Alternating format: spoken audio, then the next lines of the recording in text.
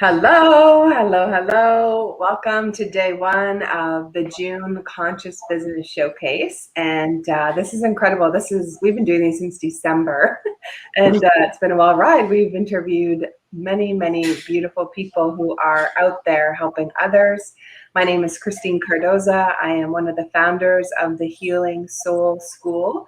And really, we started this to help end emotional suffering, to help show people how to do some things like how to live consciously and such.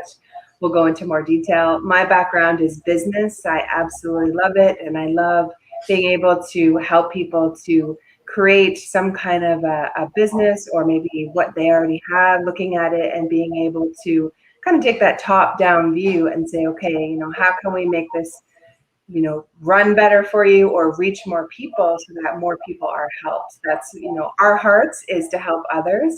And we really have an awesome community with other leaders, entrepreneurs, those who want to heal themselves, to really just come together and unite. And part of this Conscious Business Showcase is us just really learning who else is in there in this world that speaks the same language as us, that is going within in their own lives. They do that through their business, and they are here to shine a light. And we really just want to showcase them and all of the really amazing things that they're doing. So Virginia and I we started the school back in the fall, and it was really neat how it all came down.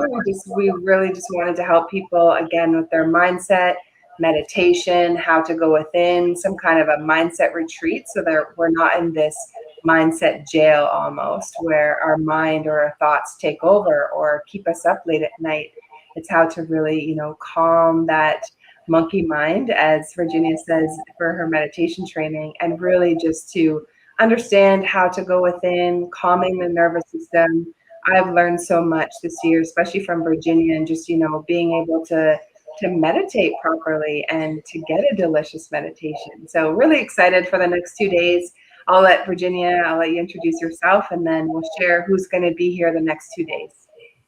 Okay, awesome. Good morning, everyone. Welcome, welcome. Thank you for being with us.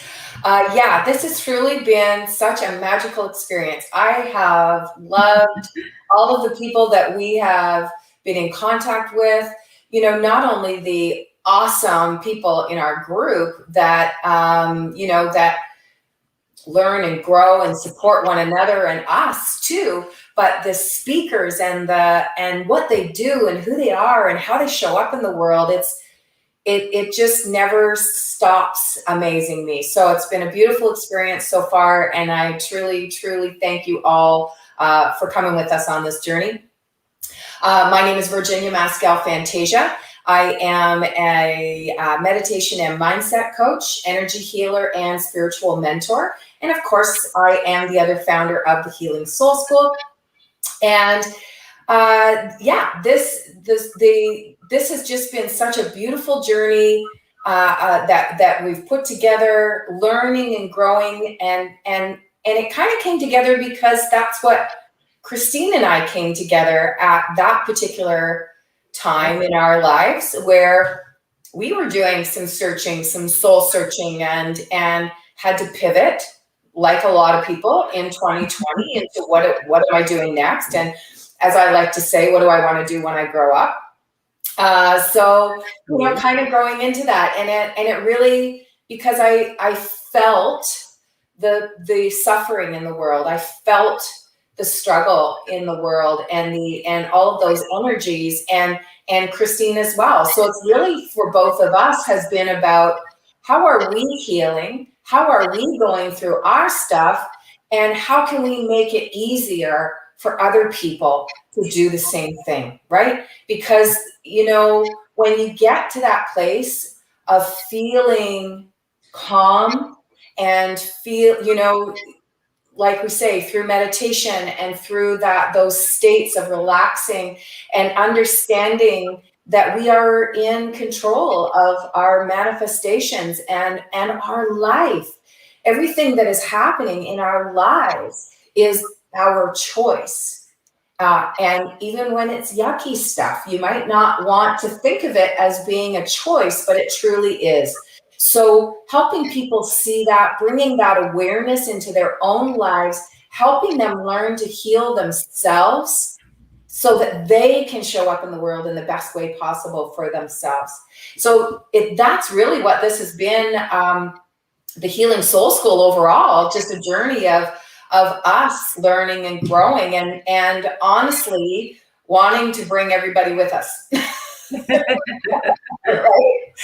So yeah, so it's so that's us. That's where how we kind of started with the showcase. And Christine had with the Conscious Business Showcase, it was like, let's bring people together, let's shine the light. And it was like, okay, let's do this. We had no idea what we were doing, and some days I still wonder. But you know what? We show up, we love it, and we so appreciate you all for joining us and being with us here as well. Right. So yeah, did you want to talk a little bit about who we've got over the next 2 days popping in? Yes, absolutely. Let me just get my share ready. One day I will learn StreamYard and it'll be this natural flow. I know. I almost think like we need to use it weekly or something so that we know where everything is. Yeah. Yes. Okay, so today, Friday, all our showcases are 9 to 3 Eastern. The last 2 hours, we have energy healers. I'll explain that in just a moment. So today, obviously, here we are in our opening. Virginia's going to do a meditation. We're going to give you a little sneak peek on a community village that we've been building, and we'll share more of that tomorrow as well. So then at 9:30, we have Sareem Asadi coming on, and he's talking about growing with LinkedIn. And I found him through LinkedIn and just really like his platform. It's very simple, it's clear, and he's going to share with us, how to grow business. So if you're an entrepreneur, business owner, I highly recommend listening in, because LinkedIn there's so many people I feel that are looking for that extra support that I feel our community offers, right? Whether it's going in or some kind of coaching or healing or business or all of those things. And then we have Eilyn coming on, Eilyn Perez at 10 a.m. Her and I live together, we work together in Costa Rica. And she is just a beautiful, beautiful soul. She's teaching people how to change from within. She has an incredible story of very difficult things that happened. And so she went through her healing journey, and now she wants to, reach back out and help other people up, which is really beautiful. At 10:30, we have Amanda Rose coming in as a coach teaching about manifesting mindset. So we're excited for that.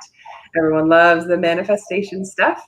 And then at 11, we have Melissa Tossell coming, and she is an intuitive interior design. And I just want to say, this week has been really evident as we're searching for someone to be a virtual assistant for us and help us on the back end. Really, anyone with intuitive gifts, start letting people know. If you are looking for a job or you are a business owner and that's one of your superpowers, start letting people know, because I really feel that this is going to be something that people put on their resume. That's something that people will say, hey, I do this or I do that. Can you imagine hiring an interior design person to come, and they are intuitive? So she's tapping in and she's listening to, I'm going to let her talk about her process and everything. I think it's just really neat. And I think that this is so needed. We have another person coming on next month as well, and she does home design and she's intuitive. And I just think this is the way that the world is going, and it's super exciting. It's not going to be this hidden closet, superpower you have. It's simply hey, here I am, and who wants to hire me? One of the things that I heard a couple months ago was that there is someone, this is his business. He goes into OR rooms and he is a psychic medium in the OR with the doctor, helping them with the surgeries. I just have goosebumps right now, right? It's just so powerful. And so if you're trying to figure out what to do when you grow up, then stick around us, because, we can help you and give you some ideas in that direction. But I just want to open your mind and your vision. This is where the world is definitely going. So, and Melissa will be a really cool session today. And she is so funny. Her humor, maybe dry and sarcastic. That's probably why I like it, because that's mine. But really looking forward to that. at 11:30, we have Fatih coming. I'm not even going to try his last name. Bless. He can tell us how to say it. I love the beautiful accents. I know, and it's funny because I saw those too. I was like, I'm not really sure what all those accents mean to know where, because sometimes when you see that little thing, it's like, okay, so that is the consonant is on that. I have no idea. So yes, I'm excited to know how to say his last name also. I said to him, like, they're so cool and I want to capture them, but my keyboard, like, I don't know how to do those. And so I just copied it from our Zoom call and I was like, yes, I got him. And he's talking about bridging spirituality and sexuality. He is a coach for men. He's a tantra coach for men. And he's really just helping men to connect to themselves, to understand emotions and going within. So that's going to be a juicy conversation, definitely at 11:30. And we have some time for Q&A. So if you have questions or anything to do with spirituality and sex or tantra, anything like that, definitely come on, because he's expecting, people to be asking him questions and just kind of, have that kind of conversation with him. Then at 12:30, right? Like, especially because we understand, even though, our showcase, our school is totally open to men and women, it seems to be the women are the ones that are the majority in the group and that participate. But I know that there are conscious men out there that have questions, that are looking for that kind of support. So that's fantastic. I'm really glad to see, that there are men coaches that are stepping up, to support one another too. Yeah, it's so exciting. And I'm going to say just like a little plug for anyone that maybe would want to share their business on the Conscious Business Showcase. Have them get in touch with us. They can DM me or email the school, info@healingsoulschool.com. And we'll give them their 30 minutes to shine, right? To share their business. We really like to hear the story. Like, how did you get to where you are? Because often I went through this really hard thing, my trauma or my whatever, and now this is what I'm doing to help other people who were just like me. That's really who our client is, right? Someone that because we can speak from the heart, we speak from experience. We've been in that hole, and other people who've been in the hole they relate to that, and they're like, oh, you know how I feel, my pain, instead of trying to explain it to someone who, anyways. So I'll be honest, like, anytime I find a guy who is in the conscious space helping people, or especially men, because I just feel like women can get, the coaching or the help that they need, right? We will go and ask for it, but just like, I feel so many more men are now saying, hey, I also want this help. I've had guys reach out to me and say, my soul needs healing, right? We're the Healing Soul School. And I'm like, this is so beautiful. Like, they're just recognizing that we're a safe place to come for them to get help. It's everyone. We all definitely need that loving support, right? And so, yeah, I just want to say, especially at this time, because we're stepping into the age of the feminine, right? And that doesn't mean that women are going to rock it and the men are going to be our slaves. I mean, that's not it. It's about the feminine within us all. Although, who couldn't use a little pampering now and again? But it's really about the age of what we're coming into and what the planet is ascending into on a feminine. It's about connecting with that as women, but also as men, connecting to their feminine within and stepping out of that regimented, masculine, gotta do it, gotta fix it, gotta, and really, and helping them. So kudos to all the men out there that are waking up to that and knowing that they've got a little bit of work to do, and don't feel bad about that, because we all do. Right. Well, look how we were all taught not to cry as kids, right? And especially the men, like, don't show your emotions, be a man. And it's like, we're switching that. And it's so funny, for the year 2021, my word that I got from Spirit Source Creator was balance. And I thought, oh, cool. Like, I definitely could use some balance, right? More play instead of all work, which I love to work. And so, like, I find that the universe is funny. So it wasn't about me having the balance, but not the way that I thought. It's actually the feminine and the masculine energies within us. And I've been learning about moon cycles, and I'll share that, later. But it's so neat how we all have that within us, men and women, and just really learning how to embody that and to embrace those feelings, but also, you know, the time when we want to rest, the time when we want to create, the time when we want to push forward. That's all that balance of that energy within us. And if you're maybe newer to spiritual speak, it's simply the right brain, left brain, logical versus the creative. It's the same stuff. It just has a different word on it. So the masculine and feminine, learning how to use our whole brain, our whole self. At 12:30, we have Rosie Battista coming, and what a gem she's been to work with so far. She has referred so many speakers to us. I am so grateful. She's talking about growing your business with oracle cards. So she's going to show us. If you ever wanted to have your own oracle deck, she's your woman. And she does workshops. So you could actually have her do a workshop for your community, and then they can have their own decks as well. But she does it as a teaching. So she's teaching you how to do it, how to pull it in. It's almost like a marketing piece, to be honest. And she even has a deck she'll show us on how you could use your oracle deck in business. If you're like, what's an oracle deck? I've never even heard of that before. You know, they're kind of like tarot cards. Tarot cards are very specific. They have a specific formula to them and message. Oracle cards are very much like friends in a box, or affirmations is really how they feel to me. And so how cool to be able to create your own and be able to market within your community.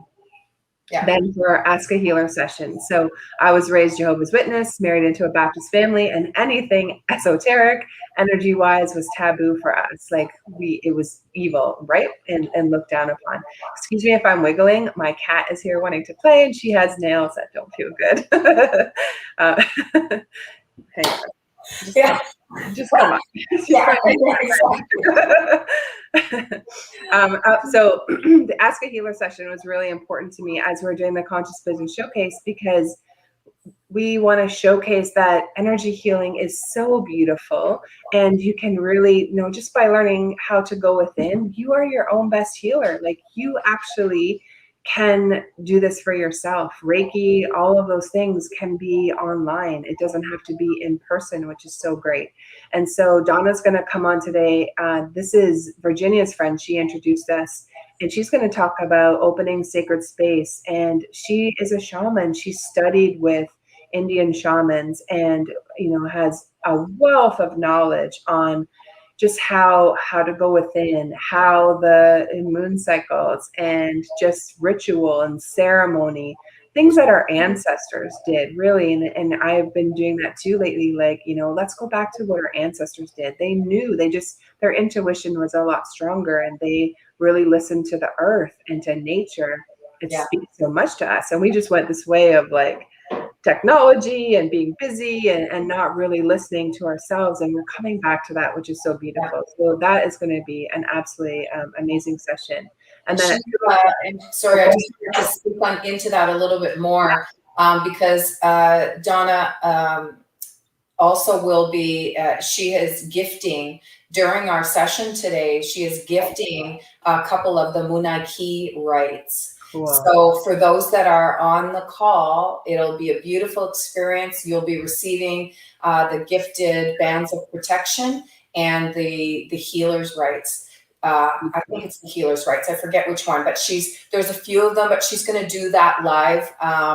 And opening sacred space is really just about calling in, you know, the sun, the moon, everything, right? So yeah, it's just such a beautiful experience. I love being with Donna because she just, you know, it just brings it all back to the basics. And it's, and like you said, that shaman energy of just not the technology, not all the shenanigans, it's just about us and Mother Earth and, you know, the sun and the wind, and, you know, and she really sums that up into a beautiful, beautiful way. So yeah, I just wanted to speak into that a little bit because it's going to be an awesome session. So don't miss that one.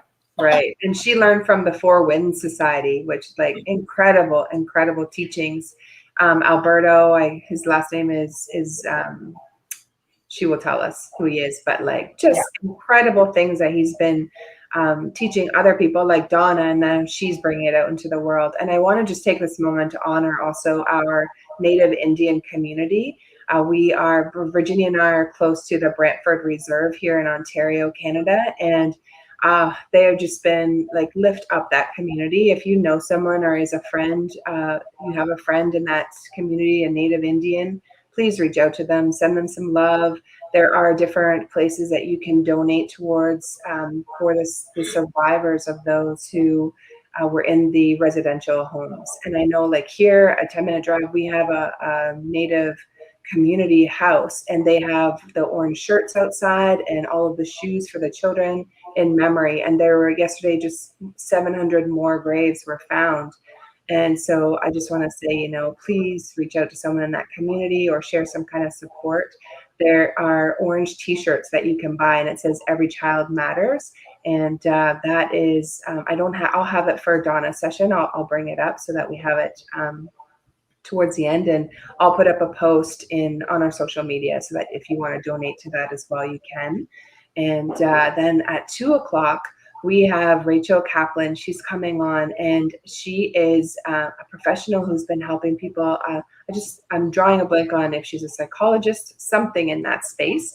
She'll come on and tell us. But the cool thing about her is she's teaching people how to heal their emotions from childhood. And she has a potty mouth and she's doing emotional potty training for grownups. She's just talking like it is. And her business is called the Healing Feeling Shit Show. She's like, in order to heal, you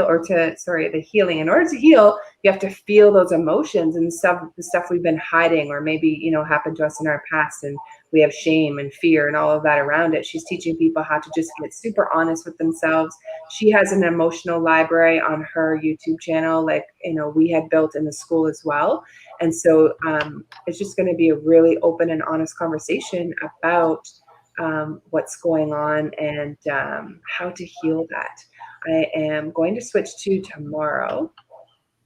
So funny. We were trying to figure out how we're going to fill 30 minutes, and we did. I know, right? That's so funny. It is like, we just have to roll with it because we know that we are looked after.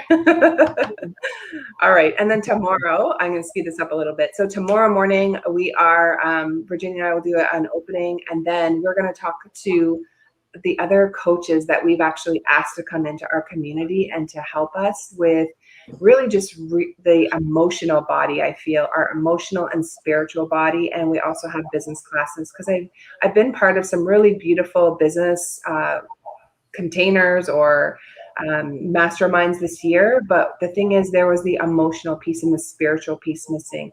You can put up all the most beautiful, marketing and all of that, but if you don't feel worthy, or there's something in your emotional house that is blocking you, you are not going to make that 6-figure income or get the clients or whatever it is. So it's really, we've built this community for the struggling entrepreneur, that person who maybe, they have a business, they have some kind of a block.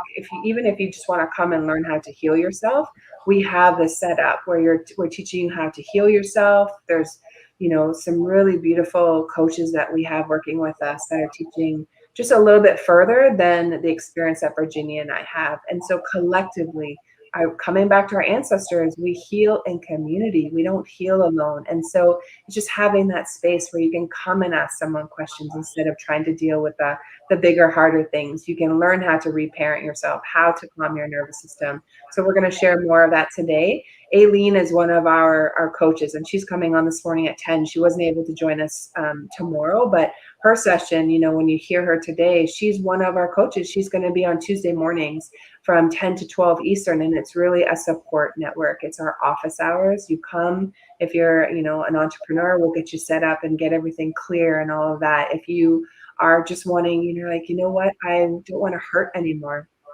I want to stop this emotional suffering. Awesome. We have an intimacy coach. We have a coach that is teaching how to, she might be watching, I saw her name on there. Wendy is going to be teaching how to deprogram from any high control mindset that you might have within. It could be from a cult, a religion, a parent that was controlling. When we've had our voice taken away, which is quite often something in childhood where if, it was a dysfunctional family situation or some abuse or trauma, we had our voices taken away. And so Virginia and I are teaching you how to get your voice back, how to stand in your power. And we've just brought along some coaches that are really incredible. Tamisha's going to work with us on Thursdays in the business area. She is just a whiz at getting organized and getting shit done. And as an entrepreneur, I think that's really helpful because we can get caught up in our feelings or our dissociation where you're like, okay, today I'm doing all these things. And then the end of the day, you're like, dang, how did I not get those things done today? And it's just part of understanding your coping methods. And a lot of that comes from childhood. And that's that 0 to 7 years when we took on the world, either we aren't worthy or it's scary to be seen or whatever that fear is that maybe is overriding you standing up and shining in your business. We're helping you to reverse that. All right. And so then at 10:30, we have Deborah O'Shea coming, and she's talking about awaken the senses and deepen the soul. That's going to be a deep dive conversation, definitely. 11 a.m., we have Andrea Reed, and she is an artist. I found her on Instagram, and her art is just so beautiful. Today is a picture of like the full moon. I'll tell you tomorrow when she's on her session, but she's going to talk about empowering spirituality in her healing art and how she's helping others in the world really by connecting to their inner self, to their feminine side. Michelle is going to come on at 12 and she's talking about trusting your inner guidance. And when her and I were discussing, what her topic would be, she said, a lot of spiritual coaches, psychics, mediums, entrepreneurs, they don't know how to trust. They don't know how to trust their inner guidance or source, spirit, creator, whatever your comfort word is. And I said, perfect. That is exactly so true, right? When you're scared to raise your prices or you're even scared to charge, you have this beautiful gift. You can help heal people, but you're afraid to get out there. You're afraid to go live. You're afraid to raise your prices. Then you definitely do not want to miss Michelle's session tomorrow. At 12:30, we're bringing on Dr. Joyce Martella, and she's going to talk about transforming trauma into strength. What are the gifts? We all have gifts from what we went through. It made us stronger in some area. And it's really just looking at what is that versus the victimhood and what happened to us.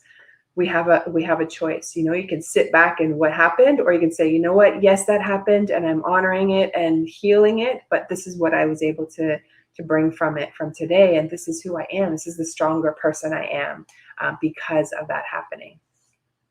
In our Ask a Healer session, Carla Luna Veda, she's coming on at 1 tomorrow, your quantum flow. Honestly, one of my favorite coaches I've been working with. She's been helping me with breath work and just learning, how to calm my nervous system down. And she has incredible healing knowledge with her Ayurvedic background and all that she's teaching. She understands the feminine and the masculine and how to heal the masculine to raise the feminine. That's really, what kind of her thing is. She wants to get out in the world. So, and we're excited. She's working with us on Mondays, teaching you how to heal yourself for going through the chakras. We'll talk about that more tomorrow.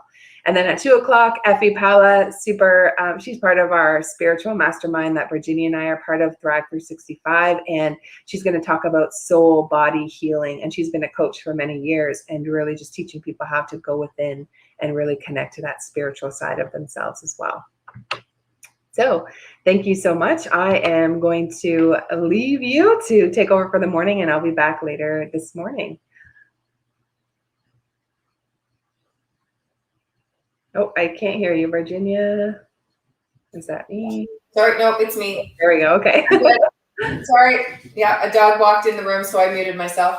All right, cool. I'm actually, if it's okay with you, can I introduce our speaker and then I'm going to take off just because I had a chance to interview him and I just think that his platform is so neat.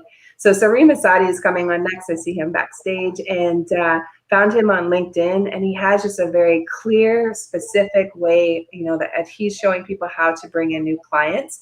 LinkedIn is such a great platform if you are an entrepreneur, definitely. And so when I interviewed him, I was like, perfect, please come on the show and, teach us how to really be very clear in your messaging and your marketing, but how to use LinkedIn to grow your business. And he has an amazing track record. He's just in Toronto, so that's kind of cool. I feel like we're family when anyone's close to us, and just really excited to listen to what he has to share with us today. Cool. So I'll say ciao and I'll bring him up for you. Thank you. Okay. Adios. All right. Welcome, Serene. Good morning. Thank you for joining us. Hey, thank you so much for having me. Nice to meet you. And Yes. how do I say your name? Just so I remember that correctly. Virginia Fantasia. Very Italian, I'm assuming. Yes. Okay.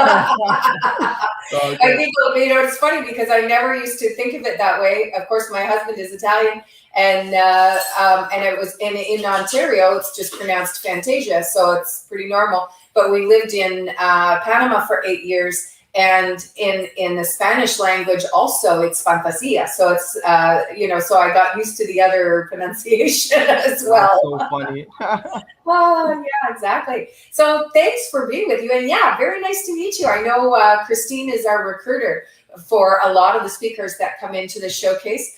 So often I find out who people are when I'm doing the promos and stuff like that. Really? So maybe, and I'm reading the bios. So it's always just as exciting for me when the guests come on because I kind of get to know who you are and what you do as well. So, and I'm loving this LinkedIn bit. So, let's just start with who you are and kind of a little bit about your story and how it works with LinkedIn, because I got to admit, been on LinkedIn for years, share stuff on LinkedIn, don't really know what I'm doing. We'll fix that today. Okay, awesome. Okay, great. So a little bit about me. Let me just fix my chair here. All right, so a little bit about me. So I'm from Canada, Toronto, Mississauga to be more specific. I grew up in Mississauga my whole life. I went to Queen's University, did an undergrad there, and also did a master's there. And that's kind of where my whole entrepreneurial journey started, right? In my master's program, I did a master's with a focus in entrepreneurship. And while we were doing that program, basically what happened was, in that program, in order to graduate, what they wanted from us was to create a business that generated like at least $1 and had some form of revenue stream. And you couldn't cheat like Kijiji or eBay or anything like that.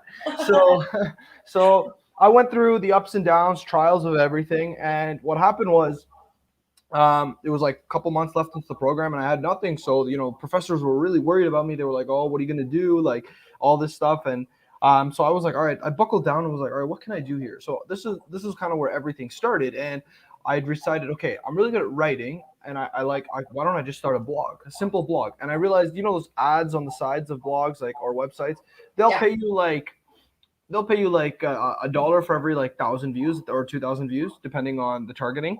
So I was like, okay, I can do that. That's no problem. So that's what I did.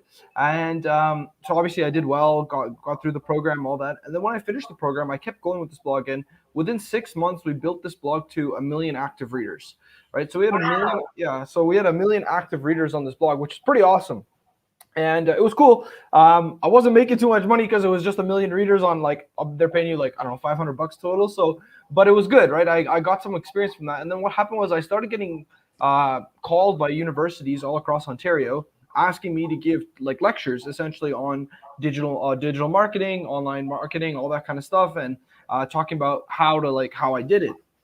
So one day after one of my talks, a professor called me and he was like, hey, to be honest, I wasn't even at your talk, but a friend of mine was at your talk, and I'm a professor at Queen's University, and I'd love for you to help me with my marketing campaign. And I was like, what are you trying to do? He's like, look, I'm a consultant, and I outside of being a professor, and basically I need help getting clients. Do you think you could help me with that? And I was like, oh man, in my head I was like, I just run a blog, man. I don't know too much. and he was like, no, I trust you. Like, you seem to really know what you seem to have a good grip on this stuff. And I told him, I'm like, look, try LinkedIn, but I don't know too much about this stuff. And he's like, okay. So I'm like, okay. He's like, all right, how about we do this? I'll send you $2,000. You create a plan for me and let's see if it works. He's like, trust me, I have nothing to lose. I won't hold anything against you. And I was like, okay, fine. So I created this game plan for him. And I was like, all right, we're going to do this on LinkedIn. Long story short, then 5 weeks later, I got a call from him. He's like, Sarim, whatever you did worked. I was like, really? And he was like, yeah, I just closed the $50,000 deal because of you. And I was like, oh, wow. That's amazing. So that was kind of the turning point. I was like, oh, maybe I have something here. And then he started referring me to all his like colleagues and other consultants and stuff. So I ran an agency for about 3.5 years, actually like running marketing campaigns for people, going out and getting people, getting people clients and all that kind of stuff.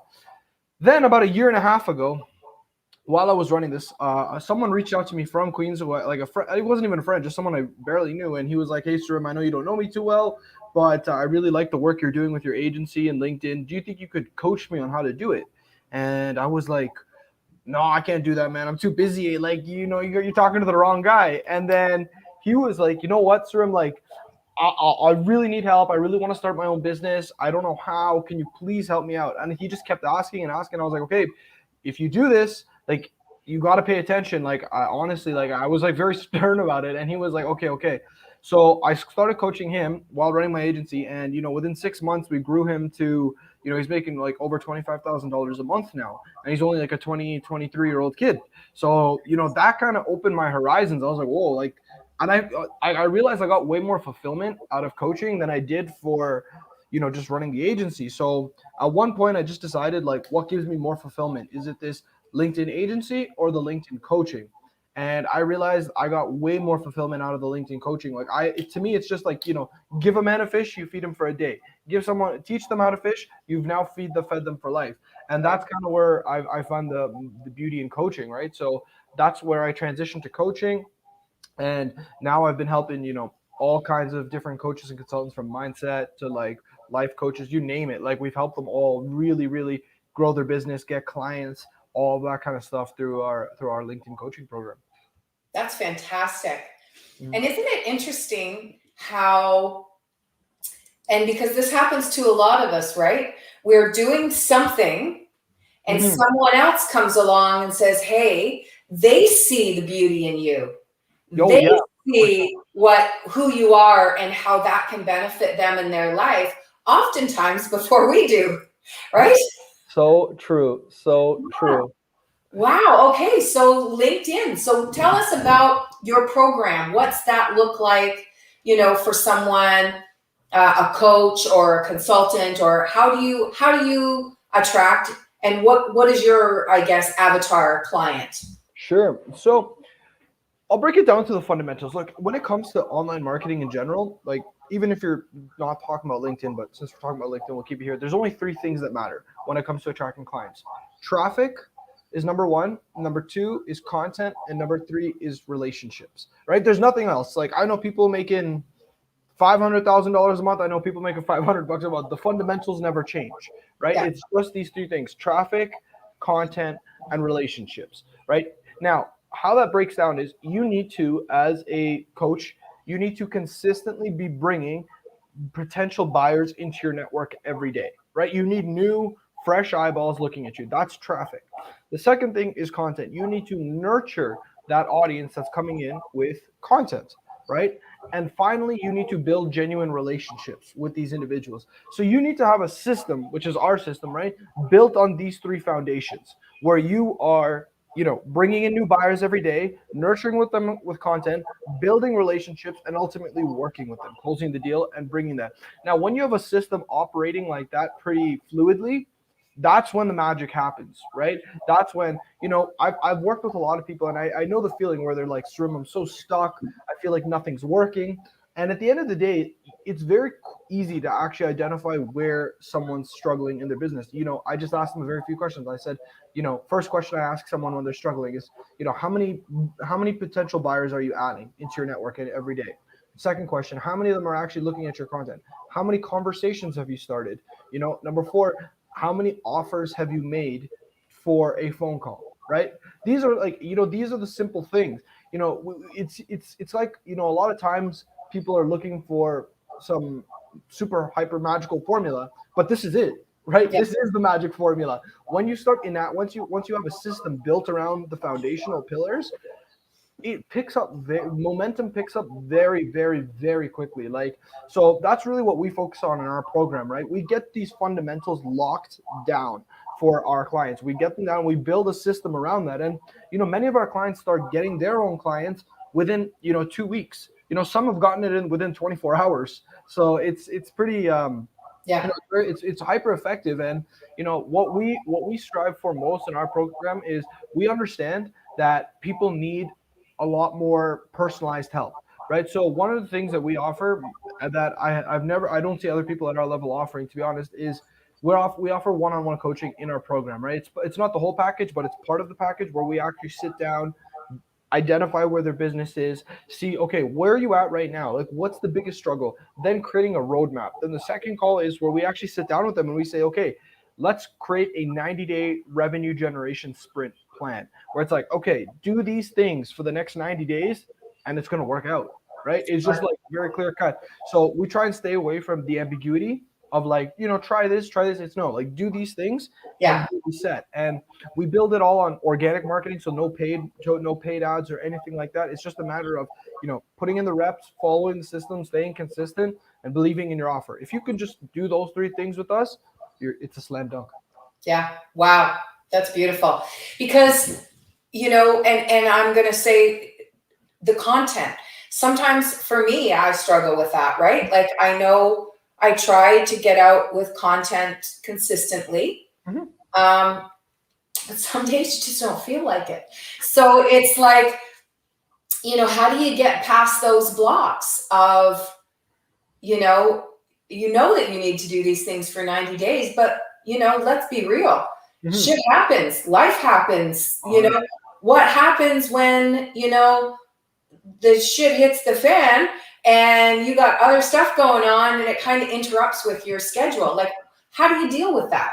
Yeah, no, it's a great question. And you're right. Like, things do happen. My advice with content is don't force it. It's like, I'm a big fan of Bob Proctor, actually. And he was always saying this. He's like, you would never make a song. He was talking about musical artists one day. And he was like, you would never make a song if you were stressed. He's like, it just doesn't make sense. Right. So I would say the same with your content. Content is something that's very creative. Right. So what I would say is you should honestly begin to try and understand your own rhythms, like your own creativity rhythms. For me, my creativity rhythms, I've picked up on this, is about 7 a.m. after I've had my morning espresso.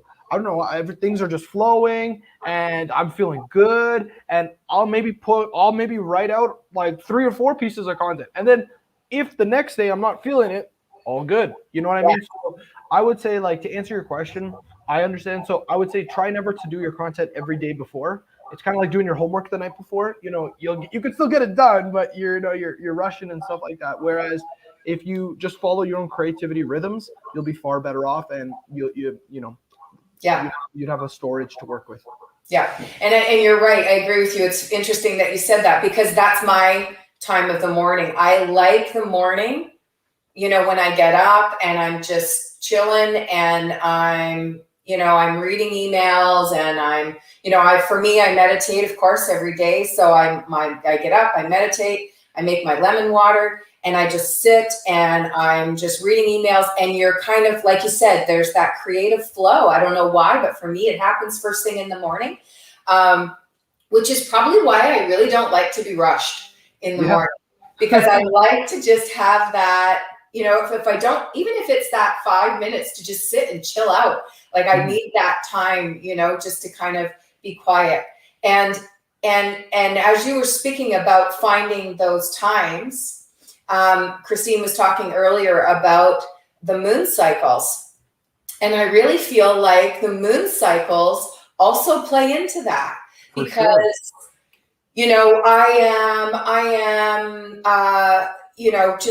I suppose I could think on this a little bit more, but when it's a new moon cycle, I am much more creative. I am much more, into my feminine, I think, a little bit more. Whereas it's a full moon, it's like I'm buckling down. I got shit to do. I got, it's just a whole different flow. So yeah, that's very interesting, how those kind of line up. And so when your program, are you specific to LinkedIn, or is it kind of, you can work with that through other platforms as well? Great question, actually. So we do heavily focus on LinkedIn, but recently we've also been expanding to Facebook organic as well, because Facebook is quite lucrative, actually.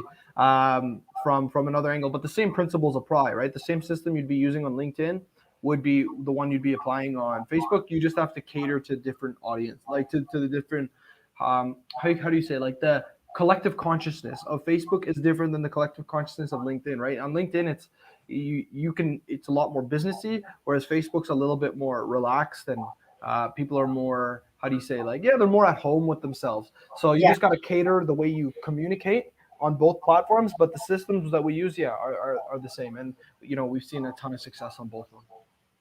And it's interesting because you're right. And that's probably why I've stayed away from LinkedIn for a lot of years, because it's very rigid. That's how it feels to me. It's very business. It's very, fit in a box. And I'm not that kind of a person. So I've kind of just, thrown all that to the wind and said, hey, I'm just going out there. I'm going out there with who I am and how I am and how I show up, because that is me in business and in person, right? 100%. So I go out across all platforms in the same way. And if you don't like it, keep on scrolling. I don't know. That's just my personal take on it. But just because of my feelings of LinkedIn. And I know I've had this conversation with some of the younger generation, my kids, when they were younger and kind of getting into business and the social platforms and all of that. And I remember my daughter saying at one point about, you got to be careful on this social media and, I don't know. I'm just like, no, I never bought into that, because I just felt like then I can't be me. Why am I showing up on any of these platforms if I'm not 100%. Showing up as who I am? Absolutely. So how do you do that? Like, is that because for somebody who's maybe never done social media and now, but they know they want to do this, and especially in this day and age, being out there on some.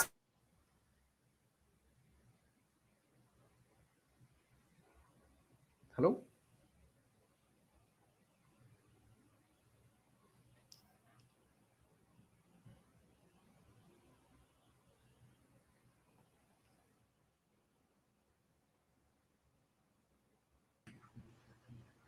Hi. Hey. She froze. Yep, that's okay. We'll just keep talking. All right, no worries. It's a good portrait. She'll come back when her internet's good. Cool. I'm loving this. I'm in the comments. And what were the 3 things you said? So number 2 is content. 3 was relationship. What was number 1? Number 1 was traffic, content, relationships, in that order. Cool. Okay, cool. And she's going to come back, but like just in this last 10 minutes, what is it that you want people to know about LinkedIn, or, just about social media in general, or even what would be cool is where are the trends heading?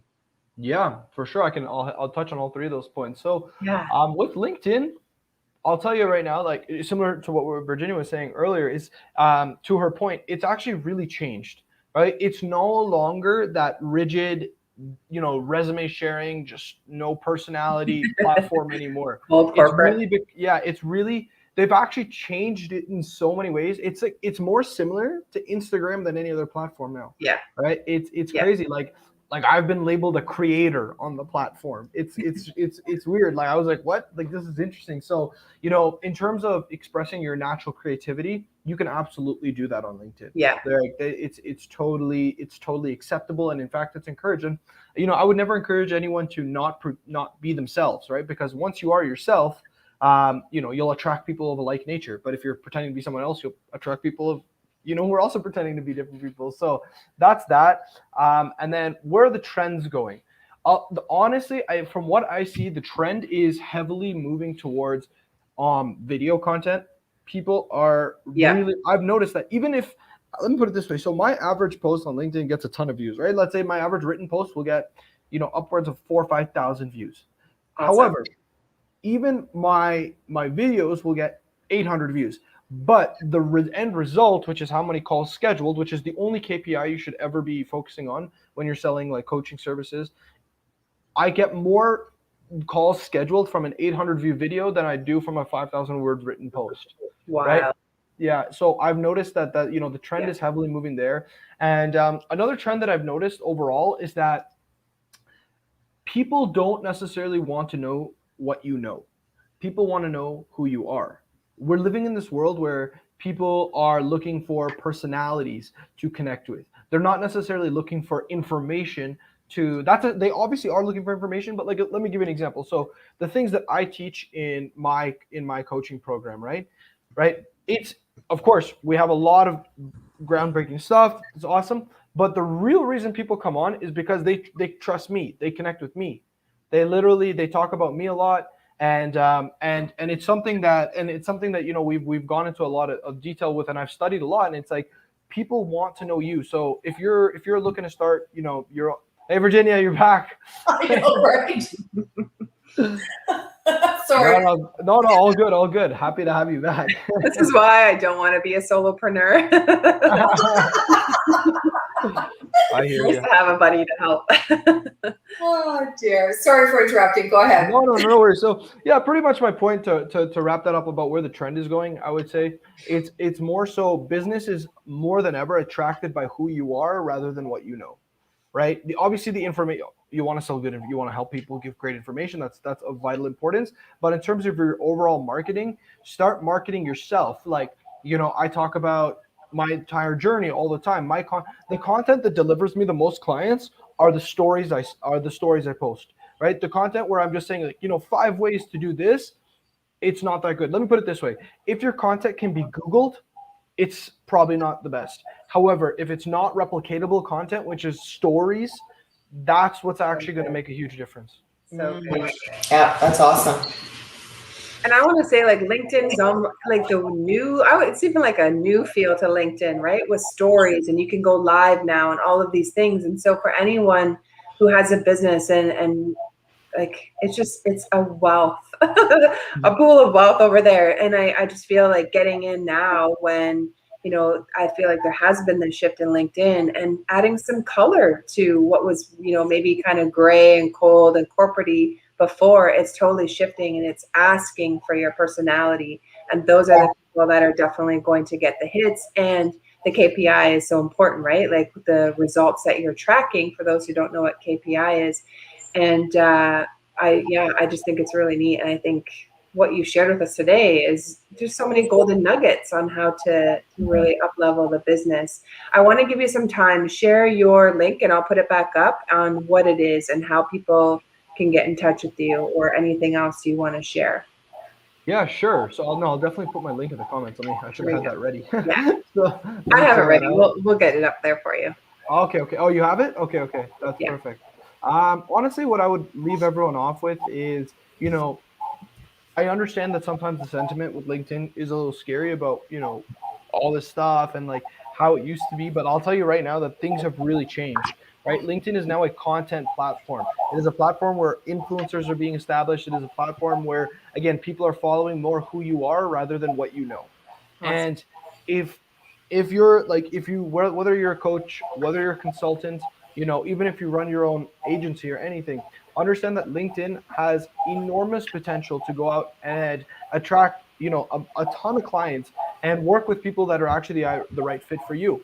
And all you really need to do really is put yourself out there, right? Obviously, you need to have a system, and it's all based on the 3 fundamentals that we talked about: traffic, content, relationships. When you have those 3 fundamentals baked into a system on LinkedIn, like, you will not lose. So I'll pretty much leave it at that and say, like, yes, I'll obviously vouch for our LinkedIn program. We've gotten amazing results. I think where we've made 20 plus 6-figure entrepreneurs now, and we're working on our first millionaire client now. So nice. Yeah, so we're doing well. We're doing good. We're doing good, and we get our clients awesome results. And it's a real community. That's the one thing I've noticed that people in our program have really commented about, is like, when you're in, it's not just like a program where you're kind of like navigating the way alone. It's like, no, you join a community of other people who are trying to also get their message out there, who are also trying to build their businesses. So you feel a sense of community, you feel a sense of support, and that's something,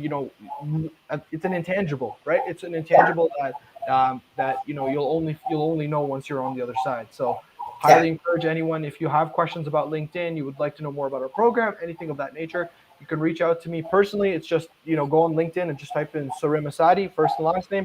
I'm pretty sure I'm the only one there. So you can find me and, message me and, ask me any questions, and I'll be happy to get in touch with you, grab on a phone call, whatever you'd like. Beautiful. That's so awesome.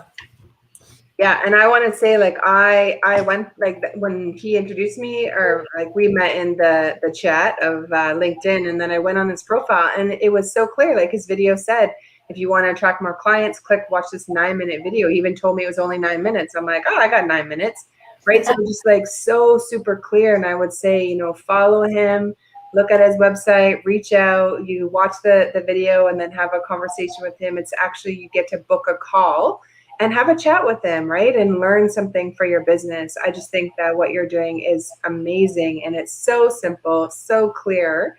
And I think that this is a really great benefit for our community. And I want to say, like, I feel like, we could do some kind of collaboration later, maybe in the fall, with you for our community and for those that are.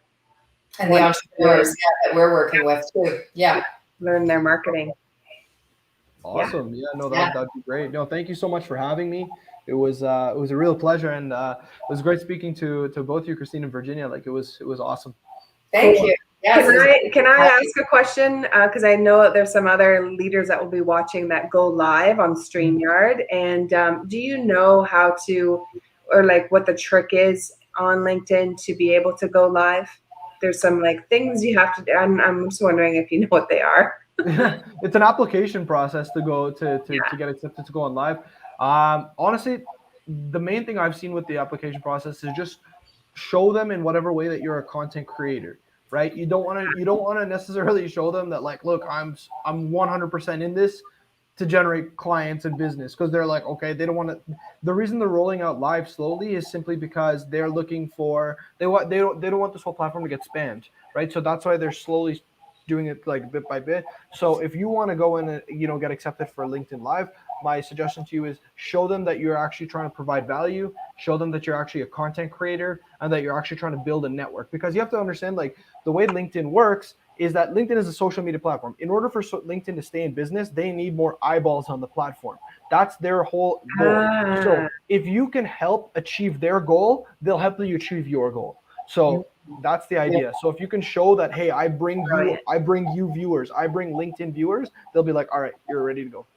Brilliant. Oh, yeah. I love that. Oh my goodness. Thank you so much. I'm going to watch this again with a pen and paper. I'm doing too many things. I'm like the puppet master here. So I just absolutely really appreciated that information. So many nuggets and helpful. That's awesome. I'm glad. All right. Well, awesome. It was great speaking with you both, and let's all keep in touch. Yes, absolutely. Thank you, Sarim. Have a wonderful day. All right. Take care. Bye. You too. Bye now. Oh man, I just while we're waiting for Eilyn to come, she's coming. Hang on, I'm just checking the messages. I don't see her backstage just yet. The video, like, I'm not kidding, video is going to take over. When you open an email, and I don't know if you've received any, let me know in the chat if you have, like, it's a video message. It's not read this email, it's a video message, and it's so much more impactful.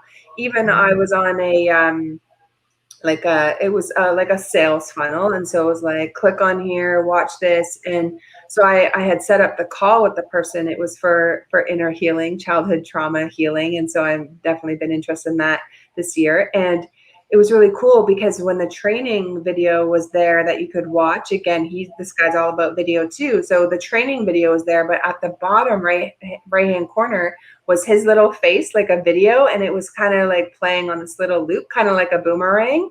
And when I clicked on it, it was him asking how I liked the process and what any recommendations I had for him, that could make his process simpler, or the webinar that I did see, because it was kind of in stages, what was my takeaway. And what he's doing is he's collecting data that he can help other people with, right? When he looks at the number of people have had this issue, or, this is the kind of thing that they're looking help for. He can build his content around that. And I thought, man, this is so brilliant, to have that. But it's all, and then, having someone handy where you can chat with them, right? And they're just there. So yeah. Now, did he say that video is much more impactful than like a lot of written content? So he said, and this is when you were in limbo, internet limbo, but so he'll put up a post and he'll have 4,000 or 5,000 viewers for something that he wrote, and then he'll put up a video and he'll have 800 viewers, but he gets more people to book a call from that video. Interesting. Right? I really do feel this, because look how much content we've been taking in, especially this year. Everyone's home, right? You're trying to figure out how to up-level your business or start a business, because your job ended, or, all of those things. And so we've read thousands and thousands of posts and sales pages and marketing and website pages, but nothing speaks to you like a video does, right? Because imagine, like, Virginia and I, we're in the works of creating our own little commercial and video. And I think this is the way that business is going, because you can hear us, you can feel our energy, you can see, what we're like, and imagine more of what it would be like to work with us. So we've brought you so far with our marketing where you're like, okay, I know that they help, heal childhood fears and trauma and abuse or whatever, because we have that experience. So that's part of our story, right? And so then by being able to listen to us, you're more apt to book a call with us, because you just already have this feeling of who we are, and it's not so scary. And you know what? And I'll be truthful. You and I have had this conversation before. Sometimes I'll do a social post, and I'm sure everybody is, you get wordsy, right? And it gets wordsy. And I personally try to kind of avoid getting too wordsy, because I know myself, when I'm scrolling through social media, I will, and when you see, and it has the little wordsy bit, and it sounds really intriguing at first, and then you see the see more, and you click on that, and it's like 18 pages long. It's like, oh my God, no. That's me. I'm like, that is far too much. I don't have time to read that. And so, or I don't want to. And that's me. I'm just like, I don't want to read it. It's too much. But because there's usually, when I'm doing that, I'm multitasking. So there's something else I'm doing, or something else that's going on around me. And I don't want my focus just on that for 10 minutes trying to read it, Right. So, but this is so perfect. I love this conversation, because there are content creators who are watching this show right now. We have a lot of entrepreneurs in our community, and this is perfect. I will read them more. So I don't have that same experience. Yes. So it's so great. Like, create the content you want, but keep in mind, the shorter it is, the more you have 3 seconds to get someone's attention. 3 seconds online, and it's getting shorter and shorter. And so for Virginia, she's just like, that more button, that is too much, right? For me, I'll hit it, and if it's maybe a little bit, I'll continue. I'm with you. It depends on what, but if there's a video, I will plop in my earbud, and I will listen, and I will continue doing what I'm doing, because I don't have to see them. I'm listening to what it is that they're saying, and I can go back and see them if I want to, right? But interesting. And because you and I have had that conversation, and we do it on each other's posts, because I'll read something, Christine, and I'll be like, oh my God, it's like giant. And I just want to, like, the more button, if I'm intrigued in the first 3 seconds, I might read them more. I don't always read it, because I'm like you too. Sometimes it depends what I'm doing, and it depends on the person. If I'm following them and I know a little bit more that their content is genuine and they're trying to help people, and it's not a negative kind of message, then I will read them more, depending. So I just want to say, like, whatever your content creation is, start switching to video as much as you can. WeVideo is an app, or I don't know, I haven't even looked at it, but our tech guy, he told us about that yesterday, where you can edit videos very easily. And Yeah, we're learning. There's a lot of stuff that's coming down the pipeline for our communities, but for me, I'm an entrepreneur. I love business, and I want to teach other businesses how to get out of the fear, right? We all have fear when we're up leveling, creating new content, whatever. Let's dive in. Where's that fear? Let's shine that light and blow that sucker up so that you can just stand more in your power and you can go and help more people. That's the whole idea. The collective needs you. We need healers. We need people who are helping support coaches and healers, and all that stuff. But, I'm going to shut up because it's so passionate. And it's the same. And I'm the same. I mean, I've been an entrepreneur for over 20 years, but I feel that my magic is, yes, helping you be the entrepreneur that you want to be, but most importantly, in the way that you want to be it. So, I think then part of that may have come out in my conversation with Serene is, for me, it's all about me being me and showing up as my true self and helping those that I'm working with, whether they're healing themselves on a personal level and, kind of stepping into the entrepreneur world. It's just helping them and lifting them up to be who they are in the way that they are meant to shine, because sometimes it doesn't feel all that great. And, we just gotta do it in the way that feels great for us. Right. And that's what the Healing Soul School is all about. Absolutely. Absolutely. I'm gonna dip out, but if it's okay, if I can introduce Eilyn. We used to live together. Well, we worked together in Costa Rica. We worked for the same company. And so I got to know her really well. And I just love how, when you reconnect with someone who is a soul sister or someone who has, you have this connection. We reconnected just this past year, and I was sharing what I'm doing with the Healing Soul School. And she's like, oh, I've been through all of these things and I've been through so much, of my own therapy. And now I'm helping people in this area. I'm like, get out of here. So we want to showcase what she's doing, but also we invited her to come and help with the school because I know her heart. She is so genuine, such a beautiful person inside and out. She's funny and sarcastic and, has this little kind of badass twinge too. And the cool thing is that we didn't know from the 2 years that I knew her working together was that she's also an ex-Jehovah's Witness. So she understands my world and, and the limitations and such. So yeah, it's just so incredible. And kind of as a funny thing to lead into her, she said, I'll bring her up. Coming up now, Eilyn. She said, with any kind of trauma or dysfunction in a family, she's like, just ask me. We have had it in our family. Just name it. Yeah, she is our person who is helping to heal, teaching people how to heal their addictions and emotions and the heavy stuff. And just so honored and grateful that we're working together again. Super excited. Yeah. Beautiful. Beautiful. Okay, Christine's checking out, and it's just Eilyn and me. Hello. How are you? Beautiful to have you with us.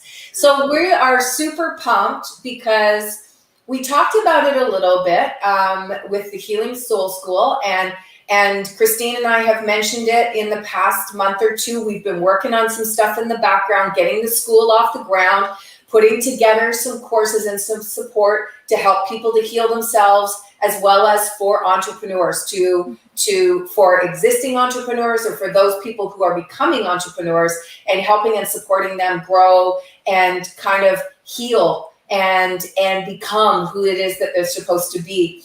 And part of this process has been finding the teachers for the school to work with us. And I am so happy that Eilyn is one of our teachers. And like Christine said, she has had an incredible healing journey, getting through some pretty heavy stuff. And who better to help support and teach others than someone who has mastered it and can lead the way. So welcome. So happy that you are with us at the school. And, you're probably going to be a regular. You'll be around. So, we're excited to have you with us. But why don't we take a minute and, just kind of lead us through who you are and your story that has brought you to where you are today, because that's an incredible transition. And I love that you and Christine were disconnected for a couple of years, but when you connected again, how magical is that you're both aligned again, like you stayed in that alignment and you're both doing things to help other people. And how beautiful is that? So yeah, so tell us a little bit about you and your story and all that good jazz. Well, thank you, Virginia and Christine. This is quite amazing. I'm all excited about it. It's like such a great job that you're doing here, like just creating this opportunity for everyone to heal. And yeah, it has been quite amazing, like meeting or reconnecting with Christine again after so many years. Yeah. And yeah, it's like a miracle because we were kind of on the same page. Let me tell you a little bit about myself. Well, I'm here in Costa Rica. I'm a floral therapist over here. I love Costa Rica. Yeah, it's quite beautiful. Like the weather today was a little bit different, but it's nice. Like it's always nice. Yeah. I will be teaching on Tuesdays about how to change within. Like we will have different topics like how to date yourself and the family that we grow up in, grieving the family that we never had. We will talk a bit also about how to reconnect with our emotions and feelings, how to build healthier relationships, setting boundaries. So yeah, it's going to be very cool. Yeah. And it will be basically sharing about my own experience. As we were talking just a little bit before, I grew up in this dysfunctional family, and it was affected by the alcoholism, the disease of the alcoholism, and that changed the dynamic in so many different ways. Yeah. And it was also like a very religious family, which is also interesting. And was it always Jehovah's Witness? That's the first time I heard Christine say that. So that's interesting that you both had that background. Was it always Jehovah's Witness? Not really. Like my family at the beginning, they were just Catholics, and then my mom changed. So I basically grew up in that religion, and that changed when I was around 23. It's just I couldn't fulfill their standards, so I had to leave. Yeah. Let's just say it that way.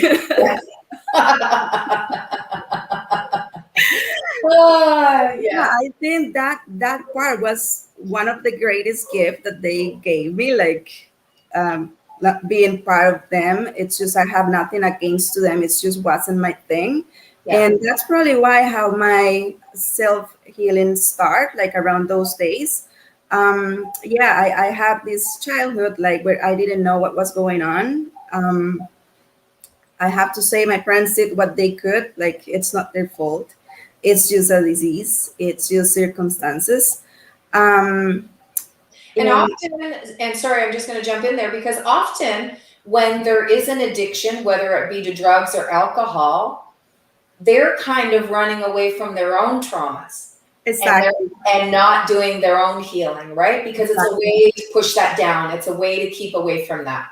It's just a cycle, like what you get. Like my grandfather was also an alcoholic, so they didn't know better. Yeah.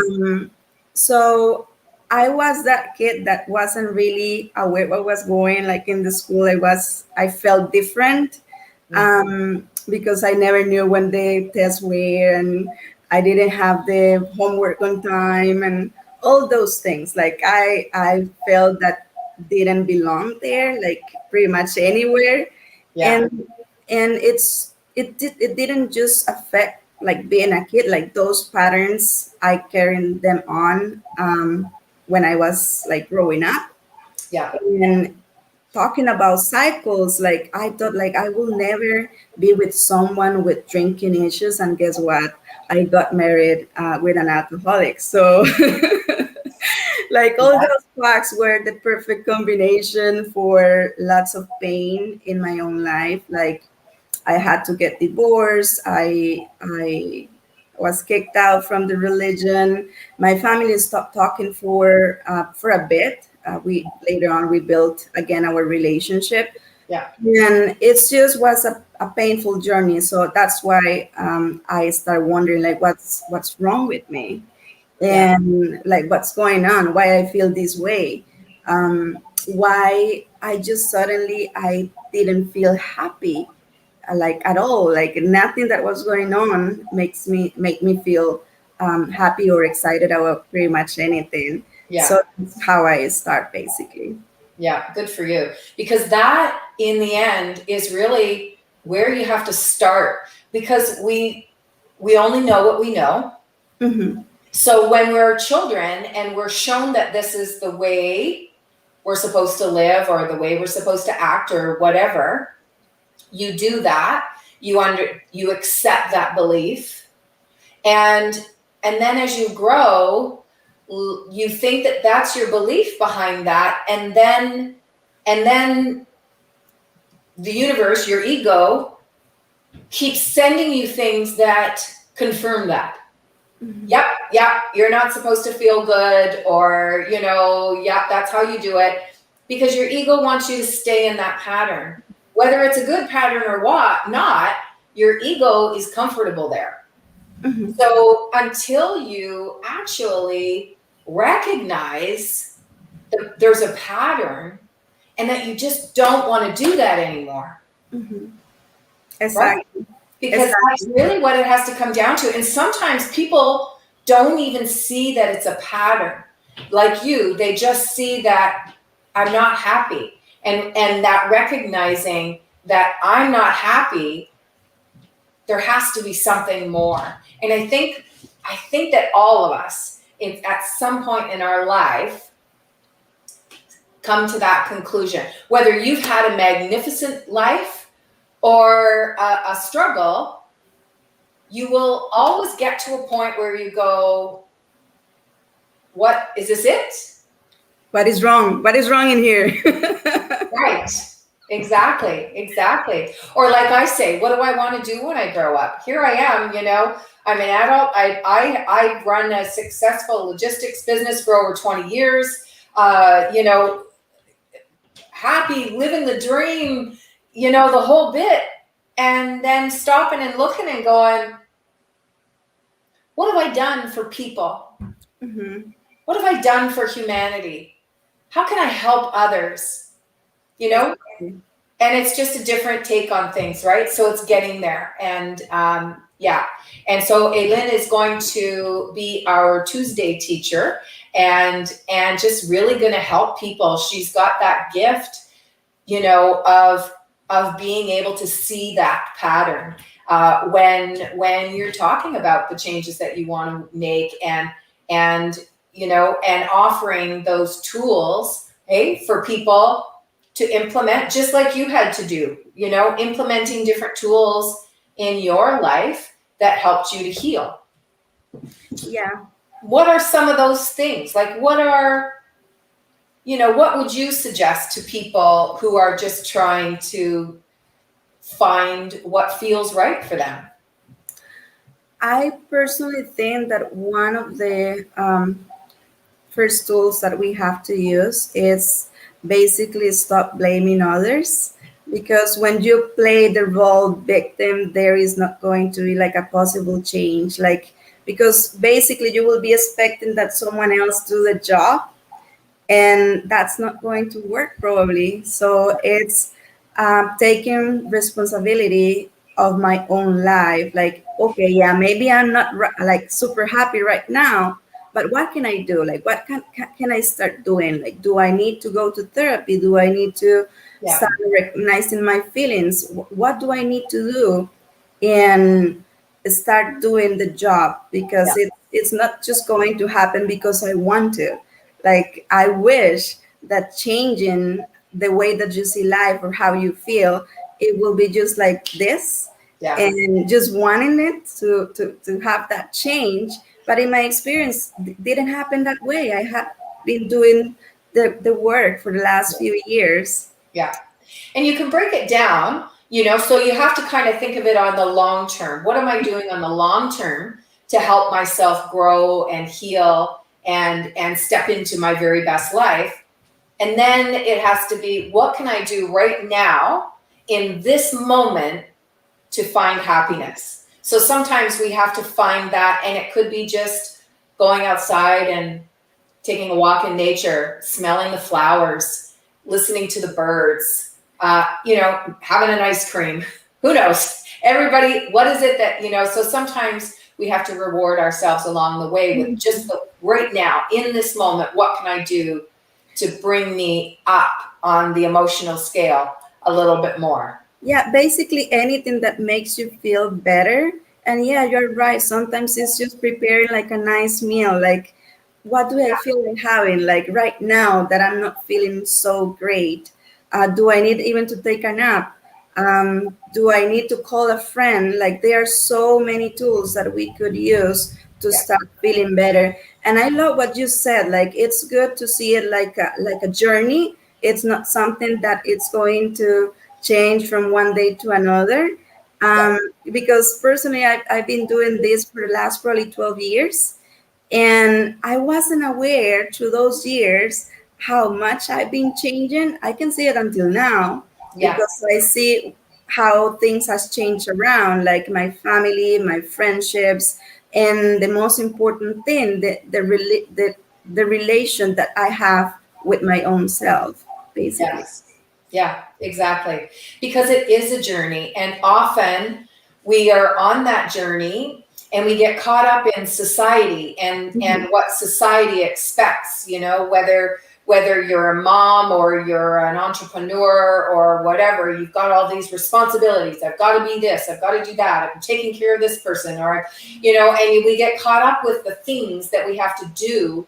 And although we're healing and we're doing those little bits along the way, we really, really forget to stop and celebrate that. And I've actually set myself a reminder in my day timer once a month just to pop up and say, remember who you are. Celebrate that. And even if it's 5 minutes of me just stopping and going, where was I a month ago? Mm-hmm. And where am I today? And it could be just how you feel inside that day. It could be an accomplishment with, a personal goal you achieved or a business goal you achieved. It could be anything. But really making a note to celebrate our journey. Because it can be beautiful. Even though we talk about healing and we talk about the trauma and the things that we all go through. I mean, let's face it, we all go through it. On some level, there is stuff that we all need to work through, right? That's part of our journey here, having this human experience, is working through those things. But often we think, oh, well, that's healing. And I say this because guilty. When I, years ago, many years ago, my first marriage was an abusive marriage. And I didn't know that I was in an abusive marriage. And it wasn't until many years later when I got out of that I understood what that was. But I stuffed that all down. I was like, okay, I'm not in there anymore. I'm not dealing with that. I am taking the high road, and you think all of these things, but really, you're stuffing that stuff down. It's still there. And it really started to affect my health, and it started to affect a lot of other things. And I remember the first holistic practitioner that I worked with, and she was teaching me tapping, the emotional freedom tapping and all that. I don't know if you've ever heard of that. But she was teaching me tapping, and she said, you should really do this on your own a little bit more. It'll just help bring the stuff out of your system. And I was like, first thing was like, I stuffed that down there for a reason. Like, I don't want it to come back out. Let's don't talk about it. Yes. He's gone. We don't need to. I'm not going back there.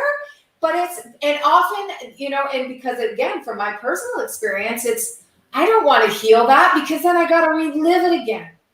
And that's often what we think, is that we've got to go through it again. And we don't. That's the misconception in our healing, is that we think we've got to relive that again. And yeah, you might feel the feels as you're going through stuff, but it doesn't have to be a traumatic experience as you're healing and growing and coming into that, right? And I think that's where you step in as being that guide in that, hey, whoa, don't get stuck in your shit. Like, just know that it's there. And what can we do to bring you up out of that? What's that positive next step, right? Exactly. And you said something that is very important. Like if we don't work those emotions and those traumas, it's just, we get sick. Like that's what I do basically with the floral therapy. Like all these feelings that we don't want to feel and all the trauma and everything, it's just creates diseases, like all those things. Yeah. And one of the things that I think it's great about this is that we are not alone. Yes. Like we probably went through so many things feeling that we were all alone, just the only one people going through those matters. Yeah. And right now we have so many tools and so many people out there trying to help. So that's something that we have to keep in mind, that we don't have to do this alone. Exactly. 100%. And now with the floral, what did you call it? Floral medicine? Therapy. That's it. Thank you. Lost that word. With the floral therapy. Now I know myself, is it like essential oils? I mean, I've used the Bach rescue remedy. I use it on my pets. Yeah, I use it on my pets all the time. But I know that what are some of the other, is it essential oils that's you worked with, or? No, like the essential oils are a little different. This one is more like flower essences. The back theory is basically that every emotion that is not work in our bodies, like if we don't work through them, it will create in a way like a disease. Like if I'm having migraines, if I have like pain in my shoulders, like what am I carrying? Like you have to work through what is going on in your life, and the flowers help you to go through it too, because each flower, there are like 38, help you for different things. So it's basically to align you in a way, so it makes things easier. Supports that, yeah. Mm-hmm. And how do you work with the flowers? Like, because I keep coming back to essential oils in that, do you diffuse it, or how do you work with that? Like, how do you encourage someone else to work with them? Well, with the back flowers, you drink them. It's just, we give these little bottles that you will be taking each day, and the frequency depends of how you feel. Like if it's something like really hard that you're going on, like rescue is one of the most popular ones, and you can have it in different times during the day. That's so awesome. I am super interested now, because I love that. I love that idea of drinking them. I mean, who would have thought? That's not even something that I would have considered. That's awesome. Yeah. And are you going to support that in the school? We never talked about this, but obviously you're a specialist in this area. So in the teachings in that, will you be recommending that to the students or if they request something like that? Well, I will be recommending pretty much anything that works. All right. You're in the right place when. I was thinking the other day, like when I was kind of putting together one of the classes, is like, oh yeah, I have tried so many things in the last 12 years, and some of them didn't work, and some of them got like great results. So like each person has to find what works for them, because each of us are so different, and what might work for me maybe wouldn't work for other person. That's what is the coolest part of self-discover. Yeah. And from your perspective, that's where you come in as a teacher to intuitively, walk them down that road into finding what feels right for them and helping them through that. So that's magnificent. I love it. I'm so excited to have you with us. And we've got our next speaker up. So I'm going to finish up with Eilyn and bring on Amanda Rose. So yeah, we'll have more information. Eilyn was supposed to be with us. We're going to have a little more information on Saturday morning about the school, the classes. We're running classes Monday to Thursday. And how that all works. But Eilyn was not able to make it for tomorrow, so we wanted to make sure we brought her on here as one of our teachers to showcase her a little bit, and just so you know all the beautiful hands that are going to be helping you along your journey, and she is one of them. Thank you. All right, thanks for being with us, and we will talk more soon. Take care. You. Bye. Bye. All right. Okay. Sorry, I just need to look at the banners here and do my little switch up, unless Christine is in the background. I don't know where she is. Bear with me a second. So next we have Amanda Rose coming up. We had to do a little bit of a quick switcheroo earlier because we had another lady who talks about organics coming up, and oh, there you are. Oh, there. Okay, so Christine is in the background. Sorry. So we had to do a little bit of a switcheroo, and Amanda, I mean, you know, divine timing, it all worked out, and Amanda is able to be here this morning. So I'll bring you up on screen. Hi, Amanda. Hi. It really was divine, wasn't it? Right? We had, and so I'll share with everybody a little bit of what happened. So we had another lady scheduled to come on and talk about her healing journey and the company that she had grown via organics and so on and so forth. And so I hadn't heard from her, and I had messaged her throughout the day, and, you know, of course, busy getting ready for everything, and I hadn't heard from her. And then, you know, what was it? 10 o'clock last night. I'm like, I just messaged Amanda because I followed Amanda for a while now. I've worked with Amanda in the past, and she's such a beautiful human. And I remember seeing something a while ago that you were doing, and I was like, wow, that's so awesome. And I was congratulating you and thinking, geez, we got to bring Amanda on the showcase one time. We got to bring Amanda. And so it was in the back of my head, and I had kind of forgotten about it. And then when Colleen couldn't come, she threw her back out. And so she wasn't able to be here. I was like typing like a mad person at 10 o'clock at night, right? And Amanda's like, okay, let's do this. I was like, oh.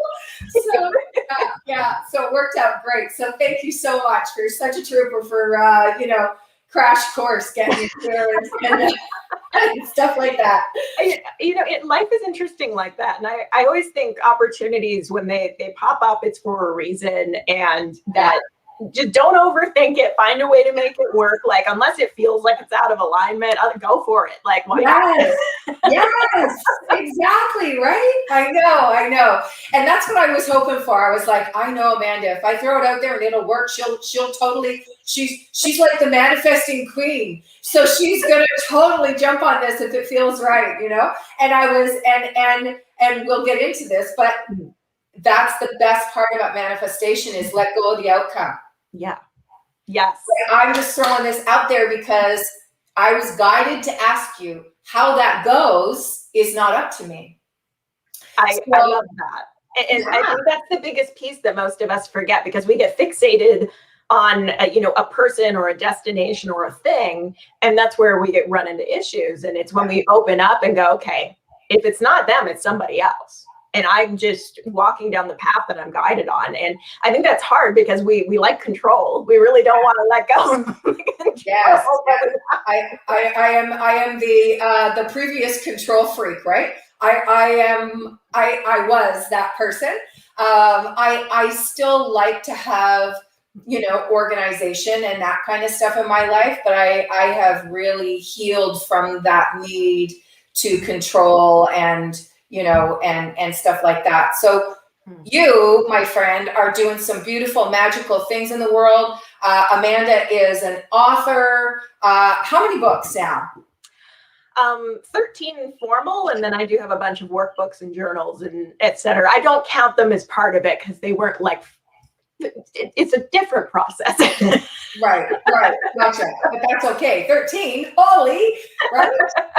And when I met Amanda, it was actually through my nephew, because you were friends with my nephew, and you were talking about manifestation, and I think that was right around when those books were coming out, and I don't remember the name of them right now, but it was all about manifestation, and I was very interested in that, because right about that time in my life, I had just manifested this crazy cool house in the mountains. And I think I was in shock at the time when we first met, because I was like, holy shit, I did it. Wow. Now what do I do? I love that you say that, because it's almost like we don't in some ways expect to get to the goal. And then when we do, we're like, deer in the headlights, like what now? What do I do now? And it can be that position of feeling kind of almost out of body. It can really feel like that, like we're directionless, and that's a really weird place to be. Yes. But it's a wonderful place to be at the same time, because that's when all the possibilities are open to us, and we get to choose from infinite directions. And that's a really exciting thing, as long as we don't let the overwhelm of not knowing where we're going get to us. Yes, exactly. And I got to the point where it was like, all right, well, let's see what shows up. Like I didn't, honestly, would just kind of throw my hands up in the air, because as soon as you try to see it in the way that you think it's going to look like, you kind of shut the door on the possibilities. And what I've learned over the years is that if you let go of, yes, it's nice to manifest how you see it, how you feel it, how you smell it, how all of that wonderful, magical, juicy stuff. It's wonderful to do that. And anybody who's done meditation with me knows that that I do that manifestation at the end of my meditation.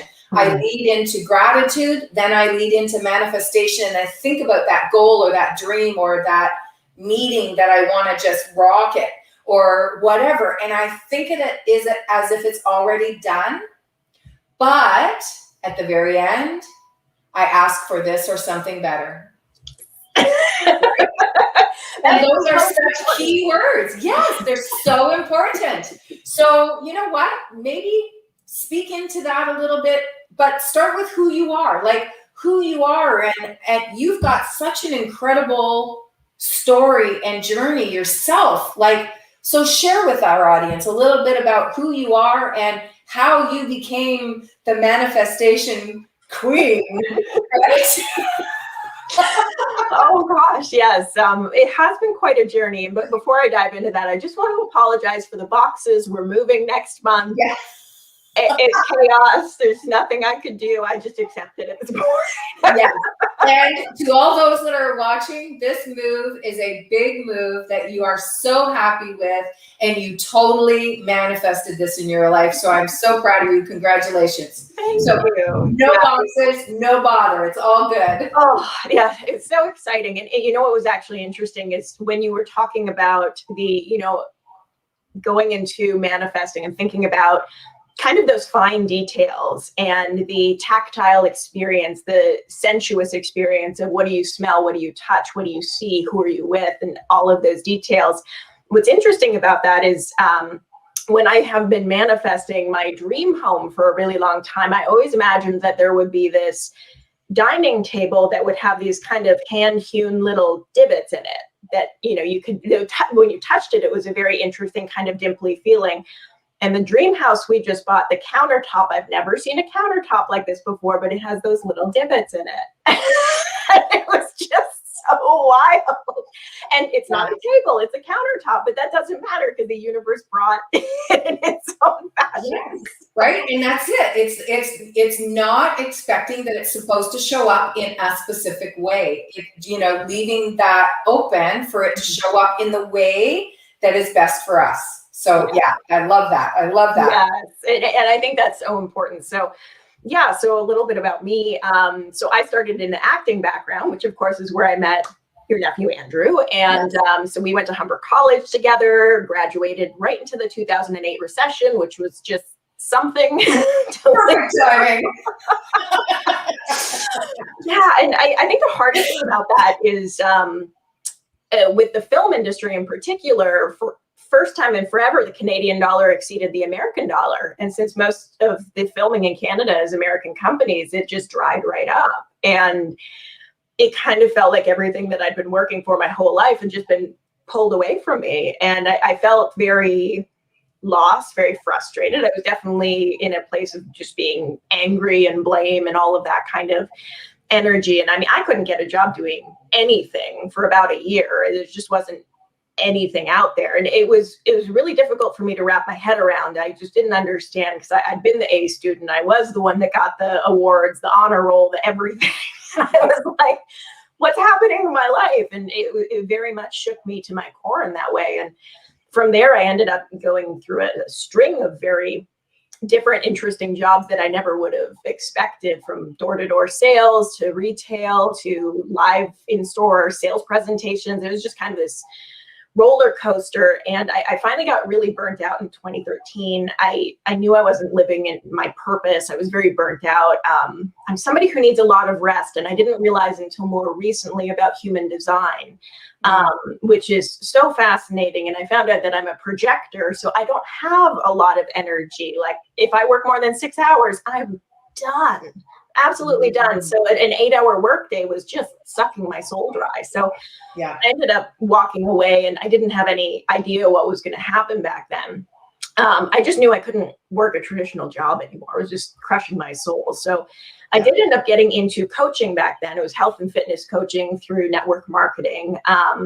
Definitely not where I had seen my life going, but I did enjoy it, even though it was difficult. And I know there's a lot of entrepreneurs in this group, so I know you can relate to having big lofty goals. I was like, I'm going to be a millionaire in a year, and I made like $600 that first year. I know. Yeah, we've all been there, I think. And yeah, but I think the best thing is that we dive in and we learn and we don't give up. And I think that's one of the key elements, despite the lofty ideas. And of course, you see tech startups and all this stuff, and you see and hear about the money. And really in the online space, it's very weird as well, because it looks like everybody is making mad money. And most of them aren't. Most of them, it's this illusion, and you don't find that out until later. So the whole time you're going, everybody else is figuring it out. I guess I'm just broken. Yes, exactly. Right. Very weird situation to be in. And yeah, so I had kept with that for many years, and kept growing through it, kept learning different things. I was very focused on the strategy element. I was very convinced at that time that millionaires, they just had a secret strategy, and if I figured that out, yes, everything would fall into place. Yes, right. And of course that illusion eventually got broken. And it's kind of funny because like the whole way along the ride, people are like, oh, you got to read like Think and Grow Rich and da-da-da-da-da. And I had actually grown up in a household that was like very like, meditation and essential oils and like spirituality and openness. So I kind of thought I knew it all already. And I was like, no, I'm good with that. I'm going to focus on this strategy portion. And of course, the universe gets louder and louder until you can't ignore it. Yes. So one day, I'll never forget it. I'm at home. I'm on a call with a team member, and we're going over sales strategy. My husband comes home in the middle of the day, and I'm like, that's weird. And he walks up to me and he passes me this letter, and I'm like, to this person on the screen, I'm like, sorry, excuse me. I guess my husband needs me for a second. They open up the letter, and it's like, you're fired. And I was like, oh my God. Like, yeah, exactly. It was a quick scramble to go, I'm sorry, I gotta go. I can't do this right now. Yes. Oh my gosh. And it was in that moment where, after the flush of, like raw panic and emotion went over me, it was like, okay, well, I'm making about $800 to $1,000 a month with my business right now. I can't completely pay our mortgage and bills and feed us and car payments and all that stuff. I need to figure something out. And it was almost as if there were two options in front of me. And one was figure out how to file for bankruptcy, while the other one was do that damn personal development stuff that you keep not doing. Yes. Right? Yeah. So I finally just was like, all right, I'm going to figure out my money stuff. I'm going to work through this. And because we were short on money, I dove right into books because that just seemed very accessible. It was something that I could get my hands on, whether it was, you know, a $20 book or going to the library. I could get a bunch of books and start to learn this stuff. And I know for me, one of the most pivotal ones was Secrets of the Millionaire Mind by T. Harv Eker. And the way that he broke down, not just the strategy principles, but the internal kind of spiritual principles behind money, and also working through the mental capacity of how do we view money, how do we feel about money, because that really has a direct correlation. And I started to realize that I'd adapted a lot of like broke actor mindset over the years, so that was a big one for me that I had to process and work through. And then the biggest one for me that came up is I remember this situation when I was maybe like 10 years old. My mom had taken me shopping. We had this wonderful girls' day, and we get home and my dad just freaks out, spent too much money. What are you doing? And I just broke into tears, and it was like, take it back, take it back, take it back. And I didn't realize, of course, until, 20 years later that it's like in that moment, this correlation became that, if I have money, I cannot be loved. And of course, we're always going to choose love over that because that's everything in life. And so I had a lot to process through that.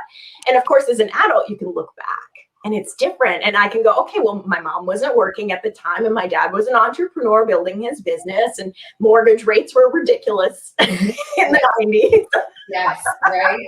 And all of these things kind of, you can see it and you can kind of debunk the whole situation and realize that nobody was mad at you. It was a stressful situation, and start to peel back those layers. So that was kind of my big aha moments. And then getting into manifestation and a lot of those types of books. In the Secret series, I love the magic with the 28 days of practices and really getting into it and putting that in. So I went through a lot of that stuff. And while it was a very rocky time, within 6 months, we manifested over 6 figures. We ended up moving, getting a new home. I started going, I have to tell everybody about this. And that's when I started to write the books and get everything out there. So I originally created Manifesting on Purpose, which was my first book, was a course. So it was a 3-week course because I just had to get this out to people. I had to let them know about this amazing thing. And originally when I was 16, I've always been a writer. I love writing. And I'd written a book back then, but never did anything with it. And ironically, I was like, okay, I'm going to make this course a book just to see what it's like to publish. And it's a best-selling book since then. Wow. Wow. That's awesome. I love it because you're right. It's teaching other people about this stuff. And often we have to do that healing. And I know Christine and I talked about this, in many other episodes about, often that stuff comes back to when we were 0 to 7 years old, stuff that's happened. And that was a perfect example of it really wasn't a big deal. As an adult, looking back to what that little incident with your dad, it wasn't a big deal. But your mind, your ego, it's that impressionable age of understanding that's a belief. Oh, okay, so I get it. I'm not worthy of love, or I'm not worthy of making $1 million, or whatever it is, right? And then as I was talking to Eilyn earlier, and what's interesting is as you get older, your ego keeps sending all of these different scenarios that prove it. Yes. So it's just like, see, I told you. See, I told you, and not that ego is a bad thing. It's a beautiful thing. It's a magical thing. It has its purpose. But we as humans, most of us, do not realize that we can take back that control and ask ego to take a back seat. Yes. And it's such a big thing to recognize that. And I love what you said about that too, because it is finding proof. And for me, as I got into manifestation, I really like to learn all of the elements, from the quantum physics side to the spiritual side to the psychological components of it.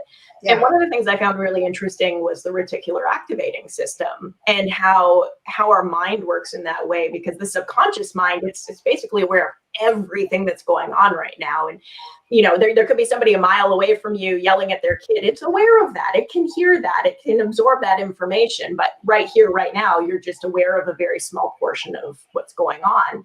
Yeah. Because the conscious mind just has this little sliver, like not even 1% of everything that you're perceiving, you're focused on. And I think that's something that's really powerful to recognize, is what is the 1% that it focuses on? How does it decide which aspect to focus on? And then that comes from the belief system, that comes from what you tell it to focus on. And this is something that's really fun for everybody watching right now. This is my favorite practice to illustrate this. So I'm going to pull up my clock and take 10 seconds to look around your space, and I want you to mentally note everything that you see that's green, and go. Okay. Mental note of everything that is green. And close your eyes. And keep your eyes closed. And I want you to tell me everything that you saw that was purple. Not fair.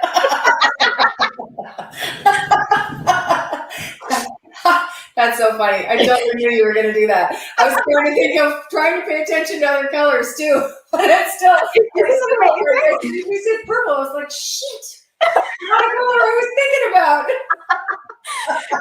It's so powerful. Like, I think that's the incredible thing, because of course you can open your eyes and you're like, purple, that's purple. How did I not? And that if you did remember anything purple, it would be something that you technically usually would use on a daily basis, or look at on a daily basis to remember. So there's the fact that you saw the green things. You probably didn't even see everything that was green in the space. Yeah. And every other color, it's like they didn't exist almost. And that's the power of focus. So I always tell people, I'm still looking for purple. Yeah. I'm still trying to find purple. I love that, because it's so much fun, and I think it's just that clear articulation of how powerful our minds are, and when we train them to look for the right things. And that's why if we rewrite that story, like somebody could say, oh, all the good men are taken, and they'll continue to see proof of that. And until the inner narrative changes to say, the perfect guy's out there for me, you're not going to see it. It's just not going to be out there anymore. And we need to make sure that we're very conscious of what's that inner dialogue that's going on, because it's creating what we're seeing. Yeah. And especially now, right? We are manifesting like crazy, and many, many people do not understand in this day, right now, in this time, we are manifesting so much. Mm-hmm. And really be mindful of the words that are coming out of your mouth, Like, and I'm so mindful of it, not that I am perfect by any means, but I'm so mindful of it for myself. Mm-hmm. I find now I am always listening to everybody else. So, and sometimes I choose just to zip it and not tell them, because that's not my place or whatever, right? And then other times it's like, okay, how about we reword that? Or something, right? So, yeah. It's interesting. And I think that the more aware we become, the more aware we do become of other people and what they're doing. And it was interesting. I was talking to my mother the other day, and of course she started talking about aging and just things that happen with age. And those are all beliefs. Exactly. And we've seen that people have been able to overcome them. Your eyesight will start to fail, and all of these other things. Even if you get the eye surgery, you're still going to need glasses after you hit 60. Those types of things that come out. And those are beliefs. We can literally rewrite our cellular structure. And, that's when we get into quantum physics, which is so exciting, because our thoughts literally dictate where all of these particles show up, so we can change the dynamic of the entire universe. And I think one of the interesting thought processes that I read about before that really got me thinking was whatever we collectively agree upon shows up, as well as the individual things we experience in our lives. And it was fascinating, because he said if we all decided that the moon didn't exist, the moon wouldn't be there. Right. But we all believe that the moon is there, so the moon shows up. And I was like, that is fascinating and terrifying in its own way and wonderful. Exactly, right? Yeah, I know. It's incredible. And the more we grow and learn these things, I am amazed every day, you know, and I've watched people. It's so, because I understand the manifesting and my manifesting and how I work and the tools I use as just like you do, and you coach that and you teach that. And I watch other people, you know, even my husband, for example, he was in Panama because you probably know we were doing the transition from Panama to Canada, and he was there, you know, finishing out the last little bits. And for 6 months, I kept saying, we'll be home by May 15th. We'll be home by May 15th. And he kept saying, nope, I won't get out of here before the end of May. And guess what? He didn't get out of there until after the end of May. Of course, because he spoke it into existence. Right. And that's what I kept saying to him. I'm like, you have no idea what you're.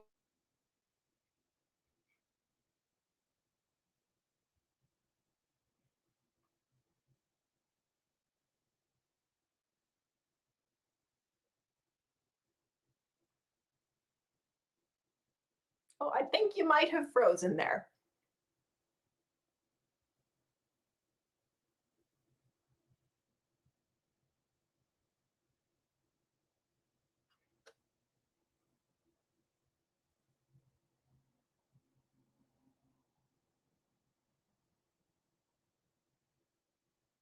Oh, hopefully your internet bounces back in a minute. Yeah, there we go. Right. No, I was just getting ready to come on my next. I really love what you were sharing. That's awesome, and I'm a huge mindset person too. So I think it is, you know, just really so important. How can people find you? How can you have a great message. I was checking out your Facebook, some really fun, cute posts, and just love your energy. I think it's so great. So tell us all about how people can find you.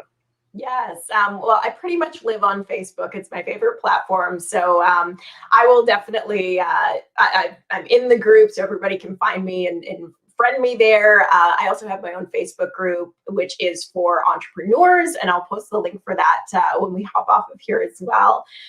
Oh, our energy must be just zapping this right out because I think you froze too.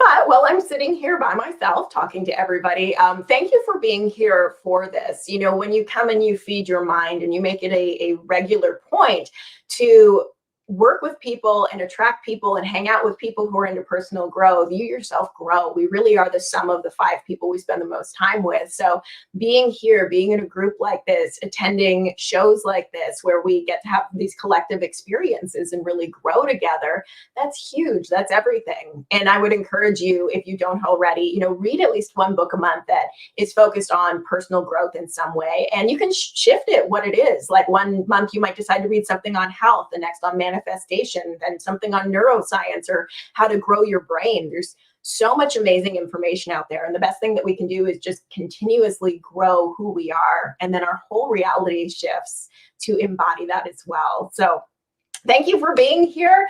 I will definitely be popping in the group if you've got any questions for me about manifestation, mindset techniques, any of that. I'm here for you. And I'm so excited to just connect with you all and get to meet you more personally. So I'm going to hop off. I love you guys. I know the show will be getting back on track in any minute now. So thank you again for being here. Bye, guys.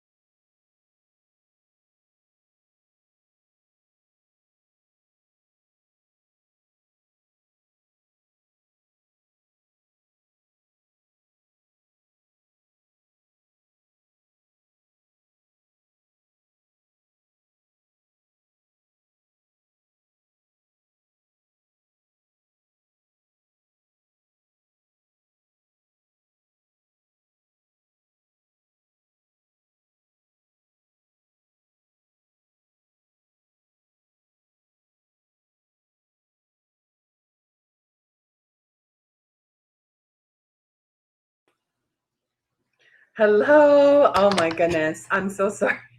I lost power. My computer just went. Boop. I heard this like big explosion. Virginia's internet. We are, I guess, sharing some really powerful information. I'm going to bring up Melissa right now. Let me just change the banners. I found Melissa, who is hilarious, in another program that I was a part of, Energy Healing. And I reached out to her immediately. I was like, oh my goodness, please come on our showcase and share your story. And here we go. Here's her banner. So let me bring her up. Sorry about that, everyone. Hi. I feel like there's high expectations now, and I gotta be on my best jokes now. I gotta bring all of them now. Yeah. I think it just oozes out of you naturally, so I think we're good. We're just gonna have a conversation. Thank you to whoever stuck with us during that weirdness. I don't know what happened. Thank you, Amanda, if you pop back on. Sorry that we both disappeared. I don't know what's happening today, Melissa. I just don't. But we're gonna wing it. We're going with the flow. Yeah. Yeah. Cool. Yeah. Cool. So tell us what it is that you do, and then we'll talk. And share parts of your story if you want. We'll just have a good conversation. Thank you for inviting me. First of all, definitely an honor to be here. So, I do holistic interior design for my career. So, I'm not going to talk about my long sordid journey to get to where I am for my career. I did a very eclectic career before I started my own business. I have some principles that are rooted very deeply into what I do: honesty, integrity, responsibility, teamwork. There's a lot of these things that are very important to me, and I bounced around in my career to places that were not true to those principles. So I was like, I can do better. I want to do this myself. So I do holistic interior design. It's like, what on earth is that? I do turnkey design services. So when I do a project with you, like a renovation or a custom home, I do everything. I do a very deep dive into who and what you are, because the rest of the process is just fun stuff for you. You get to look at presentation of materials. We don't go out shopping. You don't give up your nights and weekends. And then I take care of the design that you normally think of, in addition to the permits, the construction drawings, project coordination, ordering, delivery coordination. There's lots of things. I also do I custom design the millwork, furniture pieces, everything, all down to the last detail. I found I'm very good at that. It marries the creative and technical sides that I'm very good at. So that's what I do for a living. You asked me questions because let's do it. I have lots of questions for you. So I want to share your story because I think that is really impactful. But while we're chatting about what you're doing, and just in case my computer cuts out, I'll come back on my phone. If that's the case, then just start sharing your story and your background and how you got to where you are today. Just in case, okay, as our backup. Holding. So for your design, and I was sharing earlier when we went live, is that I really feel that more and more people and entrepreneurs are going to move into the space where they're sharing their intuitive gifts, and they're saying, hey, I am an intuitive. I think that is really, really important. And it'll be on resumes eventually, or on our marketing piece, right? Where I feel like we were maybe in the closet before and it wasn't so accepted, but now there's been such a shift that it is more accepted. We are all psychic. We just were not taught how to tap into our intuition. And just really like lean into that. And for a business owner, or for you sharing with your clients, I think it is so powerful because you're not just looking at their space and saying, okay, what are your favorite colors? Maybe of how we were used to doing business. Is you're getting right into who they are, and you're also tapping into a feeling of, that intuition of this is, kind of how to build the best space for them. Can you chat a little bit more about kind of like the process of how you use your intuitive gifts? Yes. So over the years, the last few years, I've discovered that I'm what we call an empath. It's caused, as we'll hear more about that, my energy healing journey a little bit later. It causes a lot of problems when you're not properly educated in it.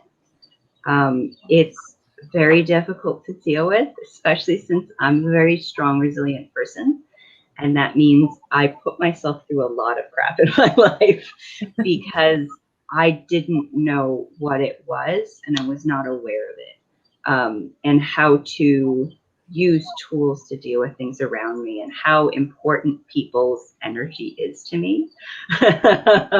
Because I'm an empath, it has a much greater impact on me when I'm around someone with energy that isn't suitable to mine. So over the years, what does that mean if an energy is not suitable for yours? Because I think that our community is spiritual, but there's a lot of people who are kind of newer to this. And I think this is really important because there are some people who don't realize that they're empaths and they just know they don't feel good. They feel icky when they're around certain people, whatever. But there's I'm going to have you explain it. But then also just really knowing yourself is so powerful, and you know when to step away from something and when to. Yeah, absolutely. So for me, Hi, Melissa. okay, I understood her question. I'm empath. This is fine. We get what she meant. Yes. So to explain that a little bit. So it's very easy when you think about if you feel exhausted and drained and you just feel disgusting and you didn't go into that meeting feeling disgusting or sad or upset, that's usually a bad energy. Yes. Even if great people in my life are in a bad place, I usually don't get that same feeling. I've had some people close to me who I didn't trust intuitively. Yes.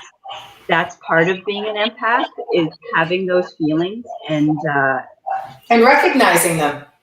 And right. As I was saying to Christine before, it's about knowing and about trusting, and it's very, very challenging to be an empath and not know you're an empath, because there's a lot of things I feel that I can't explain to you how I know that. I just know it. And so this translates into my business because I work very well on a one-to-one basis for this reason. I can then have used it to focus people in that have serious mental health issues. Yes. I have a weird ability to do that, to kind of draw and focus them in. I have to do it in person, and it takes a lot out of me. I've done it before. Yeah. And it's one of those situations where the right people have to be in the room, and I can do a lot with it, but it takes a lot out of me. But typically, this is about me. It's not about paint colors. It's not about what your favorite color is. I look at things like your habits, your routines. What are your future goals? Or your goals now? What do you love about your space? What do you hate about it? Not just your routines, you and your kids' routines. What's the routine in the morning with everyone? What's your routine when they come home from school? What frustrates you about that? And then using my creative abilities to solve those problems. And as well, I dig deeper. So I was just talking with someone who does feng shui, the traditional route of feng shui. She is a member of the same organization. She's an interior designer, but she went a different route, and now she does feng shui for a living. And she was saying, oh, you ask them, what kind of style they like. And I was like, but I don't do that. I don't base it off of a picture. You show me a picture, I'm gonna be like, no, we're gonna do a little deeper. So the first part of my process involves getting images of spaces you love. It's not the layout you're looking for. It's not necessary. It's not your budget. Throw that out of the window. And it's got to be something you love. It can't be something you're okay with, something you kind of like. It's got to be love. And so I take that, and as I tell them, you don't even need to know why. I'll figure that out with you. And that's, I dig a lot deeper. And as I say, in a very non-negative way, I don't take people's word for it. I push a little bit. So I've had clients to say, I hate wallpaper. Well, we have beautiful wallpaper in her bathroom, and she didn't like color either. And she has colored wallpaper in her office now, which is lovely. So I don't take your word for it. I kind of push to see the why. So this is why I didn't work as well with traditional employers, because I work very empathetically and very intuitively. Yeah. And so if I can ask the whys and if I can learn, I do much better. And so that makes me very successful with small business owners and homeowners, because I'm working on that one-on-one relationship. Which is ideal for that environment, right? That's what your traditional homeowner, that's what they want, someone to work one-on-one with them. They want that. And that's where it gets a little deeper. And as I was discussing, Christine, not everyone, I don't know FRS specifically, but not everyone understands what I mean by that. Because most people are used to that traditional process where someone's going to come pick out paint colors and finishes with them. And it's not necessarily that deep pushing you past your comfort zone process. And that's why all of my designs are completely different. I'm not tied to traditional. That's why I was having a conversation with a lovely lady who does feng shui, and I was hesitant, and she's like, "Why are you hesitant?" And I said, "It's not the energy part of it. It's that if those principles aren't right for my clients, I won't use them because some things may not be right for their situation and their lifestyle and their layout and what their goals are.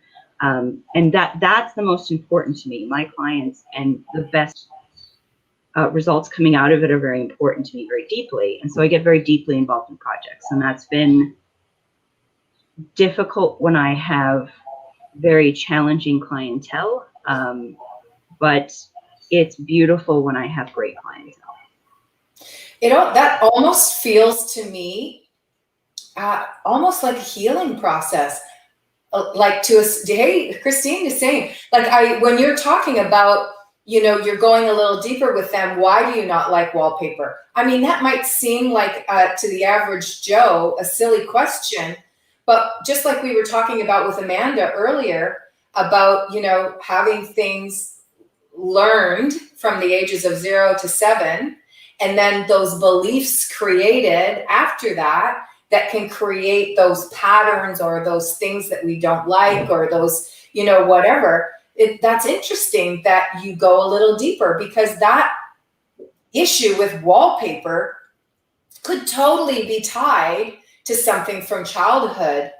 And let's face it, I mean, I am not an interior designer, but for me, it's all about, I got to feel good in that space. So I get what you mean about that. I've got to feel it. And I've gone through many renovations in houses and in, rental places and whatever over the years. And I can remember the first time doing that, feeling completely and totally scattered and not even knowing where anything is, and not having, I am one of those, I don't really need to have stuff, but I need to have a place that's mine. I need to have, just in that little corner. If I can just have my stuff in that corner that makes me feel good, and it's my little oasis.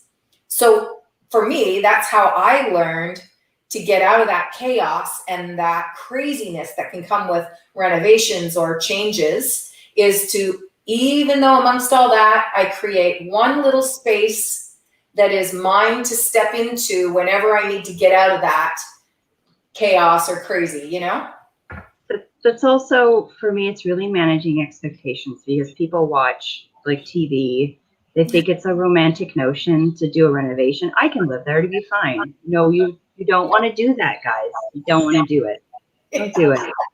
I'm working with a fantastic lady who's a travel agent. She's beautiful at creating great experiences. But we were talking about, my ideal situation is that part of your budget is going on vacation while we're doing the deep renovations. That's beautiful. I love that. that's part of your budget, because I want this to be a positive experience. And that's one of the big reasons why I stick to my process. I don't tend to work with clients that want to pick out their own finishes and go shopping for things, because you're not going to have the same success as if I do it. And it sounds weird because you think you know what you like, but you don't know that next level. Yeah. You need someone else to push you past that. And when it involves spaces, that's why when I do my interview, I ask for words. I need to know what you want yourself to feel in that space. But I also need to know, if it's public spaces, what does that look like for your guests that are going to be in those spaces? Yes. Because that's also a very important thing in some spaces, like your living areas. So those guide me, and then in many cases, I have an intuition as to what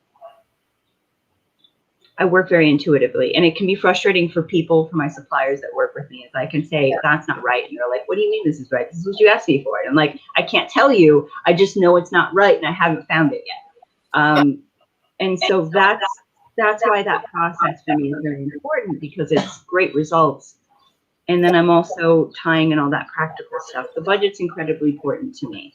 So as I'm designing, I'm also working with the budget. When we present this amazing via design, it's also with the budget and all of that.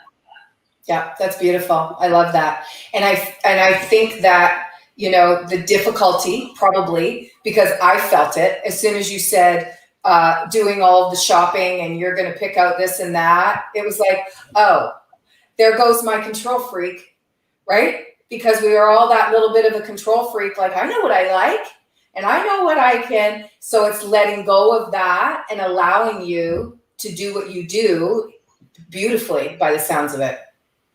It's also particular clients. Certain people aren't my clients. That's fine.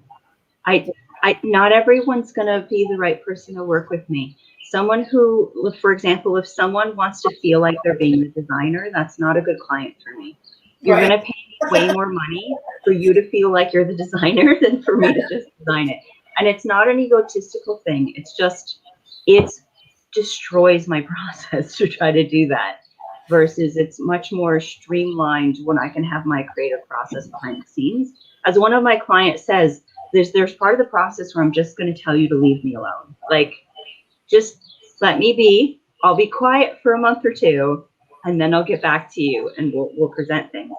But not everyone loves that experience. So, for example, if you're retired or partly retired, or if your job is being a mom and a housewife, and you have time to go pick these things out, and you want to go shop for the workplaces and the tile places and stuff, that's an entirely different type of designer. I offer a very different experience. So I tend to work with busy people. So busy people who care more about these results and want to hand them off to someone who will keep them as part of the collaborative process and as the team, but who they can trust to take care of this and keep all of their interests in mind throughout that whole process. That's beautiful. Mm-hmm. Is that kind of like, I have, because, you know, you talked about TV earlier. So there's those shows that, you know, obviously they sit down and they decide on how they want their house or whatever to look like. And then they go away, and 3 months later they come back and there's this. Is that kind of the idea that you're working with, or are you still very much involved in the process as a homeowner? Yes, so when they do some of the TV, because I've actually talked to people, I have a client right now that was on TV before, and we're doing some of the things they just didn't get to. And it's not the same, like, you give me all of your money and I'll see you later with something that you're going to like. Right. Versus, and they don't ask the deep questions I do. They don't dig deep into this process. And my clients are always a part of my team. Now, there's certain part of the process where you just got to leave me be. Yeah. Because that's just what has to happen. Like, I need space to be creative. But that said, my clients are always part of the process. And part of the empathetic and intuitive nature of my design practice, is that that's part of the beginning. When I first meet them and I do my paid consultation, I'm looking for how involved do they need to be? How anxious are they about updates? Do they need updates every week? Do I need to send them an email every week and they know what's going on and that's fine? Do they want check-ins throughout the process? Are they fine to be like, I'm busy, I don't want to hear from you every week. Just tell me when you need to meet with me and we'll get together. Those are important details for me to know, and that's all part of that process. Yeah, that sounds beautiful. It's like I like it. that magical, dreamy series at like 10 steps further, because you're bringing in, like, I love the intuitive and the, you know, bringing all of that into it and asking those deeper questions. I would never, I mean, I think I do it myself when I'm arranging things, and I know my husband does. It's all about feel. It's all about flow. It's all about our lifestyle and how it works. But like you say, not everybody does that, but I would never have thought, I'm so happy that you're here today, because I would never have thought of someone bringing that into this. It really marries my experience and knowledge with that intuitive part of the process. So you only know what you know. So I may have other solutions that you're never going to think of because you don't do this full time as your living, breathing career. So that's usually what it brings to the table. And I like to emphasize that because I am such a highly creative person. I'm a problem solver. So I sometimes have alternative solutions for you and things you didn't think of or didn't think were possible. But I see it's 11:25, and I know Christine really wanted to talk about the energy healing journey a little bit. Ah, nice. Cool. And thank you for your patience. I'm now on my phone, so let me know if there's an echo, and that just means I'm shutting up today. The computer's just not having it today. I really feel that this is important information that we are bringing, and for whatever reason, whatever. Okay, so let's get back to you. When you were just chatting, I just want to mention, you know, this is so beautiful. Like, this is the feminine and the masculine in a business. This is it exactly, because there's a time when you go back and you create and you're quiet and you retreat. And I really feel that anyone who understands energy work is going to understand your process and not question and not be, you know, down your throat saying, hey, you know, do you have anything for me? It's just a beautiful part of the process. And I love it. Let's chat about the energy healing. And Virginia, I know you're backstage. If you could help with the bringing on our guests, because I don't know how to do this on my phone. Tell me about your journey with energy healing, because you were a skeptic, and I love that because that's how I was raised.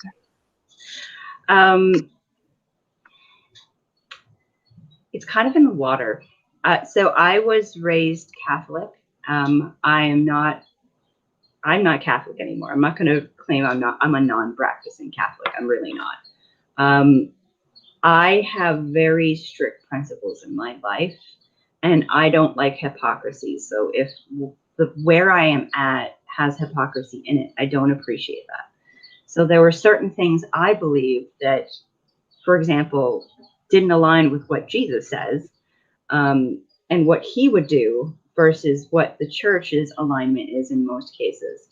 I didn't appreciate that. So I drifted away from that because that wasn't a comfortable place for me. But with energy healing, it's very interesting. After I got my energy healing, I actually remembered in high school, I learned Tai Chi as a teenager in high school from one of my teachers. He actually learned Tai Chi from Bruce Lee's daughter, the trainer. So the guy who trained Bruce Lee, his daughter. Cool. That's who we learned Tai Chi from. We actually had her come and do a Tai Chi sword demonstration for us at our school. Amazing. And I had the absolutely horrifying experience, but lovely experience of her critiquing our form when we were only just beginning Tai Chi. And it was very intimidating. So I remember during that process being really interested in but I had a different idea of energy healing. I thought of energy healing as literally using your energy and chi to heal the body, like physically heal things. That really fascinated me, that idea that would be possible. But fast forward through the years, I've had a lot of mental health issues. I've been around a lot of people with deep mental health issues. And as an empath, it's a very damaging lifestyle. It's very hard to be around. I've developed a lot of skills I shouldn't have because I've been around a lot of people with mental health issues. And I think it's given me a lot more compassion because I'm an empath. I feel it. But beyond that, I've had a lot of mental health issues. I've had a lot of damage from over the years just because as an empath, my problems are other people's problems I'm taking on as my own.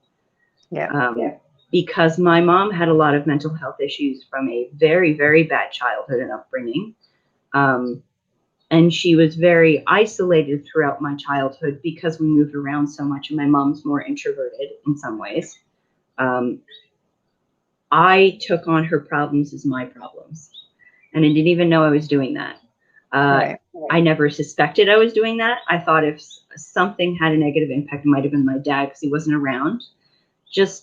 He was a Marine, and then mentally you have to be in a certain state to do that sort of thing, and you can't just flip a freaking switch that easily. So in last year, I've had 2 clients that have very serious mental health issues that I've attracted. I've attracted many people with very serious mental health issues because I believe I'm an empath and I have a healing personality. It attracts people like that who want me to help them from a subconscious standpoint. And the difficulty is I can't always help you. And I can't take that on as my own. And I have in the past because Catholicism teaches you to be a martyr. And it should be teaching you that core principle of love yourself as you would love other people or before. And it never does. It just teaches you to be a martyr. So in that case, I have taken all these things on, and it meant that I was attracting the wrong people. And I noticed it because broken people attract other broken people. And so last year I had another really bad client, my second client. I actually was, if you know the term gaslighted, gaslit. She was gaslighting me on top of these wild, anyway, it was a very bad experience for me. And because I'm an empath, I take these things on. I was trying to take her further with my design. So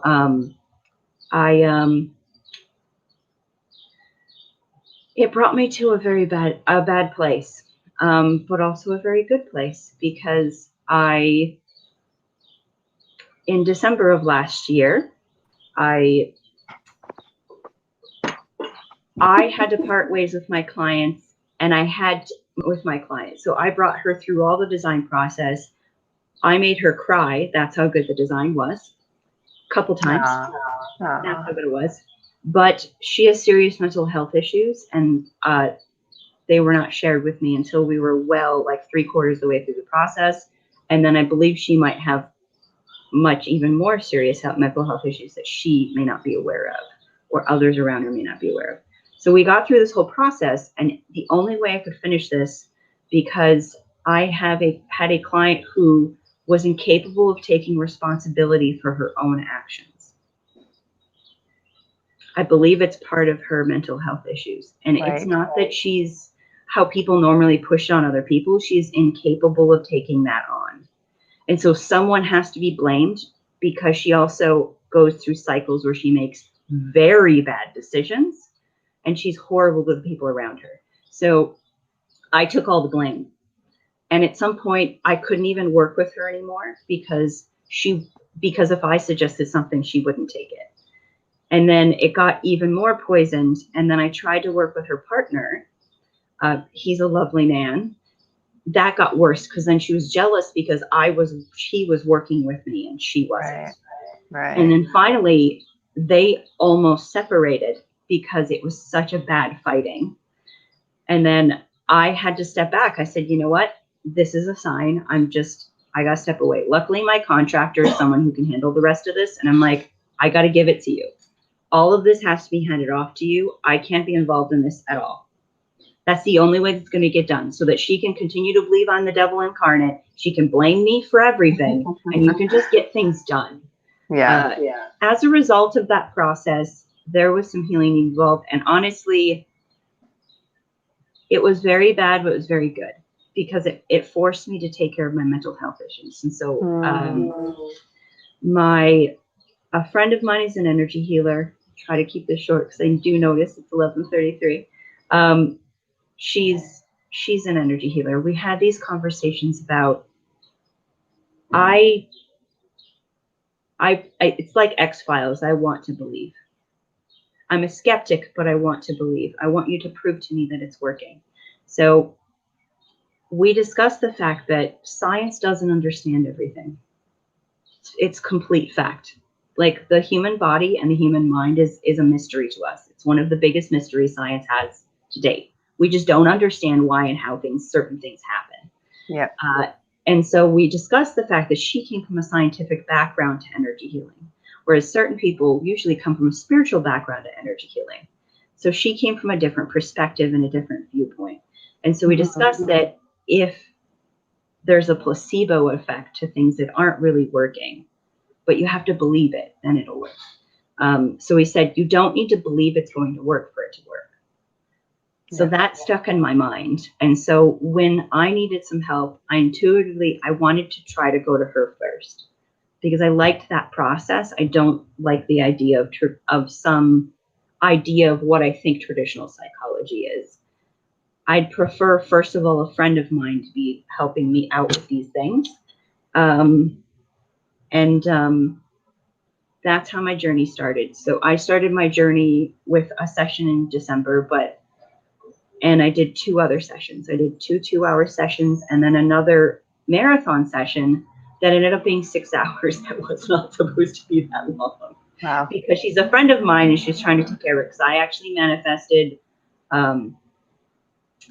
there's a weird allergic reaction where you're not allergic to anything. Your body just does it because of stress. So I've had that happen in the past, and it kind of petered out, I think, because I was taking care of my mental health a little bit. And then this past year, after I had the second energy healing, it came up again huge. I even had my tongue swell up. So I had a bit of an anaphylactic reaction in addition to I had hives before. And I talked to the doctors and I was like, I want to give medical science the opportunity first. And so I said, and so that basically they said, I don't know, it just happens. Some people have this, comes up, you just have an allergic reaction and nothing. I talked to the allergist. She said the longer your allergic reaction goes, the more likely it's not an outside factor. It's got to be this. So Melissa, I'm just going to say we have to have you back because your story is just so impactful. And we're doing mental wellness in July for the next one on the Friday. So I'm going to reach back out to you and have you come back, because I feel that this is really so powerful. Even just speaking of the mental, I'm not sure how you said it, your mental illness. I've had a lot of mental health issues. Yes. Mental health. Thank you. That's the word.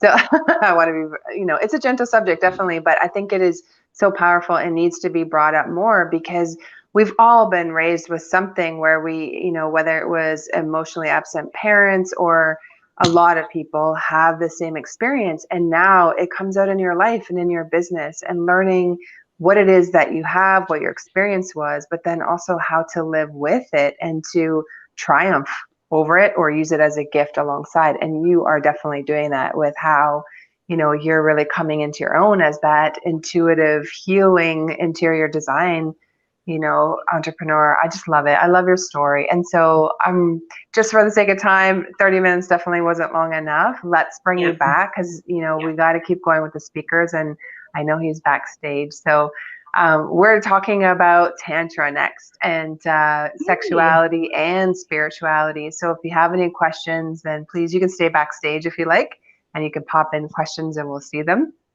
or, come in the Facebook group, whatever you prefer. But thank you so much. I I just love your story. Ray New is your friend. You know, we've had her on a couple times. We love her magic too, and just how she's teaching people to clear that subconscious gunk that is there, you know, and be able to live a life where you feel good and you're not struggling, you know, when you wake up and stuff. So thank you so much. And part 2 to be continued. Yeah, thank you. Awesome. Thank you for having me. Yeah, cool. So if you're, oh, good. She knew how to remove herself. Awesome. I'm working from my phone. My computer just went, nope, not today. All right. So next we're going to bring up Fatih, and thank you, Virginia, for being in the background and helping with the banners and stuff. And I was on a Clubhouse chat and I heard him speaking. Actually, I don't even think I heard him speaking. I heard a guy on a Clubhouse. I followed him on Instagram, and for some reason, Fatih's information came up in a post, and I just started to look at his profile, and I was like, oh my gosh, this guy's so cool. We got to have him on the showcase. And I reached out to him, and thankfully he's here and ready to come on. Thank Hi, you. Kristen. Hello, how are you? Hello, I'm great, fine, thanks. And you? Good, thank you. I apologize for the delay. We've had some internet and computer weirdness happening today, so we are running a couple minutes behind. Thank you for your patience. And so I just want to jump right into it. We had a speaker that canceled, so we have a little bit of a cushion. So you talk as long as you're able to be here, and Rosie's going to come on at 12:30 or earlier if she's here. So we're just winging this next hour. We're going to go with the flow, but I like that you have some more time now. So I think this was divine intervention. And the way the schedule is going. So tell us, first of all, how do you say your name? We love the beautiful accents. Yeah, I have a Sanskrit name, Vajra, which is given to me by my tantric master, but my name by birth is Fatih. Okay, cool. And how do you say your last name? It's even difficult for natives of my language. It's I'm not going to challenge you with that.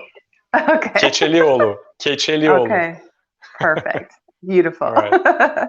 Thanks for having me.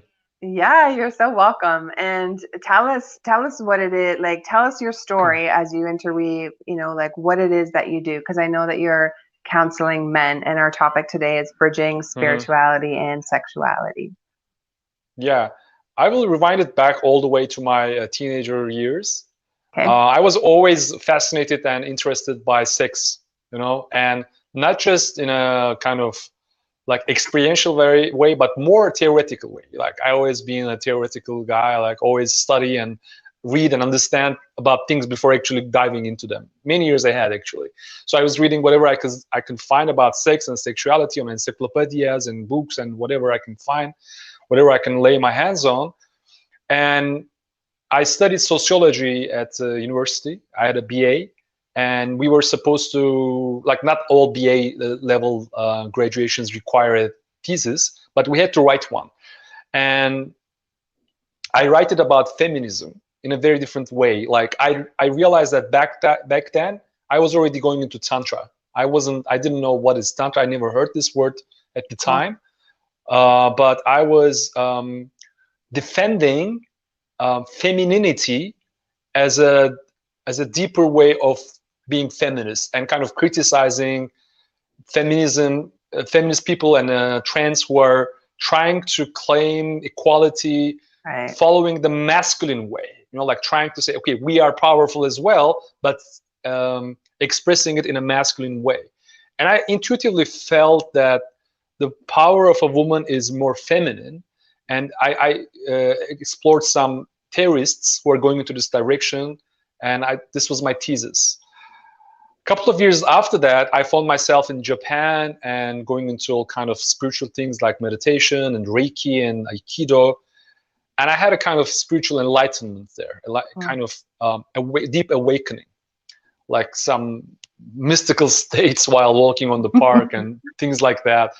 And then I found myself like in meditation retreats, in ashrams in India and Sufi dergahs in Turkey, like looking for a Sufi master, like kind of like trying to find my way.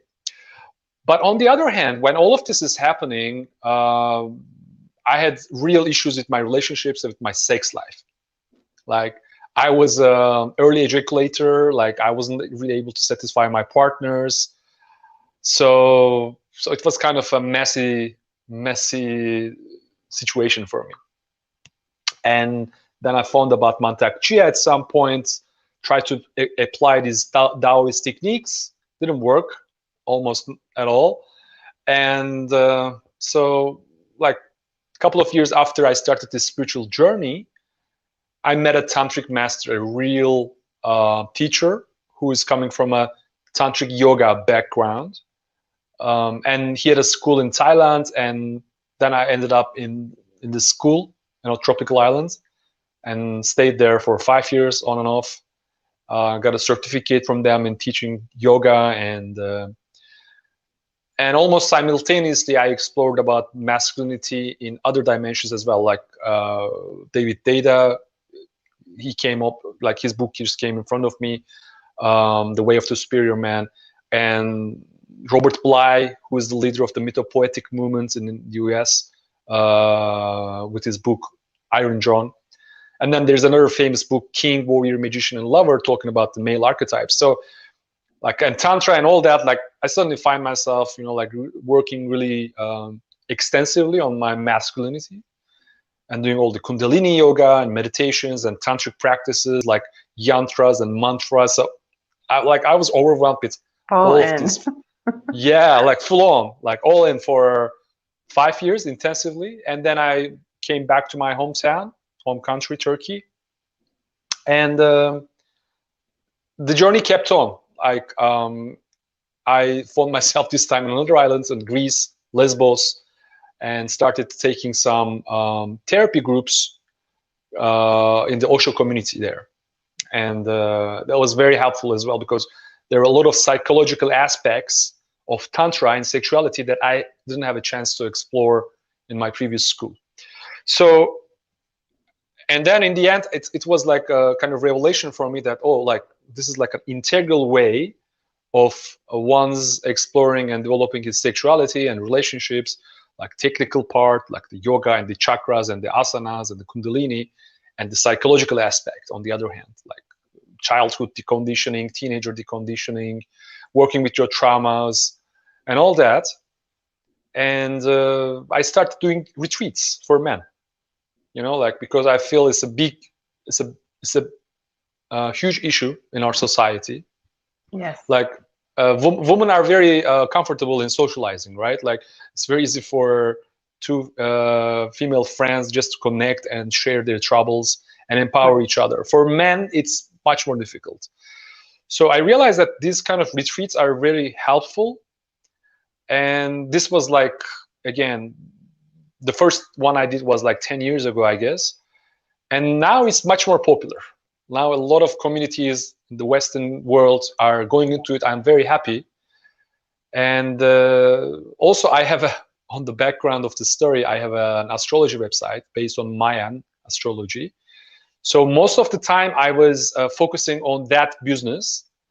But around 2 years ago, I decided to work extensively with men, and I jump-started my coaching career, working one-on-one with men. Awesome. And the COVID came on top of that, like everything turned into online. So it's not possible to do retreats for a while now. Hopefully by the end of this year, I will do one. So yeah, this is where I'm at right now. I have written a book. I had composed a video course for guys who want to learn Tantra, like tantric sexuality, everything from premature ejaculation into esoteric aspects and G-spot massage and orgasm without ejaculation. So I enjoy your what course I'm doing. That should be a marriage course. All women would say. Your course Like should be like a pre-marriage course, for people, for men to understand. Like, I think this is so great of what you're doing, because you're very open about your past as well and your experience, which is so beautiful, because you're being in your feminine. You're allowing yourself to be vulnerable, and it allows others to do the same. It gives I feel the men you work with permission to be vulnerable as well, but then also learn some really cool stuff where they could be, you know, a superhero in the bedroom for themselves, but also, you know, for the lady. I just think it's so cool what you're doing. Can we start at, you know, kind of like a little bit of a basic for those who don't know what Tantra is? You're the first one that's kind of coming in to our community and chatting about this. What is Tantra? And I think that there's some colors like white Tantra or red Tantra, if you could explain what those are. Yeah, sure. First of all, thanks for bringing up this vulnerability subject, because it's quite important. And in the beginning of my work, I was missing that aspect, or at least I was missing how important that is, especially for men. Like, we need to really claim our vulnerability. Like, otherwise, real progress doesn't really happen. You know, like just being able to completely vulnerable with our partners, or when we are alone, when we are with other guys. That's a whole game changer. And I realized that women love men who are vulnerable and powerful at the same time. It's like this is a rare combination. Yeah. You know better than me. So what is Tantra? It's two words coming together, Tantra, and there are different interpretations of these. My favorite one is that Tantra is an expansion of consciousness. Like, it's a tool of expansion of consciousness. Any tool that helps you to expand your consciousness is Tantra, whether it is meditation, whether it is music, whether it is yoga or sex. Okay, if it's expanding your consciousness, it is in the field of the Tantra. And also, traditionally, there are a lot of different books in Sanskrit language, like Vijana Bhairava Tantra, Damaru Tantra, and whatnot, like a lot of books that are not even translated into English or any other language. And they are not limited by sexuality. Like, sexual practices are 5 to 10% of the whole tantric field.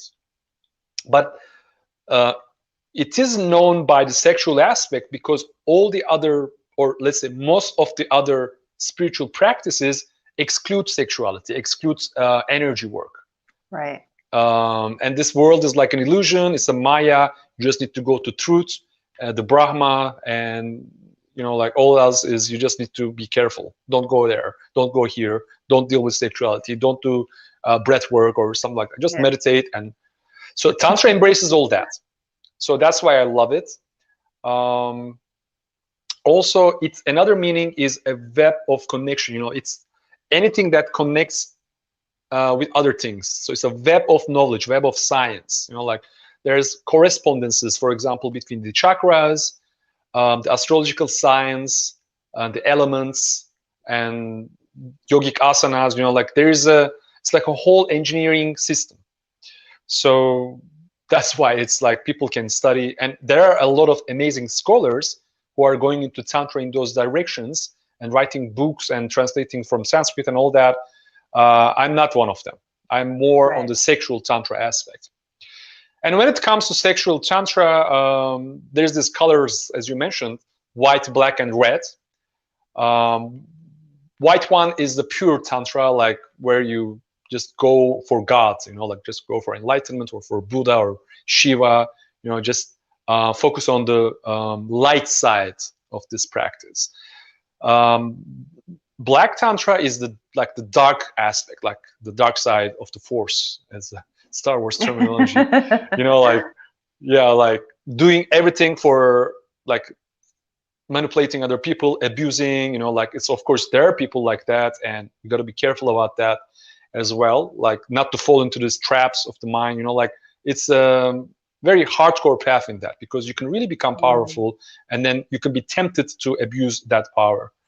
Right. And the red Tantra is more about fire and the passion, you know, just, and it's also, it can be trapping as well, like just getting stuck with passion, getting stuck with pleasure and the eroticism of the Tantra, and don't move beyond that. But Tantra should be an evolutionary path, you know, like it's not, actually it's like counterintuitive, because when you really go into Tantra and when you really understand your sexuality and your orgasm and your energies, how to work with them, one gets so much satisfied that sex becomes not so much of an issue, not so much of an agenda. You'd start thinking about, oh, like really like going into meditations and philosophy and theory and musical expression and all that, or poetry, like, for example, in that Osho community that I have been, people were so relaxed and so free of tension that there was not much sexuality going on. Like everybody was so elevated because you deal with it firstly, and then you heal your issues maybe over the years or months, and then sexuality is not so much of an issue. But in the modern world, like in the rest of the culture, we see that people are most of the time a lot of suppressed and or traumatized. So, and the sexual tension is there and it's so much suppressed that it's like energetically it's so much present there. Maybe we don't talk about it on a conversation or like on social occasions, but it's there. It's big time there. And it's present to the social media and this feminism and the fights between genders, like all of that can be healed and should be healed. And it's by taking the initiative to say and decide, okay, I'm going to deal with my own shit. I'm going to heal myself, my past traumas and everything. And then spread it with others. And then find people who are like-minded with me and create communities. And that's really healing for the humanity, I think. That's so beautiful. I feel like that was a commercial for what we're doing. So cool. Thank you. Welcome. Virginia will use that. We're putting together our website, so I'm going to use pieces of that for sure. And you're just so interesting to talk to. I love all of this conversation. I want to open it up. If anyone who's watching has a question about anything that he's been mentioning so far, please, you can pop that in the comments. I have a ton of questions, so I'll keep going unless we see a question pop up from someone here.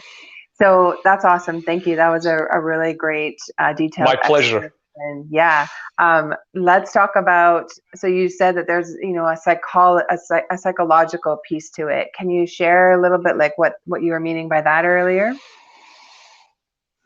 Mm-hmm. Maybe you remember what you said. Yeah, like the context. Yeah, sure. Well, sexuality actually starts when we are between 3 to 5 years old. Okay, Oh, wow. the libido. Okay.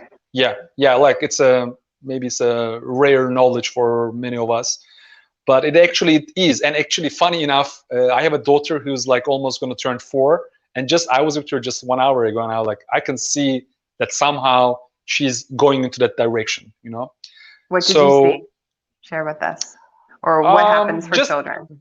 Just enjoying herself, for example, rolling over the grass, naked feet, like just rolling over the floor. And then another boy was funny, like he's around the same age, and he just wanted to approach her, and telling her parents, like, I want this girl. Like for him, it was more obvious, like we men, we are more extroverted, right? And to be more honest with more direct and, penetrative.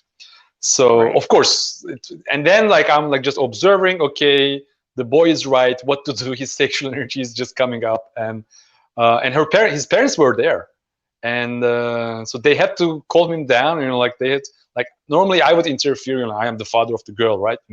So I just observed myself and didn't do anything about it, and just at some point I told them that because at some point my daughter started complaining, like I want to get rid of this boy, like. So in that boy, it was much more obvious because maybe he's a boy, like more expressive with his sexuality. Right. So the moment we shame that attitudes, this kind of actions, that boy or any child would start developing this feeling of shame and guilt. Of course, in psychology, there's something called healthy shame. Certain amount of shame is healthy. We need that to function in society, for harmony. But if it's traumatic, like there are stories like a grandmother saw her grandson first time masturbating, and she's like, oh, you're gonna go to hell because of that. You're so bad, and the boy gets so much traumatized. And when he becomes an adult and goes into his sexuality, that energy is still there. Right. So he needs to, somehow go back to the teenager time when he had his first traumas, or the childhood years where between 3 to 5 when it started first occurring, and very carefully, very gently, and from a very expert therapeutic standpoint, these issues need to be handled. At the moment, I myself, I'm going through a therapist training for childhood deconditioning. So I can see that it requires a lot of tenderness, a lot of care for the person. So it's not everybody's cup of tea. I'm still like being very careful going into that direction. Most of the work that I actually do with the guys is practicing with sexual muscles, like Kegels, and doing some penis lifts, and doing some Kundalini yoga and meditation, and doing some solo practice with consciousness, like some masturbation, tantric masturbation, so that they develop this awareness and power and sensitivity to have different type of experiences. But the psychological, the therapeutical aspect is deeper, and I'm either referring to a therapist if it's a deep issue, like there's a big trauma. If it's not, I'm handling it very carefully. So this is more difficult aspect of tantra, I think. That is amazing. Oh my goodness. You are just a gem to the world.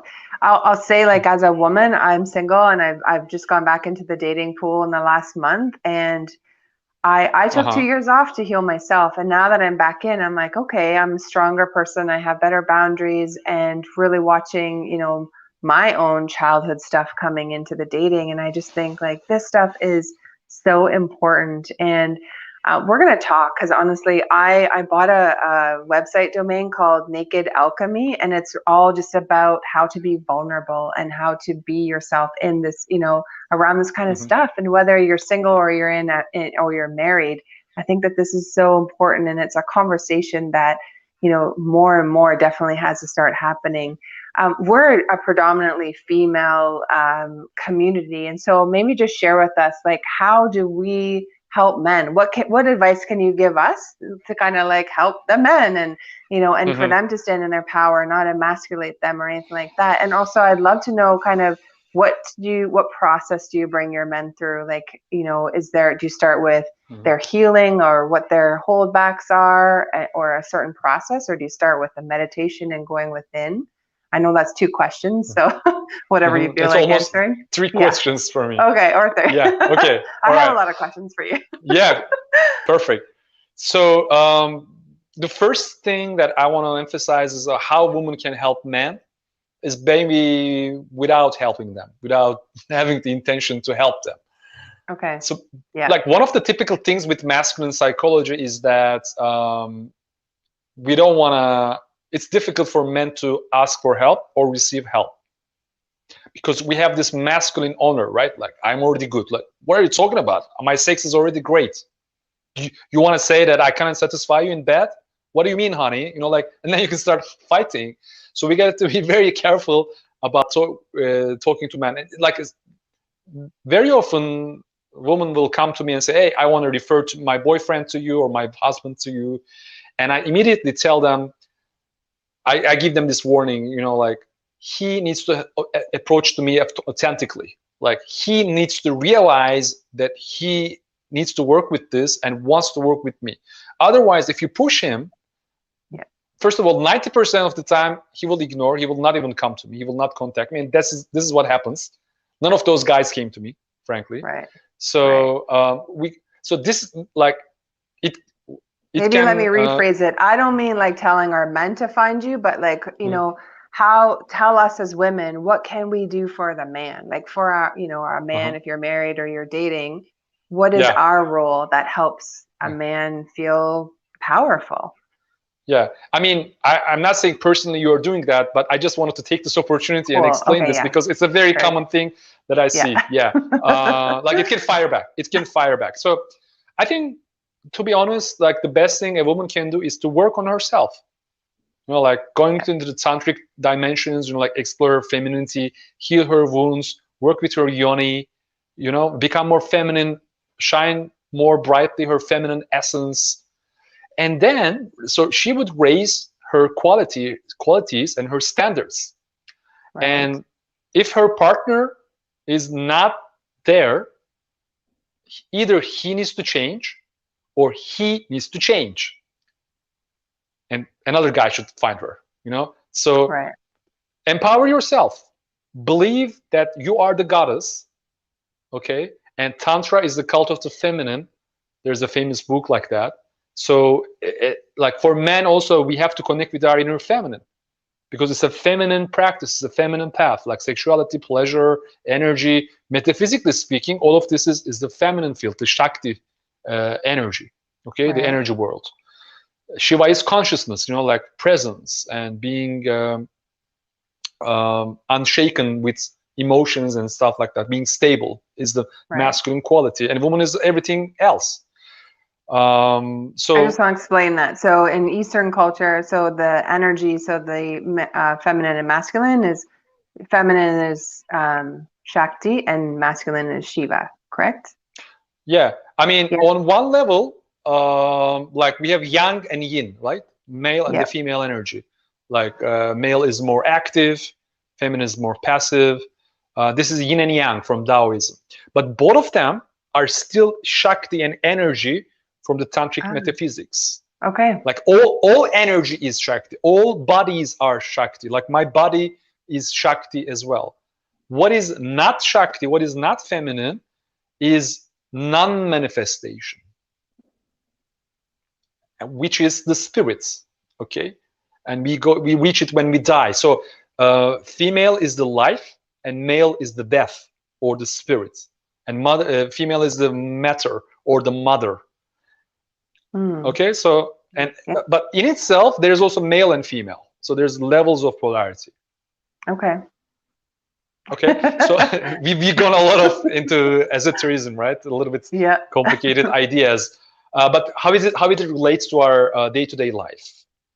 I think David Deida is a great author in that, and I still find him fascinating by the way he depicts these pictures in his books. For example, he talks about 3 stages of evolution. The first stage, couples occupy the typical roles, like a man is a macho male dominant man and his partner is a submissive housewife, kind of like our grandparents, so to say, or even maybe my parents are, to some extent, they are like that.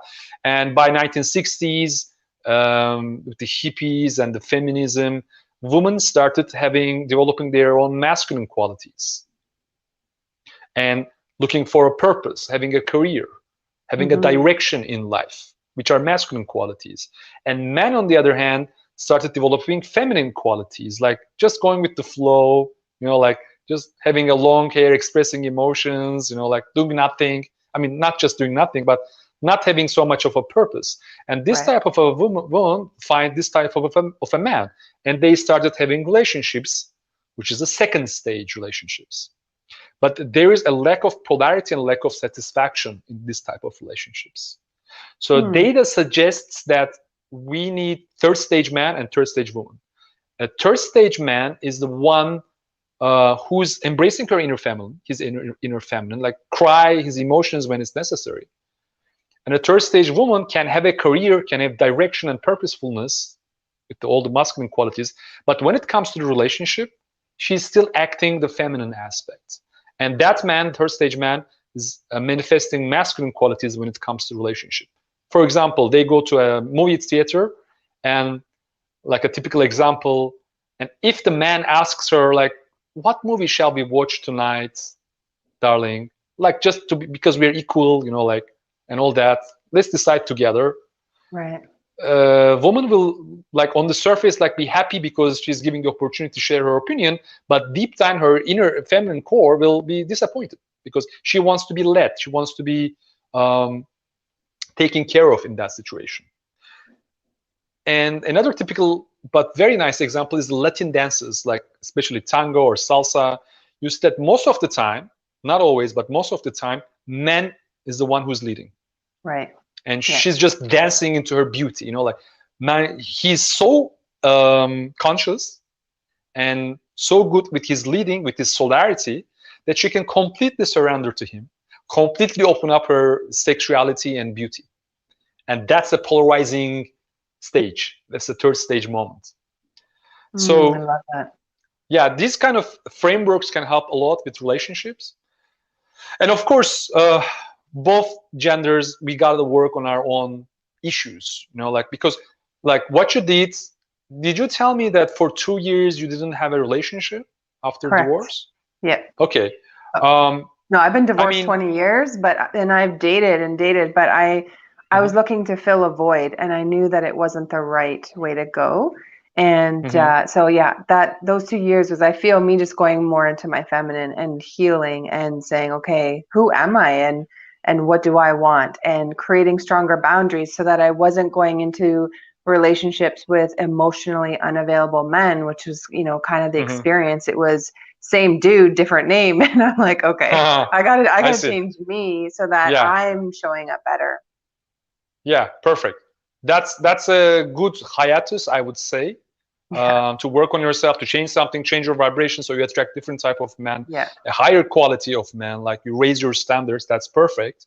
But nevertheless, no relationship is perfect, right? Like we will still have issues, we will still have fights and conflicts, and they are part of the relationship. And no conflict relationship is not a healthy relationship. Like Jordan Peterson talks about that as well, famous professor of psychology. So so the tantric couple or the tantric people are the ones who have the awareness that any shit can come up during the relationship, and we are kind of mirroring these things to each other. And most probably these are individual issues of ours coming from our childhood. Our relationship with our parents is like this offers us an opportunity for healing, right? So when we have this awareness, these conflicts, maybe not all the time, but very often, it will lead to healing of the trauma itself. Like you can take a space, you can go to your own room and cry out that emotion, or just express into journals, or I don't know, you know, like just cry it out, or just admit it to your lover, you know, like, oh, like this is, you're pushing my buttons. It's so painful for me, but it's healing me too. Keep going, but never mind my tears. You know, like I still love you, but it's difficult to be with you. But it's how it is. You know, like this is how life is. You know, like so this openness and going into vulnerability and honesty, I think can help a lot. Yeah, totally. And it's, I mean, and I like how you're saying that in the stages. And I want to learn, like, where did you learn about the stages, like stage 1, 2, and 3 of a man and woman? I never heard that before. David Deida, he explains very nicely on his seminars or his like presentations. He is a very funny guy as well. Okay, I never heard of him, so that's neat. Thank you. I feel like it's in stages, you know, where it's a healing of yourself and finding out who you are and creating strong boundaries. You know, often we date or we marry people who are just like our parents. It's because it's what we know, it's what's comfortable. Subconsciously, we usually end up in those kinds of relationships, right? And then you're like, oh my gosh, what happened, you know, and you want out. And it's like, no, it's, you know, take the time and figure out who you are, heal yourself, so that you are showing up stronger and have, you know, a higher quality relationship. It's not that I, you know, myself or the other person, it's not like you're better than the other person. You've done the work. And I feel that you come with a stronger sense of who you are, and that, you know, that just complements the relationship. We're not to have anyone complete us, right? We are whole. We are the person that we're looking for. And I really like, you know, how you're sharing that. I think it's just so important for the collective and for the world to know, you know, just how important that inner work is, because we show up as better people in society, you know, for whatever it is that you're looking for, whether you're in a relationship or you're single. One thing, you know, I'll just say is, for as a woman and hanging out with my other female friends, is we're, you know, in a sense afraid to date, and I'm sure guys are too, because we're looking for the king, you know, and we keep finding the wounded little boy. And it's like, oh, you know, I don't want it to be like a project, like, oh, heal him. You know, we're very much fixers, often a lot of women, and it's not our role. It's not our role to fix anyone except for ourselves. And so, you know, I love what you're doing, because I'm saying, bravo, please, you know, present more men to us, more kings that we can honor and revere, and, you know, really just step into that beautiful union. But I really think it does have this element of vulnerability and knowing who you are and going within And these are the new ways of communicating. Being vulnerable, it doesn't mean that you have to be submissive or you're in this place of no power. It's actually, you know who you are, and you are secure in that you are safe to be vulnerable. And I think it is so beautiful. It is very much like a dance. And you spoke to my heart there, because I lived in Costa Rica and we salsa danced all time, throughout the week. And it was like, yeah, back when I didn't have responsibilities. Where are we going salsa dancing tonight was, our biggest thing. Or are we going to the beach? But really, when you are allowing yourself to be open, if you think of a salsa dancer, and if you're not sure what salsa dancing is, or, watch it on YouTube. It's so beautiful. You're going to really see. And how I felt like a little princess, dancing, because he's leading and you don't have to think, you just follow. And it's just a really beautiful way. And I think that even in life, we are in this dance. You are in a dance with, relationships, whether it's, a romantic one or not, even with our families, our coworkers and such. And I just think this is a really important conversation. Yeah, thanks for bringing out amazing points, right? We are mostly finding a partner who's filling in some space that we are missing when we are a child, like the Oedipus and Electro complexes from psychological understanding. Like girls find a boyfriend or husband who's reminding them their father, and we boys, we tend to find a female partner who's like representing our mother, like, and similar issues, and this is a great awareness, like, okay, I'm doing that, so what can I do about it? Maybe I can stop doing that. Maybe I can be free from these conditionings, because I think I'm free. I think I'm choosing my partners with full 100% authentic freedom, but I'm not really doing that, because I have deep conditionings that are making me attracted to a certain type of people and not attracted to other type of people. So once I free myself, once I do my liberation, like the mukti or nirvana, or like you can use any kind of satori or whatever word you want to use in that sense, you can choose a much higher quality partner. And another thing I just remembered from your sharing is that we need to support our how to call it, like same-sex friends, like boys, men, we have to come together and really support each other, create men's circles. It's so essential. Awesome. We empower each other, and you woman, you need to, and there are a lot of circles who do that, like just coming together, just embracing each other, empowering each other. That's so much useful and so much healing. Yeah. That's so cool. And so that's an open invitation to anyone who's watching, and you maybe feel alone, or you feel like you don't have people to talk to. Create a community. You need 5 or 6 people who are just like you, or have had some kind of experience that's similar. You have a commonality, and you create the community. We heal in community. We don't heal on our own. That's been like the biggest message for me this week, thinking about, how did our ancestors do this? They came together as a village when there was a problem, and they worked on it together, right? It's that community healing. And I feel like the collective really needs that, right? As we move forward, and we're in this beautiful time in this age of Aquarius, and where, the patriarchal masculine is falling down for this, beautiful balance of the feminine and masculine energy to really step in. And having, understanding even what energy is, and energy healing and energy work, it makes life so much easier. You don't have to, even if in the dating realm, do I date this person? Do I not? Or, whatever. We just really get good at listening to that inner intuition, and it will direct you. Do I do this for my husband today or not? Or just, those kinds of little things. I think it's almost like a superpower, once you can start to tap into that and really understand how it works. Maybe I can pick something up from your sharing. Yeah, absolutely. I think part of the magic in relationship is that to be able to tolerate the other in their otherness. Like we sometimes go crazy. Oh, she's like driving me crazy. Like she's so, I can't get on well with her. Like we will never get on well with her about this. And that's okay. And that's part of our natures. For example, there's this famous book called Why Women Cannot Read Maps and Why Men Cannot Listen. Because our brains were evolved in like in the cave age, ladies were mostly in the cave socializing and talking, and we men, we were outside hunting, and we didn't speak much.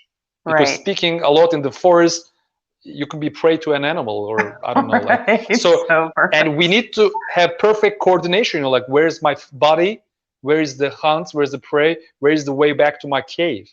So we have this perfect orientation in like 3-dimension, like, so we can read maps excellently. So a lot of things are like part of our nature. So we, as you said, stop fixing each other and tolerating the other. So I want to point out something like there's this lately a lot of movements like Me Too and toxic masculinity hashtags and stuff like that. Like we men, we have certain qualities that are just masculine. This is just how it is. Right. It's not bad. It's not good. It's just how it is. And if, as a society in general, as feminists or as women, we try to always cut it off and make it trimmed and make it more, I don't know, civilized or whatever. We also we are throwing the baby with the water bath. Yeah. Water in the bath. We know what you mean. So I couldn't pronounce that phrase. Anyway, so you know what I mean in relationships as well. You know, like sometimes we are triggered by the nature of the other sex. You know, like women are a little bit crazy. You know, like they are not always rational, and a lot of husbands are trying to fix their wives. You know, be more rational, be more logical. You know, like she can't, and she doesn't have to be, and she's beautiful like that. And we men, we are logical and more rational. And because I am a first-hand victim of this. I am also divorced. My ex-wife, she's a very spiritual woman. She's an energy worker and all that. And sometimes she just wants me to be like her, but I can't. Right. Even though I'm a very spiritual man, even though I understand energy very well, I'm still a man. And the way my mind works is scientific and logical, even if it's esoteric and spiritual stuff. So she was trying to fix me and don't tolerate, and she has huge issues with her father, you know, huge issues. So and projecting all into me and not being aware of those projections created a disaster, you know, like, and then it spiraled down. So I guess the message and the lesson here is that don't try to change the other sex. Yeah, thank you. We definitely need to hear that. That's a good reminder for us. Yeah. I'm 100%. Reminding myself every day, like as much as I can. Yeah. And I think, you know, what you're saying is really, and what we teach is just stay in your own lane. You heal you and not the other person. We can't fix anyone else. You're never going to do that. And it's just simply, as we work on ourselves, then what happens is we're elevating. The other person's either going to say, wow, I need to either elevate with them, or they're just going to fall away, right? And it will be gentle, and it won't be something that's so harsh. And I just want to come back to the dancing, because I think it's Christine, I can't see who the comment is, where she said she took ballroom dancing and had a hard time with it. And I feel that comes from our wounded masculine. I remember I lived in Costa Rica for 4 years. I learned like street salsa, right? I didn't learn in a dance studio where there was an 8 count. I learned how to feel the music and to follow my partner. So very much like, you know, just I learned in, you know, with a local from living in Costa Rica all those years. And so I came home and I was so excited because, you know, back in Canada, and there was a little salsa night or whatever near me. And I went and I danced with this gentleman, and he was really good. I kind of was observing the floor, and he asked me, and I knew he knew his stuff. And I was like, okay. And we were dancing, and he says to me, you know, you should take lessons. And I was so offended. I was like, screw you. I just spent 4 years, you know, in Latin America. What are you talking about? Like, I learned how to salsa dance, right? I'm thinking. And so I sat with it for the week, and I went back the next week, and I thought, and I paid more attention to what he meant. And they have this 8 count. There was a certain way that teacher had been teaching them in the free classes that all of those people in that place were learning. And so then I just learned how to dance the way that they were. And I started to learn the counts, even though it still can trip me up a little bit, but I was able to work with them. And for him, I really feel he was a mirror for me, like watching my ego, you know, not getting offended and being okay to take that constructive criticism. You know, if I was so hurt, you know, and I couldn't listen and just thought he was a jerk, then I would have had a totally different experience. But I said, okay, you know, how can I understand what he's even talking about? And then it was really beautiful. And I had a better experience actually when I was there, because I understood how those people were dancing and could follow along in that way. So I wanted to speak to anyone, if you've ever been dancing or you've thought of taking it, try it, because especially as a woman, you know, I've had guys say too, like, can you let me lead? And it's our wounded masculine where it didn't feel safe to be feminine for a lot of us. And so we've had to grow up in our masculine, right? Like, I can do it myself. I'll take care of it. No, I'll open my own door. It's like, no, you know, sit back, you know, be that gentle feminine. And when it's appropriate, right? We have that both within us.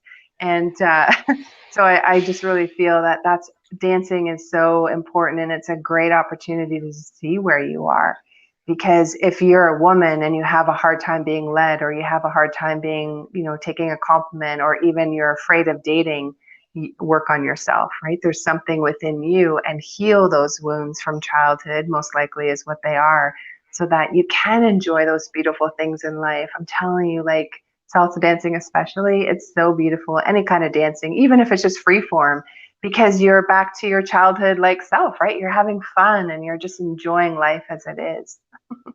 Yeah, dancing is great for going into the flow state. I love dancing alone, for example, more than dancing with a partner, because it can turn into a complete meditation, like the dancing Shiva. I don't know what that is. It's Shiva is a god in the tantric tradition, like it's representing consciousness, but it has a lot of aspects as well. And one of the most famous ones is Nataraj, the dancing Shiva. Okay. Is that the character with all the arms? Yes. Okay. Yes, that one. Yeah.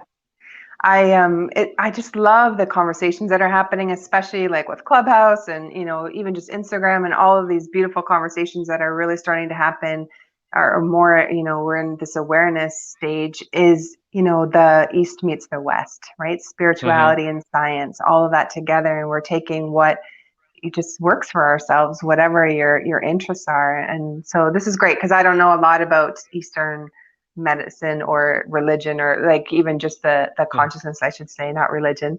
And so this is really helpful information for us today.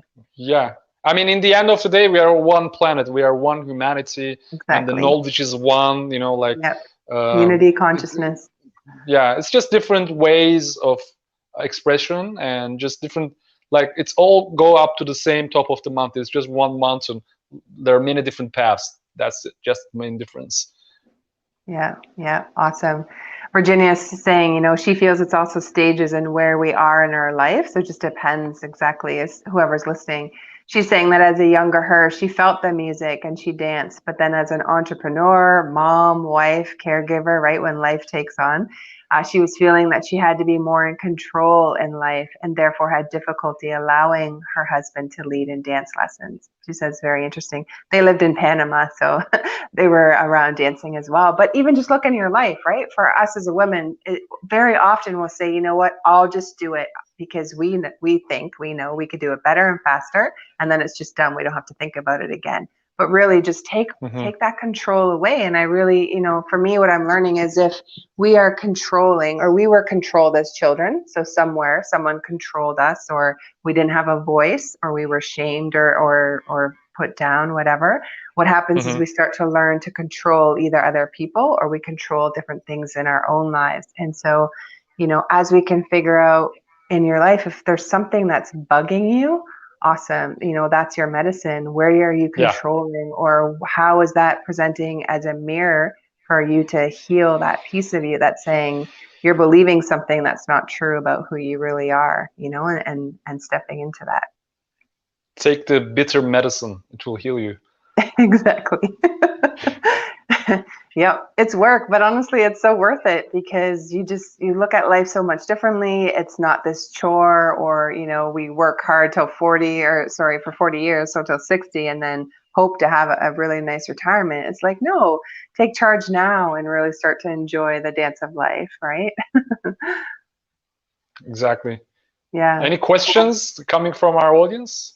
Nope. They're just taking in what you're saying. We've had a lot of like yeses and people are saying that they agree with what you're saying. So this is awesome.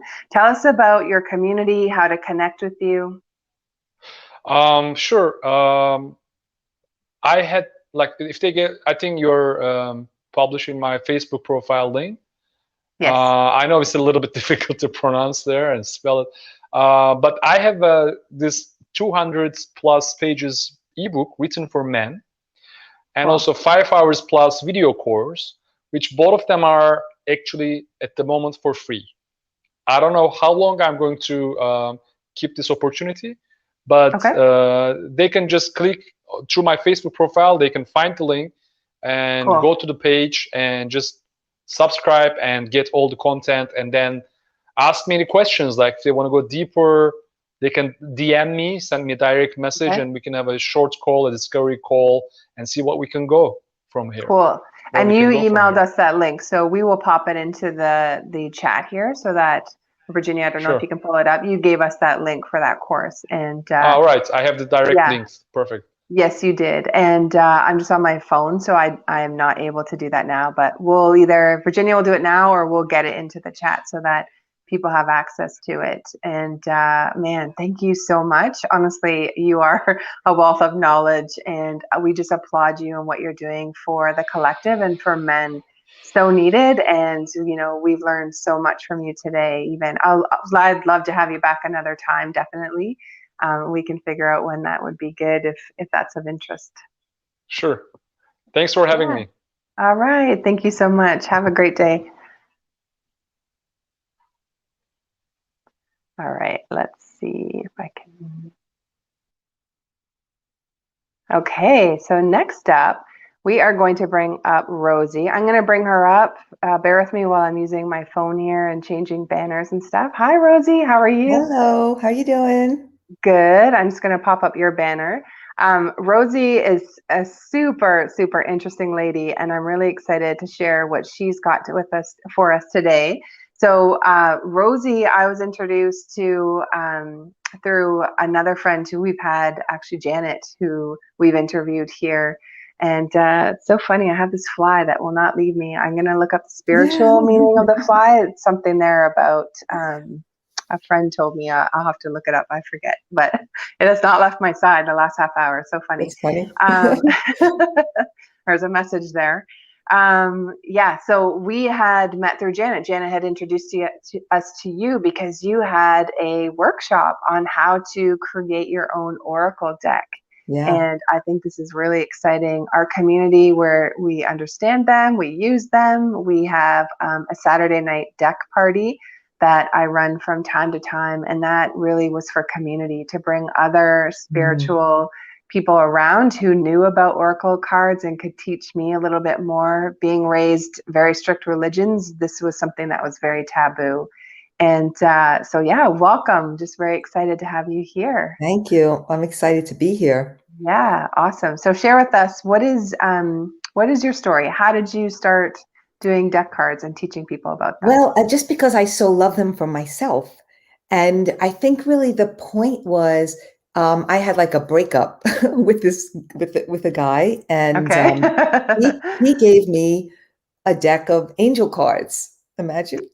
And those were like life-saving for me. Like they just got me through the most difficult times. So I just started to see what an amazing tool that was. Right and on. Then I created one for my people when I was teaching self-love. I created a card deck, really to fill a need of people asking for a small, simple thing that would take them to their next step. So that's kind of how I think of cards, as this, you know, oracle cards. They're just wisdom cards. They're just intuitive cards. They're just like a little guidance system, like a small little ping to just get us out of wherever we are and moving on to something better. Right. So I think that most people think that they use other people's cards. and they might not think that they can create their own deck. Right. And This is so true. I teach people that that is possible, how to create your own deck, and all the reasons that you would want to. If you're a spiritual entrepreneur, especially, because Yeah. your people understand what card decks are, but really anybody, authors, speakers, teachers, healers, which I'm sure are a lot of people in this group. It Mhm. becomes the most amazing tool for you to connect with other people. Right. So Awesome. I kind of call it the gift that keeps on giving. Also like a seed that you plant that grows your business and your community and your bank account even. Like it. So, but I'd love to pull a card from. Oh, we would I love it. Like this community loves that definitely. If anyone, can we actually ask if you would want to do a couple readings later? Like if someone Sure. wants a reading, Yeah, I they could can pull pop cards for just people. like Absolutely. me or put a heart or something in the chat. Yeah. Let's Yeah. back up though, because I feel Yeah. that some people are newer to cards or have no idea what Okay. they are. So let's start there. Like, can you explain the difference between an oracle card and a tarot card? So they're all divination tools, but tarot has a particular way that you do it. Like Right. it's very specific. You have to learn it. You have to understand it. It takes many years to get good at it. And also you have to practice your intuition and let the divine downloads come. There's another kind of cards that are similar to tarot, which is called Lenormand. Oh, I never heard those. That. So it's similar to tarot in that there's symbols and images that mean certain things. So you have to know what those things mean, and then you'll pull the cards and you'll be able to tell a story for a person. So there's those type that are, specifically an instrument that you study and understand the meanings. You also intuit, but there's meanings that you have to include. With regular oracle cards, you are pretty much left to your intuition and your guidance system. So they're great because they could be for anyone, and anyone could do them much easier. You just have to learn to practice your intuition, which is what we're all doing anyway, right? Right. That's cool. And I know that, so I was raised Jehovah's Witness and then into a Baptist family. So Yeah. where this was totally taboo, like not even to have it in your house. It could bring in Catholic evil. too. It's like, yeah, it's a no. huge myth, guys. Like it Right. does not, they're not evil at all. Right. They actually are really great tools for bringing you some kind of wisdom or a thought or a message where it actually ends up opening these other doors for you. So they're really beautiful.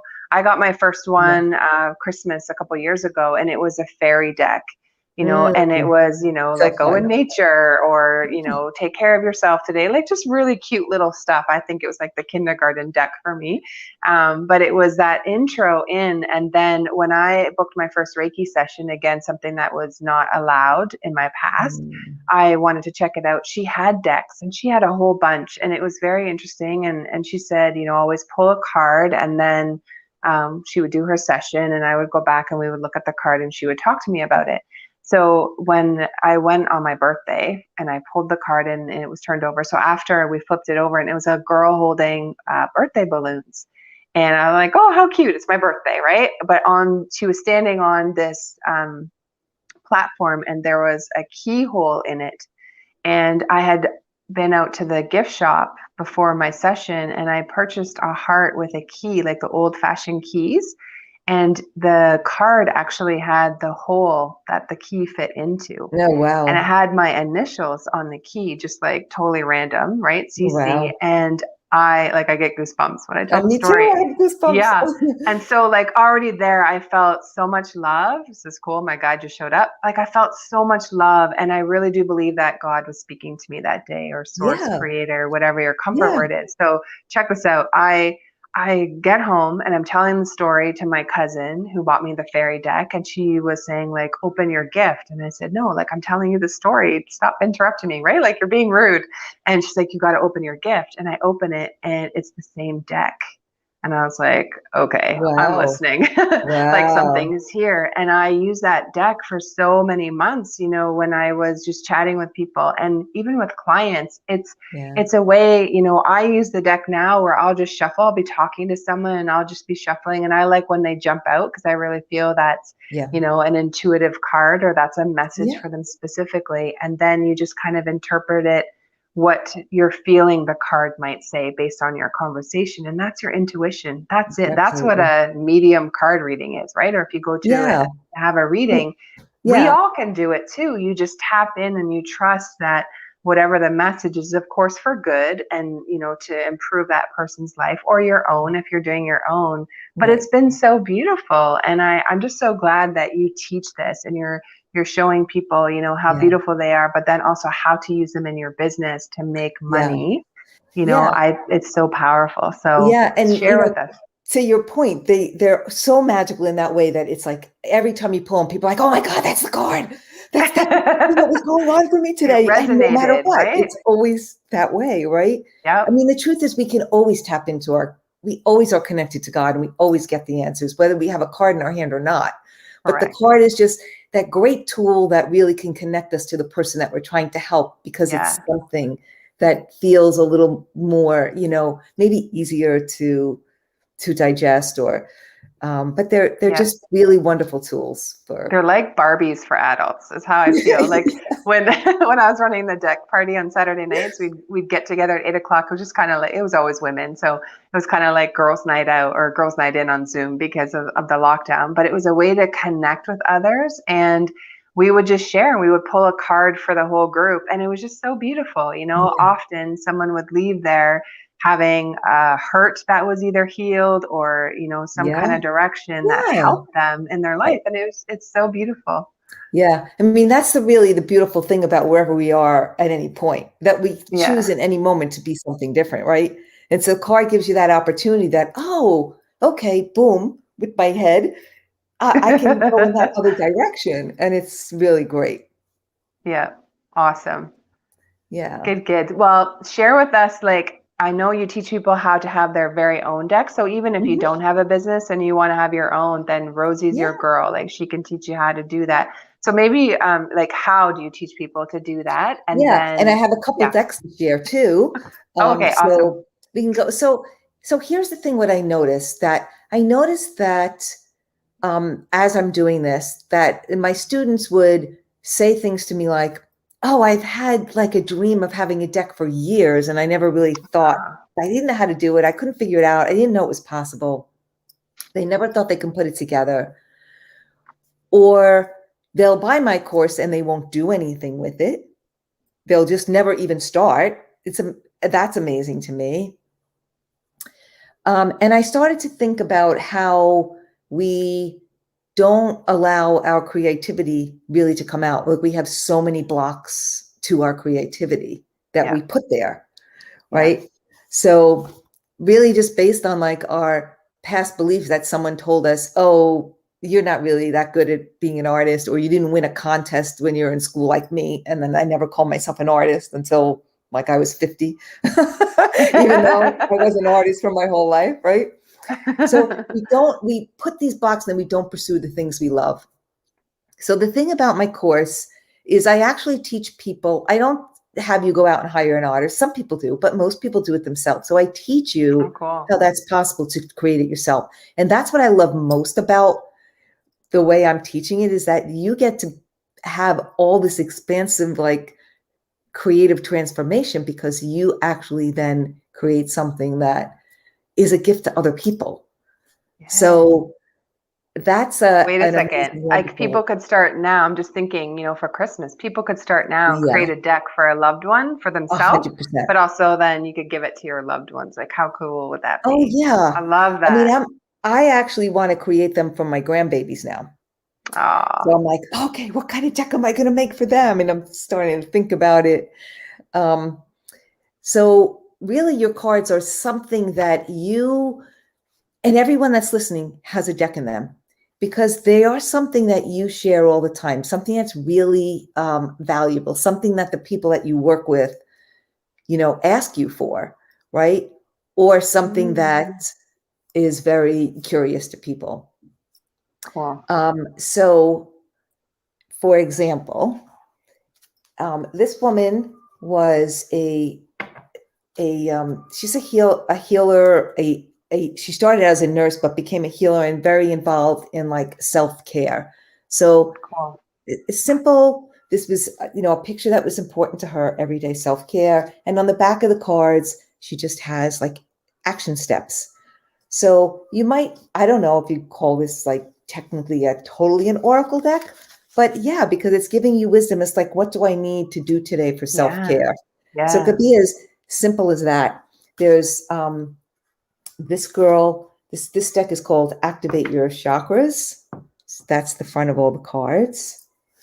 And her cards would look like this. They have actions, answers. Beautiful. Yeah. So this one is just tune in. Your intuition will guide you today. Notice how it comes to you through words, thoughts, even a song, a lyric. Bring curiosity to how your intuition leads you. Beautiful. So really beautiful, all different, gorgeous, right? So what it does is as you're creating it, you go through the things in your creation process that stop you and block you. So some of these women are, and I know how to like stop them immediately. They'll be like, oh, well, I need to just make sure that the size is right. Like they'll have the actual deck in their hand and they'll be like, well, I don't know, maybe I should change the size or maybe I should. And I'm like, no. Those cards are ready for you to go out there, but it's like us stopping ourselves from going out there and letting someone see our beautiful creation. You're helping people to heal their fear. Like, I don't know if you're aware of that. 'Cause even when you said, I teach people self-love, you're doing this through the gift of the cards, but they have something tangible that they can have at the end. It's so interesting because we're our whole life trying to put the things that we do together. So started out as like this self-love, spiritual coach, and then, but always so super creative that I'm able to bring that part of my coaching into this because it is a self-loving thing to do to allow ourselves to be creative. And I say like our creativity is the divine expressing through us. So when we put a cap on that and we don't allow that to happen, we don't feel good. And that manifests in so many ways of being depressed, of like just not having any energy, not being excited, because we've put this lid on like something that's fired up, that's been inspired in us. It's in our heart. Awesome. It's like, it's like we're smothering down and it feels terrible. So if any of you guys are feeling stuck and like, there's nothing better than a creative project. Awesome. So this woman here, Wisdom, Insight, and Foresight, she's actually in Ireland, and she was able to create this deck, and we had to figure out how she could sell it both in the United States. I see the fly landing on your I know. And Christine, I have to tell you, Christine is on here and she pulled a card. It's called White Raven. She has the animal deck. That's her first deck. So she's very proud. She just got it. And it says trust in the magic, which is so perfect for what you're saying. And so Christine, look up, read in your book, what is the fly? Is there a fly card you have in there? So I'm curious what the spiritual significance is. It's hanging on me. Now it's on my face. It's crazy. But this card deck is super magical because her story is she had some people in her family that were not feeling well. So she painted these are all of her paintings. And she paints with her hands, and then she'll take the brush at the end. So, oh, wow. They're just beautiful. So if you look at this horse card, the other side is about a powerful presence. And she also uses the frequency of numbers. So this frequency number is 441144. And do not underestimate the power of these horses and their presence within your energy. They come with strength, agility, stability, power, and speed. They safely carry you on your journey and provide you with all that you need. So she really was doing this to help herself deal with, the illnesses in her family. And she created this beautiful deck, which now she's doing readings for people. And it's like amazing, beautiful. So so much special, really special magic. This, and that's for sure an oracle deck. And this right here is another deck from a woman who, what she does is when we met, she told me, I inspire beauty. I want people to see the beauty in everything. But she happens to be a professional oil painter. So her cards are these stunning 48 of her own original oil paintings. Wow. But beautiful. But on the back, she has, these little snippets of, be patient, be curious, be intentional. And her cards come with a little easel where you can just stick the card right on your desk. Oh my goodness. How cute is that? So what she's doing with her gift is, obviously everyone can't afford one of her oil paintings. They're the only one of a kind. And you might not have wall space, even if you could. But now you can have 48 of them in your house. Brilliant. And be inspired with that beauty, right? Brilliant. So the idea that there's something in you that can come out and that you might not even know what that is right away. And you might not think that you have a business in you, but I guarantee you there's a business around whatever content. Yeah, you know that. Speaking my language. Yes. Yeah. Whatever content you have, there's someone that needs to hear it. It's so great. Yeah. I feel that we go through something and then we come up above it, maybe onto the mountaintop, or we just feel like, okay, we did that really hard thing and we learned these things, and now you just reach back and you help the next person who's stuck in the hole how to get out of it. That is 100%. Yeah. So another deck I want to show you. This happens to be my deck, but this is my first self-love deck that I made. Oh, cool. And really, I mean, it is one of my favorite decks. And even though I had a book and a journal, this card deck, when I would do speaking and people would want to bring something home, I would say, take the card deck, because I just knew that they would do more. Like, people buy books and they put them on the shelf. Not every book, but, it seems more burdensome, right? But if I just say to you, can you just pull a card, one every day, you are more likely to do that, right? Yeah. So these were simple little things. And then on the back was a place for you to record how you felt about the action step that you took. Neat. So there's so many different things you do. And I teach you everything from what the idea is going to be, like brainstorming the idea, to where you already have your content, where your content is. So I say that your content is, where are you speaking? Where are you, posting things? Or what are you talking about all the time? So you might say, well, I don't have a content. I don't have a blog. I don't have a book. But what are you doing all that? What is your passion that drives you every day? That's where your content is. Yeah. Right? Love it. Oh my gosh, we will have you back. Like, I know you have the workshop, so we'll bring that into our community. We're bringing out a big project. We're going to share that tomorrow morning. So we're getting our legs with that. But once we feel, that's a little bit set, we're going to have you back for a workshop for our community, and we'll share the invite, of course, in our Facebook group and such, because I think this is really cool. And there are so many things you can do with it. For you, I was thinking, for the grandbabies is, what grandma wants you to know. And that could be, messages for them, your little memoir of your best tips for them, or whatever it is for your kids or a loved one. And because what my grandbabies inspired in me, I'm like, you know what? I want to get a little grandma club that will make cards for their grandbabies. Yes! Because there's certain things gosh, you want them, right? Yeah. You want them to know certain things you like. If you're not going to be here anymore, what are the things that you want? Oh, thank you. What are the things that you want those grandbabies to remember about you? So this is something that they say, oh my God, this is my grandma. My grandma's like wisdom. So that's going to be coming soon to the grandmas, to the people that don't necessarily have a business, but have something really important to share with those little guys. And then you never know where that's going to lead. I've had people that have made card decks and then like, oh, now I'm going to do a book, because it opened up that creative flow. Yeah. And Yeah. also this almost becomes like, oh, this is my outline or, you know, my chapters. And now I just realized that I had all this content that I need to share, that I need to share.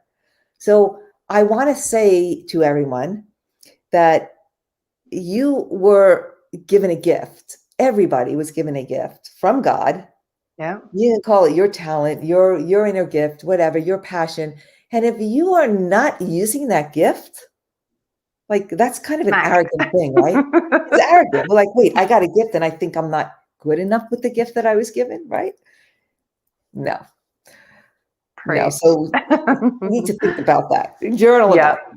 Yep, I love it. I love it. Okay, we only have a short time left, so we'll have you back on, of course.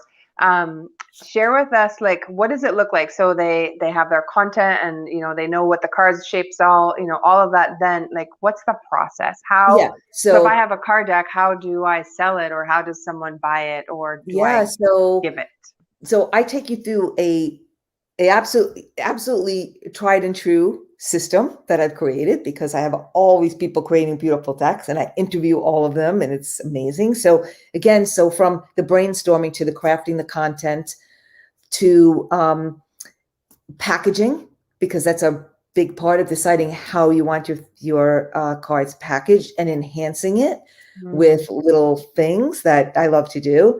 Then actually designing it yourself, to leveraging how you can leverage it to grow your business. What things can you do with it? So are you already teaching a course or doing one-on-one coaching or readings with someone else's card deck, right? So how can I have one woman who has a chakra deck, chakra numerology, cosmic energy forecast deck. And what's her name? Her name is Jo. She's going to be on. Yeah, she's coming. Joanne. Yeah. So she teaches people she teaches people about her card deck, to use her card deck to train other people. So she gives them a certification. And so again, talk about the gift that keeps on giving, right? Yeah. She's helping other people help other people with this one card deck. So it's really fantastic. Okay. She's on in July. Yeah, Joanne. Yes. You're going to get to know the sizes, how many you're going to want to order, the different printing options that you have, and I will say that this is not something that you say, oh, but I don't have all the money to lay out for printing. I have options where you don't have to do that. You literally can have a card deck in your hand for $15, after you take my course, without having to lay out all kinds of stuff that's going to sit in your garage on a shelf while you're selling. Right. Yeah. That's good. Yeah. Okay, cool. So upcoming, everyone, will be a workshop, but in the meantime, kind of we have 5 minutes. What are some things that you just want the community to know? I know that you have a deck on we have our 3 readings too.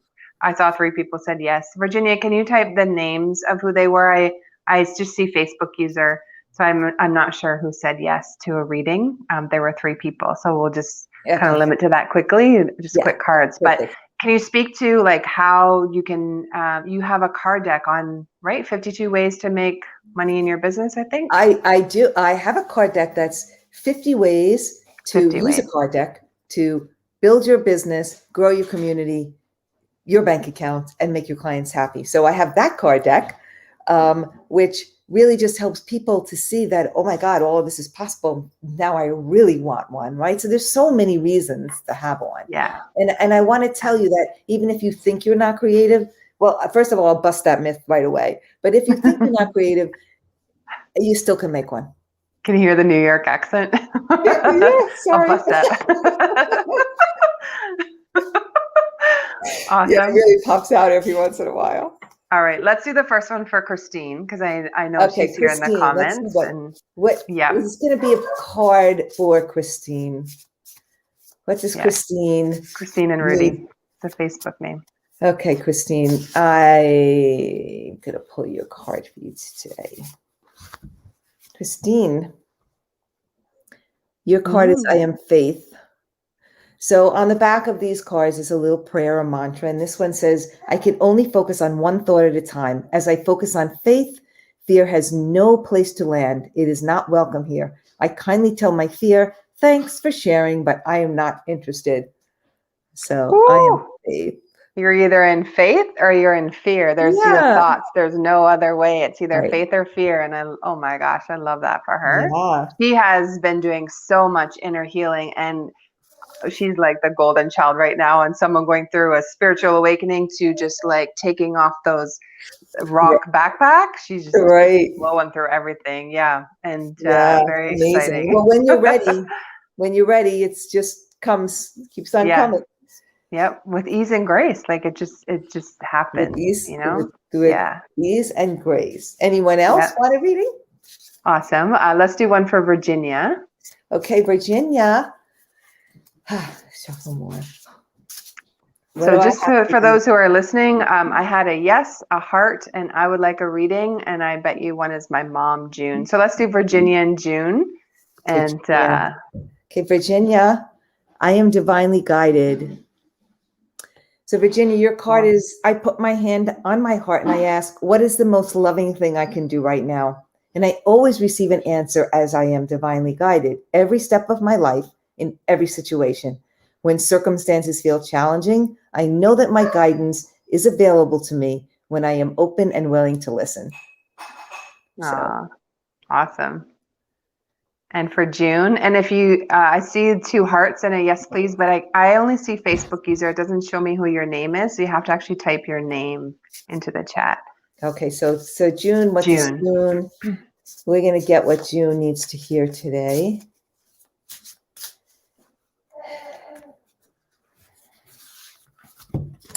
So I don't know why I'm wanting to pull from a different deck for June also. So I'm just gonna follow along with that.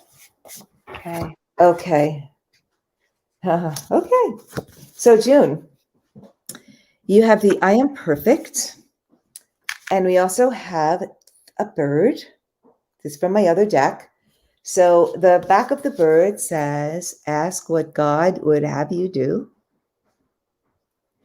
And I'll read the back of the I am perfect. And it says, there can be no imperfection in the divine.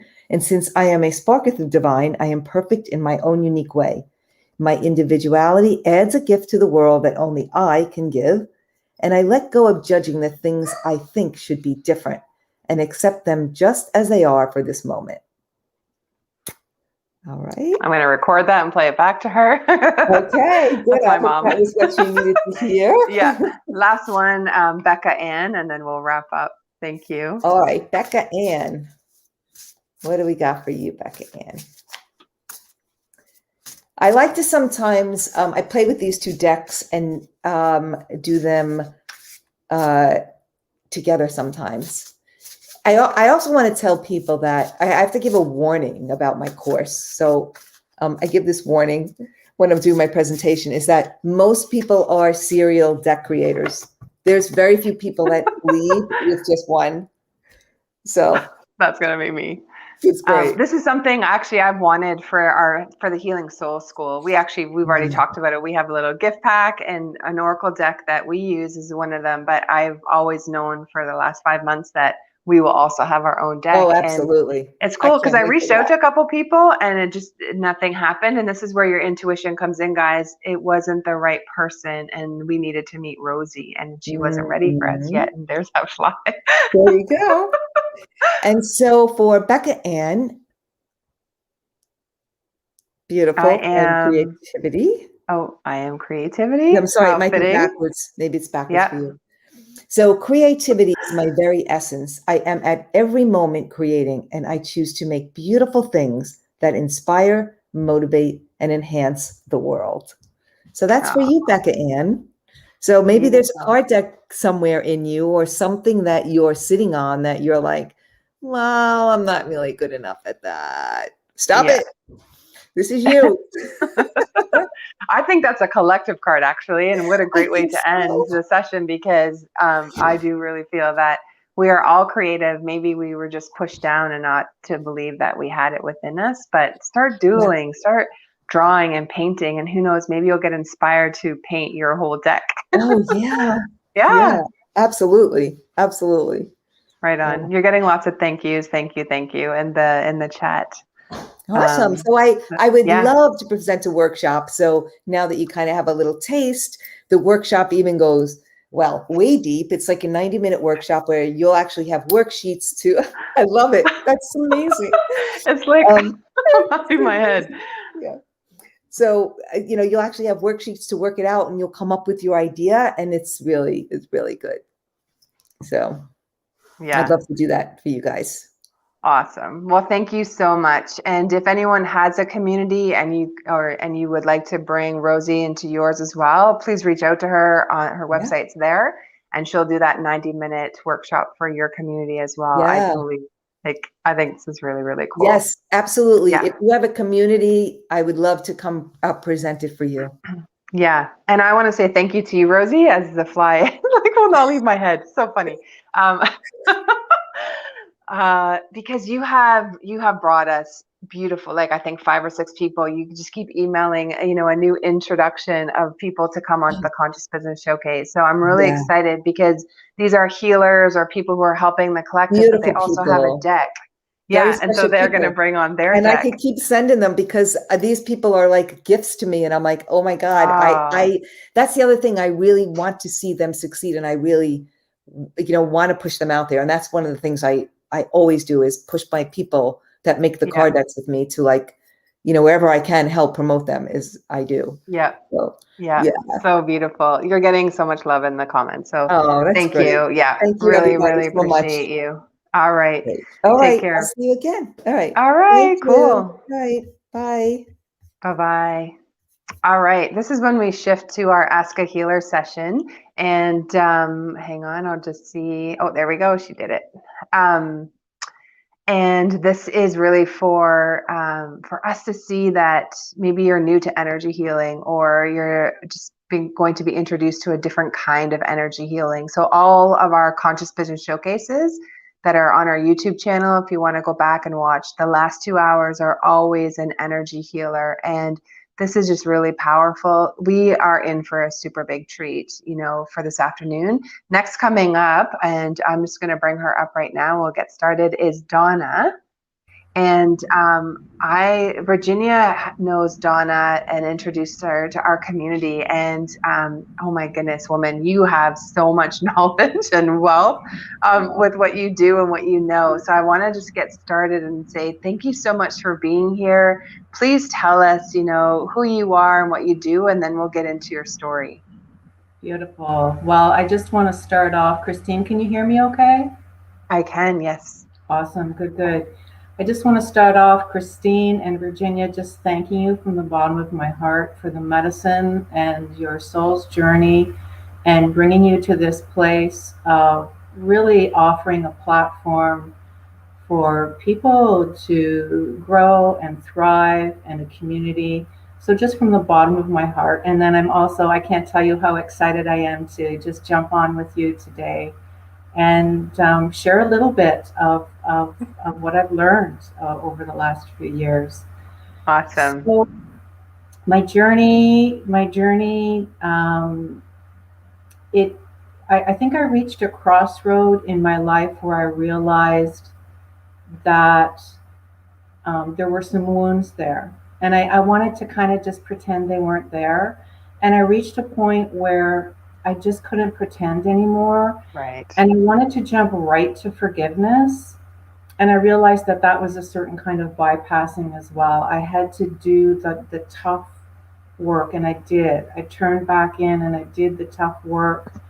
And I feel that there's just so many of us wounded warriors now where our deep, deep wounds become our deepest medicine and become our healing message for the world.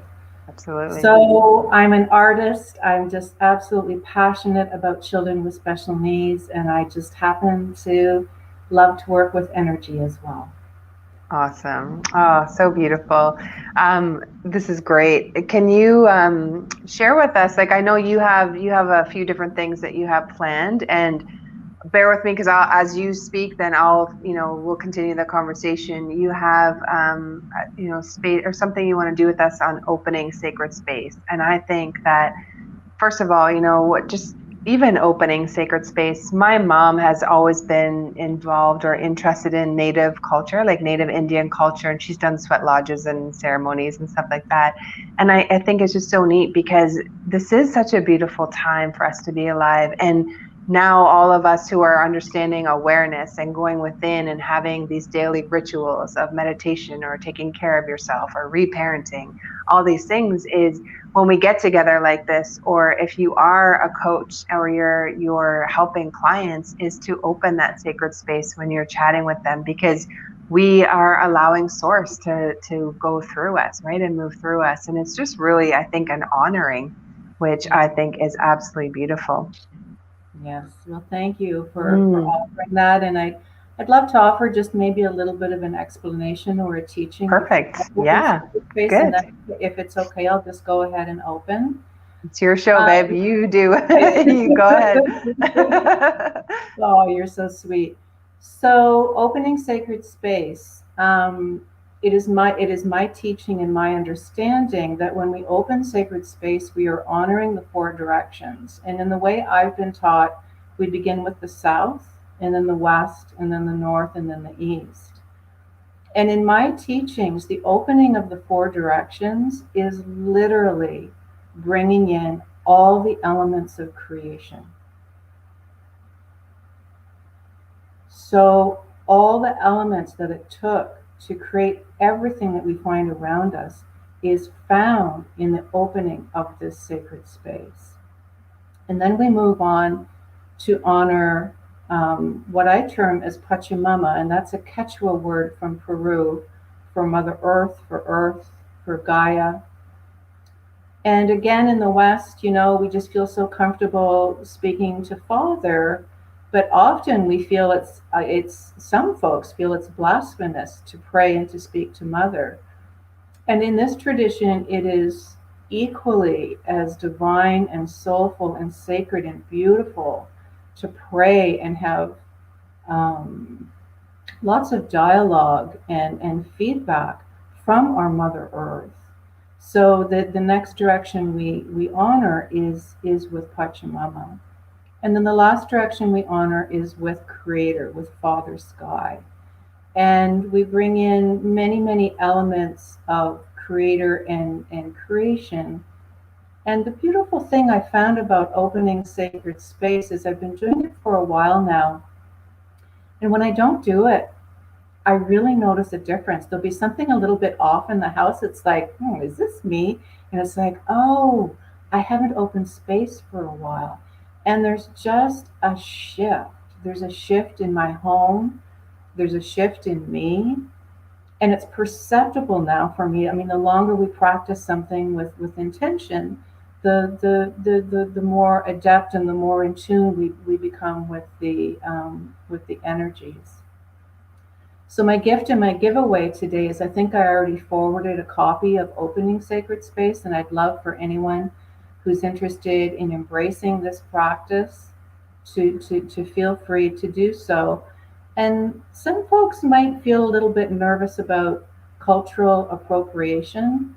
And it's my understanding that we live in a time where many, many souls are shifting and growing, especially in the West. And there are many prophecies that say that the new shamans, the new healers are coming from the West. The Dalai Lama has been quoted as saying, how all of this is going to turn around is from the women of the West. Yep. Yeah. So please don't worry. There was a time when if I opened space outside of my tradition, I could be culturally inappropriately appropriating somebody else's wisdom. But those times are quickly behind us. If our soul feels called to a practice, we've lived many, many lives. And Right. if we feel called to a practice, it is really beautiful that we engage in that and move forward in that way. Oh, it's beautiful. And it's 111 here. And I have goosebumps. I think that's so special. And that's really been my heart too. Like I have felt, I've been around the spiritual community this past year with healers, mediums, psychics and stuff that I had never been a part of before, just from my background. And it is I think we all have source spirit within us and that energy. And I really do feel what you're saying, you know, that if something is speaking to you, or you're getting this, you know, a little message in your ear, or, you know, you light up in goosebumps or whatever it is, that's a message for you. And regardless of what the past has been, I really do feel that we are all a piece of the puzzle here. We're all here to help the collective. And it's just simply, what's your piece of the puzzle? And regardless of what maybe old traditions were, you are here with a gift. You are here for a message for the collective. And it's just simply shine, you know, shine in whatever that is. And what the benefit is, or the outcome, is that another person will be helped or healed. I have this fly that keeps hanging out, Donna, so bear with me. I was giggling earlier because it was in my ear tickling. I'm not sure. He's just so drawn to me. That's awesome. You have a visitor today. Yeah. So if it's feeling right, I'd love to just go ahead and open space, because we can yickety yak all day. It's the feeling of the energies that's the true. I would normally stand, but I'm going to remain seated so that my voice is clear. Okay. But whoever is feeling to honor the opening of sacred space, if you discern where south is, and it's okay if you don't know, it's all intent anyway. Spirit has a great sense of humor. So if you figure out where south is and you want to stand, you just stand and put your hand up facing the south. And then when we switch directions, you're just going to do a quarter turn to the right. So south, west, north, east. And then when we reach Pachamama, I often will get down on bended knee, honoring her, and then standing up for Father Sky. If you want to remain seated, that's perfectly beautiful as well. But I'm feeling to start. Great. To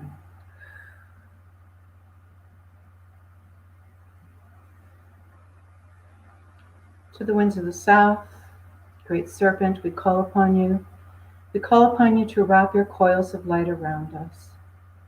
Assist us to shed our past the way you shed your skin, all in one piece. Wrap your coils of luminous light around us and teach us the beauty way. Teach us to move belly to belly with our beautiful mother. Aho. To the winds of the west, we call in Mother, Sister, Jaguar. We call upon you. We call upon you to offer protections. Offer protections to Christine, to Virginia, to everyone viewing today, to myself, to our homes, to our vehicles.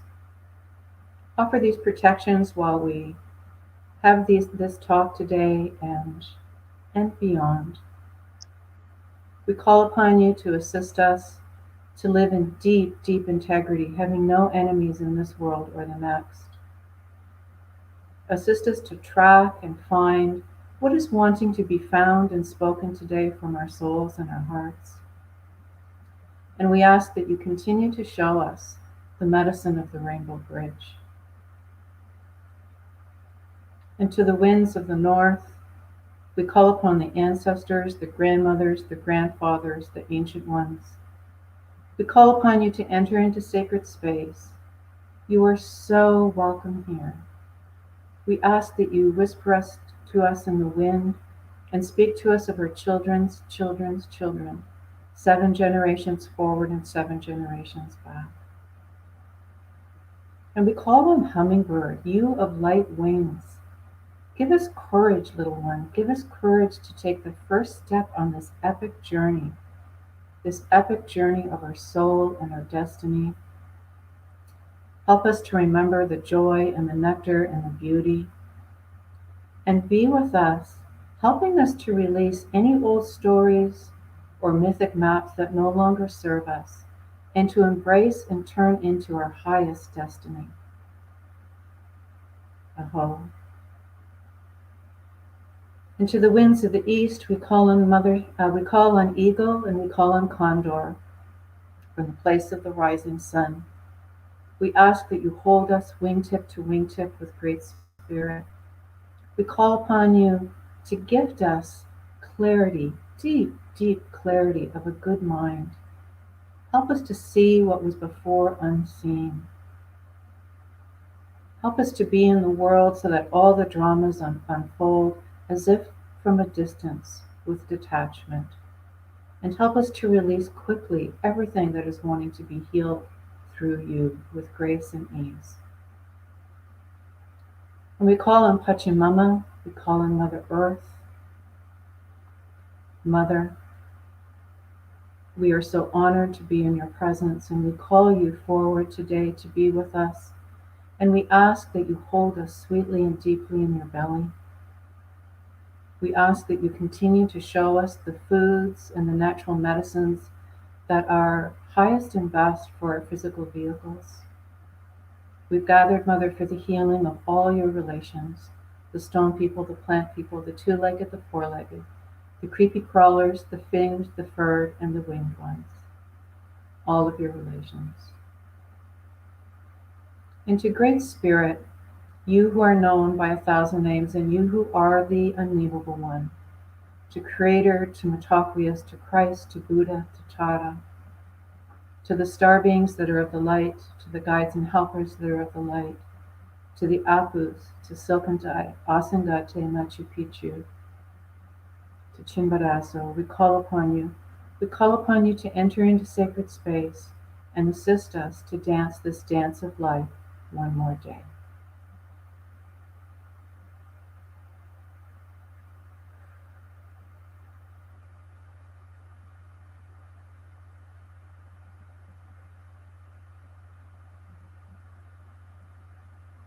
It is my deep honor and privilege to share the opening of the four directions as they have been taught to me.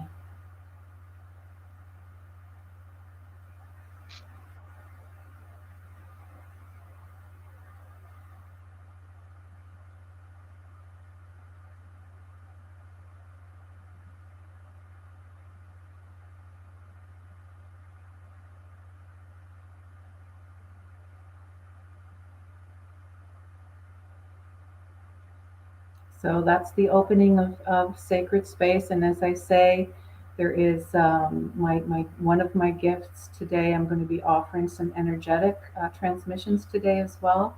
But one of my gifts is to offer a printout of the opening of sacred space. And I urge you to give it a try. The one thing that wants to be mentioned is that when we open sacred space, we do so as I just did. And when we want to close sacred space, there might be times when we want to close it, that we can just do exactly what we did, but put thank you in front of it. Thank you, serpent. Thank you, hummingbird. Thank you, eagle. Thank you. And that thereby closes space, and you can reopen the next day whenever you're feeling. That's so beautiful, and the comments are coming in. Thank you. Someone had posted, and again, I'm sorry I don't see your name. You have to give StreamYard permission to show your name on Facebook. It's always on our post at the bottom to give StreamYard permission. So someone put in the comments Milgwitch. Does that sound familiar to you? Miigwech is, yes, Miigwech is beautiful indigenous. I'm sorry, I lack the knowledge of what language it is, but Miigwech is thank you. Oh, how beautiful. Maybe someone could whoever wrote that, type your name in the chat so I could see who it was. I wonder if it's my mom. This is just so beautiful, and thank you. So we can use that prayer there. Is it considered a prayer, the opening of the four directions? We are also able to use that if we weren't taught. Yeah, please. These are the times we live in where the energies, especially of Pachamama, if I took a stone from Machu Picchu and I took it to Africa, Pachamama is just in such joy of the mingling of the energies in the times that we live in. So please, yes. And I feel it's a prayer, but it's also an opening of ceremony. It's an opening of a kind of sacred energy in our homes and in our lives. Very good. It's an animal day. I have a kitty. This is Goldie. I don't think the fly's going to be bothering you so much right now. No, she's come to take care of me. She's my protector. She's sitting here on guard. Yep. And it's interesting, when I open sacred space, often the animals just pour in. The cats, they'll just flop on my feet, and they know when there's a shift in the energies. Yeah. I just want to show you. She's just sitting here. Oh, did I go the right way? She's just sitting here on guard. Beautiful. Yeah, so cute. All right, thank you. So that's really good to know. So if you are doing a circle already or something like that, then that's okay to be able to use the directions as you're saying. Absolutely. And to say thank you. So what does the closing? Because I've seen some circles do this as well, where they open the space and then they also close it. It's almost like we shared this beautiful, unique time together in, time and space, and it's a closing. Is there anything, special about that, the closing of it?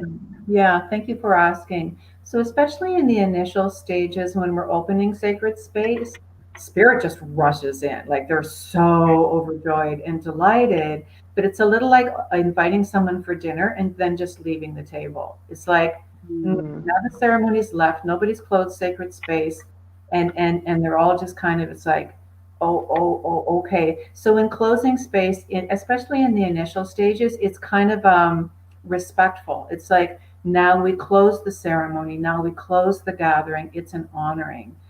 I'm to the point where I have sacred space open 3, 4, 5 days in a row. They just know. Oh, we're here holding space, and speak intention to the sacred ones, to the directions in Pachamama and Father Sky. It's like, I'm going to leave you open because I just love your energies in my home. It's like, oh, okay, gotcha. So, but what I'll do is 5 days later, I'm not the same person I was 5 days ago. So I'll go down and close space, and I'll open it fresh and new, given the person that I've evolved into. And then sacred space opens, meeting me exactly where I am. That's so beautiful. And I'm just seeing, so this is thank you in Ojibwe. And Becca Ann is here. Yeah, she is, she's my mom friend, and I'm pretty sure that she is Native Indian. So this is really exciting to have her here with us today.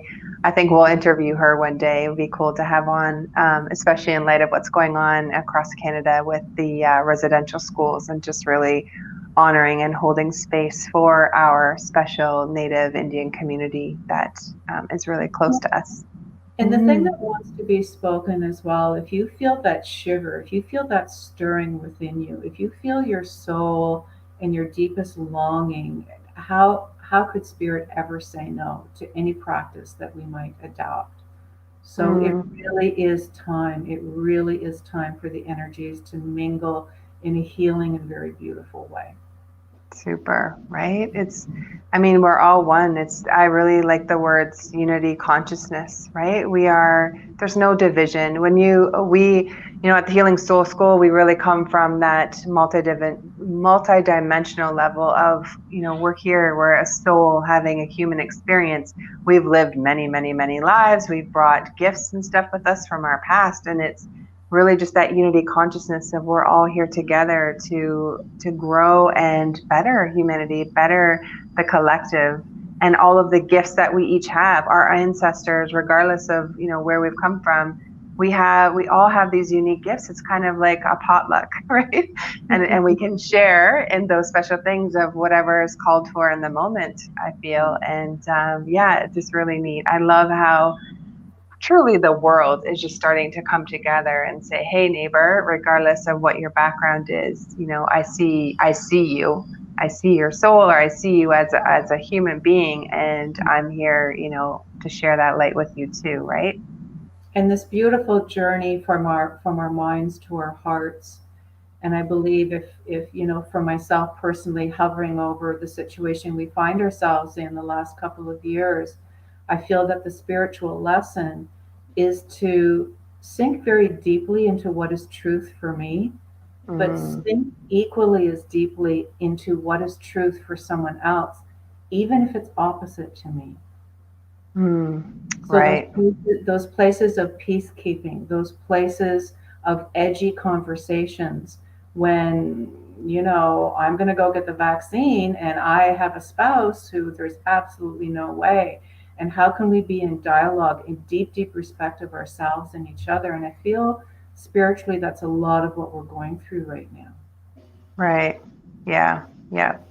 This collective awakening, but also this collective healing, right? That we are all, just shifting into. And it's so beautiful because we're not meant to struggle. We're not meant to be, you know, wake up every day with the heaviness of what has happened to us. It's learning where to put that. There's a place for it, not to bypass, but then to, you know, take whatever the gifts were that had given you, and now it's time to shine. I really feel that, you know, a lot of us had come through some kind of, you know, a childhood that maybe was dysfunctional or didn't meet your need in some way, but on purpose. Like there was something in that, then to be able to now, while the collective really needs people to step up, you know, the wounded warriors, as you say, we're all here with our gifts that we've come for. And I really feel that this is for now, right? To help others. And our deepest, I love what you're saying, Christine, and our deepest medicine really paves the way. I don't know if you've noticed, but the ones being born and the ones that are adolescents right now, they don't have to go through what I went through because I went through it. So Right. It really paves the way for the luminous ones coming, that it's all in perfect divine order. Right, right. That's beautiful. Definitely, the kids are fully loaded. They're healers, right? And they just so listen to them. Like if they're giving you, you know, a tip or they're mentioning something or something they see, it's really getting curious. You know, my mom's always saying that let's listen to the kids and see what they're saying because they're closer to spirit, right? They've been born into the world. We've had so many years of being, you know, separated from that necessarily. Well, whether you feel it or you're just coming back into that inner consciousness, but they're so innocent and they still have that, you know, that trust and spirits there, I feel, and speaking through them and not shying away because we haven't been taught these things. There's so much wisdom, I think, even in the kids. Yes, absolutely. Absolutely. Very true. So what is it that you do for clients? Because you have a practice as well, and we have your website out there, the Eagle's Nest Energy Medicine. I love the name of it. And tell us, you know, what is it that you do? Either, you know, I think you have a couple different offerings, and then how you walk someone through, you know, their transformation. Beautiful. Thank you. So my teachings have been through the Four Winds Society, where I took the medicine wheel training, the Four Directions. And Dr. Alberto Villaldo is a medical anthropologist who spent many, many years going back and forth to Peru. And he was deeply embraced by the shamans there because part of their prophecy was that these teachings are now to come to the West. And so Alberto, and what I love about his school is that his teachings are very, very clean. There's no energetic hooks in the teachings. They're straight from the lineage. They're straight from the ancestors of Peru. So I love that. So I was really honored a few years back to take the Four Directions, the medicine wheel training there. And as a result, I tend to get a lot of clients that are women. I love men. I tend to get a lot of clients that are women. And I tend to get clients that are really searching for that next step in their journey and might be a bit stuck in a certain sort of way. Right. Or just really wanting to deeply embrace their medicine, but might feel a little bit shy of stepping in. Right. So one thing that I love to offer is called an illumination. And in an illumination, we can take whatever might be a concern and we can discern what chakra that concern or edginess in someone's life might be living. And from that place, we have a way through breath, we have a way to clear that. And then to take its place, we add pure chi energy, pure white light. And it isn't this beautiful, magical fix to all of a sudden there are no problems, but all of a sudden that stuck place doesn't feel stuck anymore. That place of deep discernment and quandary feels a bit more open and more grace and more ease. Where energy might be stuck, it is now flowing.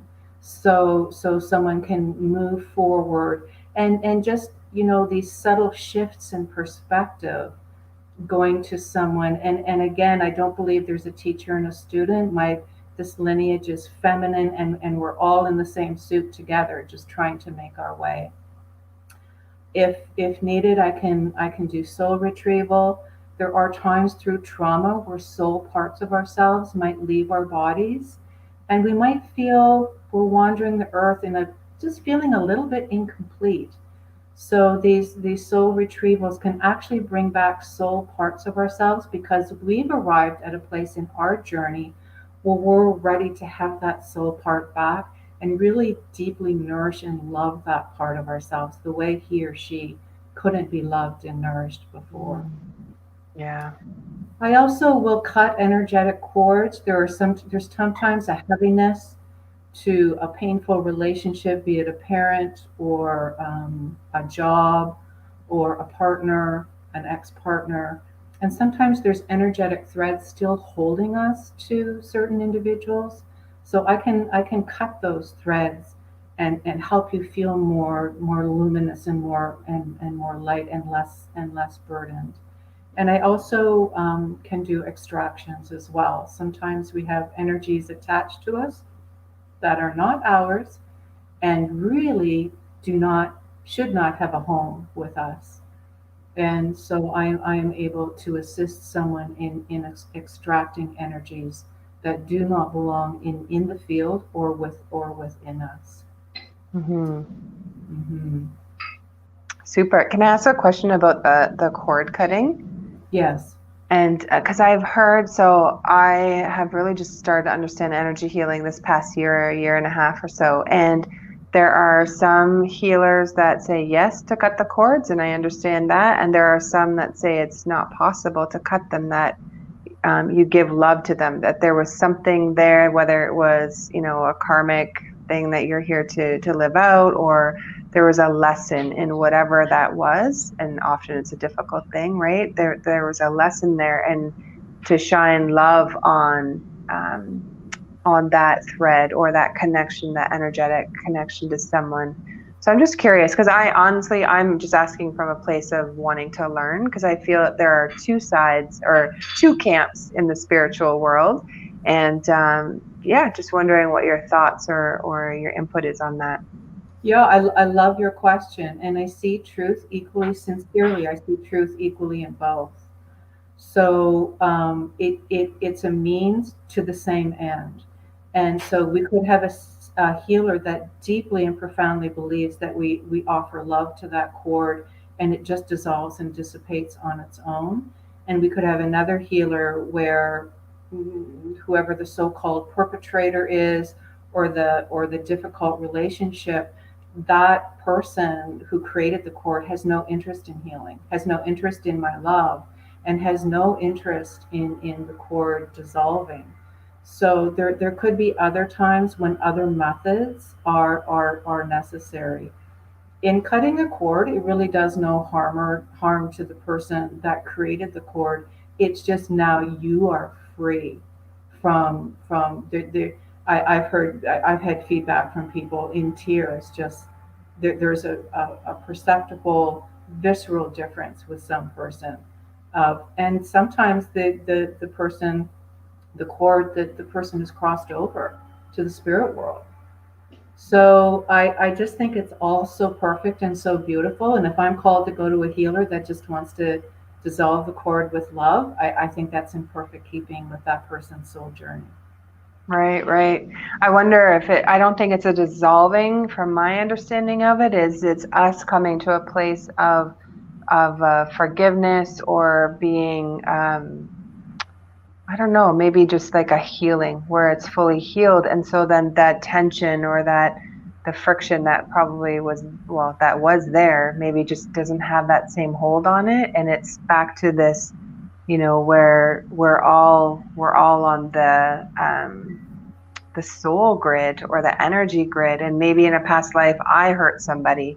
And, you know, we've hurt people in past lives, and we've also been the victim, you know, in this life or past lives. And so I'm curious. I'm still trying to learn where I feel or where I fit in that as far as, you know, what resonates best with me. And for anyone listening, like, that's just for you. Go with what feels and resonates for yourself, because that's for you in your own journey. I think this is such a unique conversation piece because of, you know, that there are the two sides, but also the sensitivity of the reason why someone even wants to cut cords in the first place, right? There's something has happened. And in my practice, again, because it's feminine, nothing ever transpires in a session without it being fully explained and permission being granted. Right. Yeah. Yeah. That's good. Very good. Very good. I just feel your love and your energy. Like, you're definitely someone who's genuine here to help people, right? And not for a dependence or something like that. So that's really beautiful. Thank Cool. you so much. Yeah. I don't know, like, we're just new to each other. So share with me, like, is there something that we could do for the audience? Like, do you do any clearings, or maybe even if you want to talk more about the chakras? Because I really feel that this is a time, especially, you know, the last 6 months or so, where we are leaving our past behind that probably, you know, have been difficult, the stuff that we don't want to hang on to, that, you know, keeps us in that loop of unworthiness or victimhood. And so by being able to drop that and to leave it behind, kind of, you know, what's some advice that you would give? I like the chakras because I think it's an easy system to understand.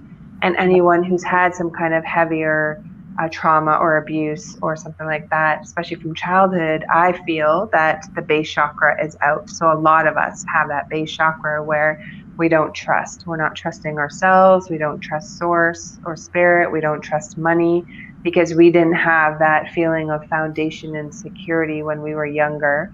And so we're these adults now, we're still looking to fill that void. Kind of, what would you say around that, or even around the chakra healing? Right. So the way that I address the chakras, as I say, is through an illumination, where whatever a person is coming with, that's a burden on their heart, can be discerned. And I happen to use a pendulum over each one of the chakras. And oftentimes there'll be more than one chakra involved, but we always address the lowest chakra that is showing that it wants some love. But the other way, and this is just a beautiful segue into sort of the other of what I want to offer today, are the other thing that I've been shown and trained in are what's called the rites of the Munay key.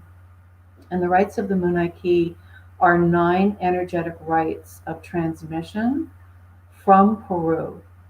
And there was a time when these rites were very cloistered, just for the people. And Alberto approached his teacher at one point, and he said, "Why are we not offering this globally?" And his teacher said, "Well, it's very personal, it's very private, it's for our people." And then his teacher went to Dreamtime.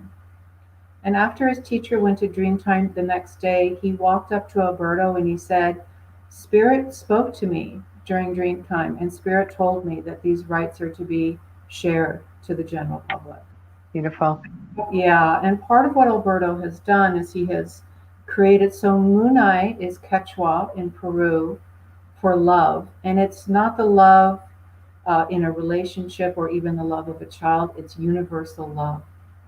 Oh. And ki is chi, so it's love energy is what Munay ki translates into. And what I'm really excited to offer today are the first 2 rites are the bands of protection and the healer's rites. And I'm really excited to offer those 2 energetically to everyone who wants to receive. So I can do a little bit of an explanation, and then if you don't want to receive, just imagine yourself stepping outside of the bubble of receiving, and you will not receive the rights. If you're wanting to receive today, after a little bit more of an explanation, please imagine yourself stepping inside this kind of energetic bubble where you will receive the energies, both of these bands of protection and the healers as well. So the bands of protection. Sorry. I said super. Sorry. Oh, great. Okay. So the bands of protection are literally 5 energetic, and this ties in beautifully with the chakras, because sometimes we can just feel really raw and open, and we walk into a room where, you know, there could have just been an argument or some intense energy, or a grocery store where, you know, you're standing beside someone who's feeling very upset, especially if I don't know about you, but I'm a sensitive, so I can really take on other people's energies very quickly and very easily. So the bands of protection literally offer 5 energetic bands of protection around my body that can help me just feel this, to dwell inside this bubble, this energy of protection. So all of these rights are fed by fire, and if you don't have a candle, that's okay. It's all intention. You can just imagine that you're taking the energy of the fire and you're feeding each band. So the first band is just under your belly button. The second band is just above your belly button. The third band is at the area of your heart. The fourth band is at the area of your throat. And the fifth band is at the area of your third eye. So I'm very excited to offer that. And the bands work in 2 ways. One way is that, in the obvious way that I just described, you now walk in fuller and deeper protection. But the bands are beautiful in another way. We maybe had been walking in a way where we felt we had to protect ourselves, but we really don't have to anymore. And the bands can dissolve that within us as well, to drop the walls and the protections that maybe have kept us from our soul's journey. And then with the healer's right, it is, well, I think I'm feeling to do it separately, actually. Maybe if it's feeling right and good to you, Christine, maybe we'll just jump right into the gifting of the bands. Is that feeling good? Yes, that would be great. And I'm actually just going to go off camera while you do that. Okay. And then I'll come back once you've done both of them, if that's okay. Beautiful. So you would be standing to receive them, and imagine yourself standing in front of me and turned to your side. So this would be your head, and your face would be here, and the back of your head would be here. And I start off with my pie stone at the top of your head, just so you know this is my pie stone. And I start off with my pie stone at the top of your head, and I trace ever so gently down the back, through your knees, and I wind up at the front of you. And then at the first band, just below your belly button, I create a belt or an energetic band. And then above your belly button, I create this band.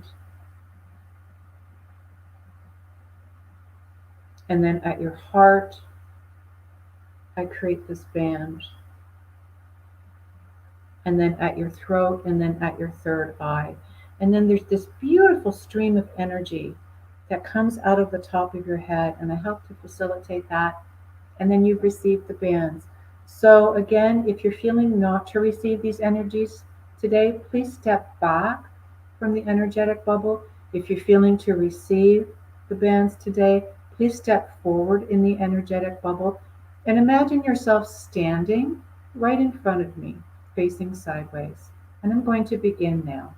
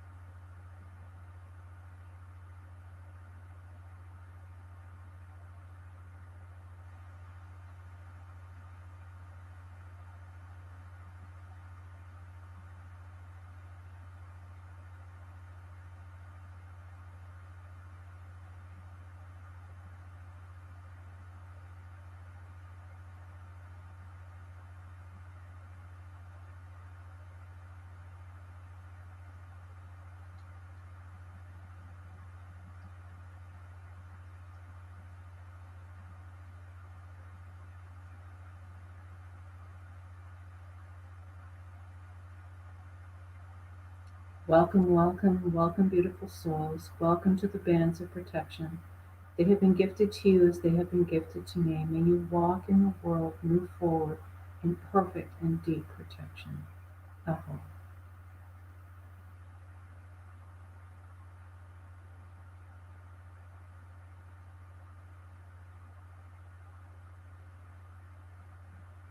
And now if you would imagine, if you don't have a candle in front of you, imagine that you are gathering the luminous candle, light from the candle. And I want you to wrap your hands around that first band. And then collecting the energies of the candle again, wrap your hands around the second band. It's literally feeding the bands. Getting the energies of the candle and enfolding your heart area. Gathering the energies of the candle and wrapping around your throat area. Gathering the energies of the candle and wrapping around your third eye area.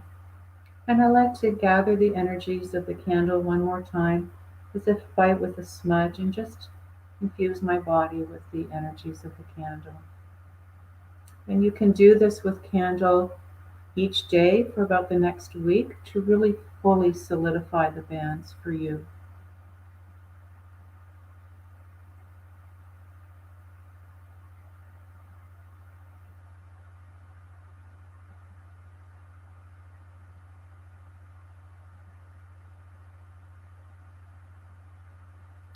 So today I have gifted the rights of the bands to you. If you choose to move forward and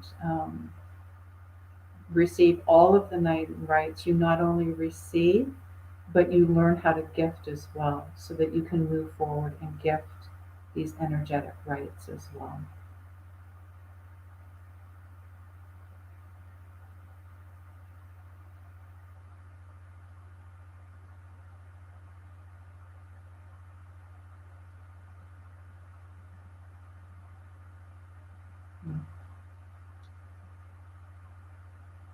You're so welcome.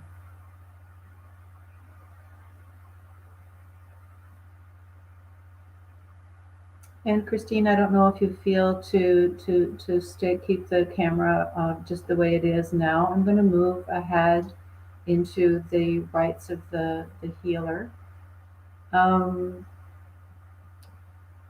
These rights come from a very deep and long lineage from Peru of healers, the ancient ones. And I believe that every person that is walking this earth is a healer in his or her own right. When a baby falls and hurts themselves and we pick them up, where in our body do we hold them to? We don't hold them to our knee or our shoulder. We hold them to our hearts. We inherently know how we put our hand over a child that's hurt their knee. You're offering a healing to that child in that moment. So believe in all of us, there is an inherent healer. And what these rights do is they deepen, if you're already in the world and a healer in a healing way, they can deepen your existing practice. But if you're new to healing and being in the world in that way, they can also launch you really beautifully into the healer that you are to become. And again, these healers' rights work in one of two ways. One is for you to sink more deeply into the healer that you are. But the second way, just like with the bands, is there might be areas within you that require deeper healing. What are the next stages in your deeply personal journey that require love and attention and healing? And these healer rights can address that as well. So I want you to imagine, again, if you're not feeling to receive this right, please put yourself outside of the bubble. If you're wanting to receive the right, please place yourself within the bubble. And this right is going to be transmitted to your belly area, to your heart, and to your third eye. And it is the healers in your belly area, it is right action. And in your heart area, it's the healers for right love. And in your third eye area, it's the healers for right clarity. And when we're done, again, you're going to feed by fire, and you're going to feed those 3 areas, your belly, your heart, and your third eye. I want you to imagine that you're sitting in a chair and that you're sitting across from me in a seated position, and you have your hands cupped open like this. There's going to be a point where I blow into your hands. So I am going to, at the beginning of the rite, I put my hand to my heart and I offer the healers to your belly, to your heart, and to your third eye. And then I take your cupped hands and I blow into your hands. And there's a point where I place your hands on your heart. And then you've received the transmission. So I'm going to begin.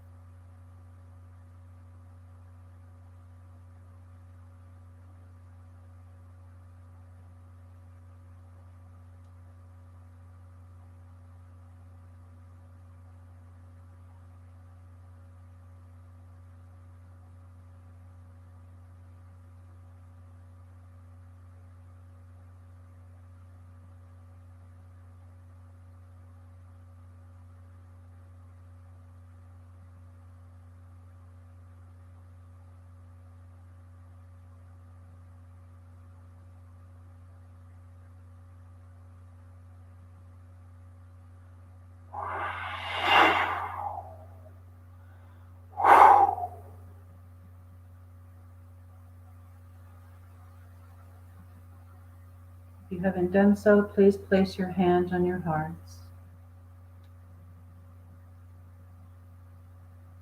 Welcome, welcome. Welcome to the rites of the healers. These rites have been gifted to you as they were gifted to me. May you move forward and deeply embrace the healer within you.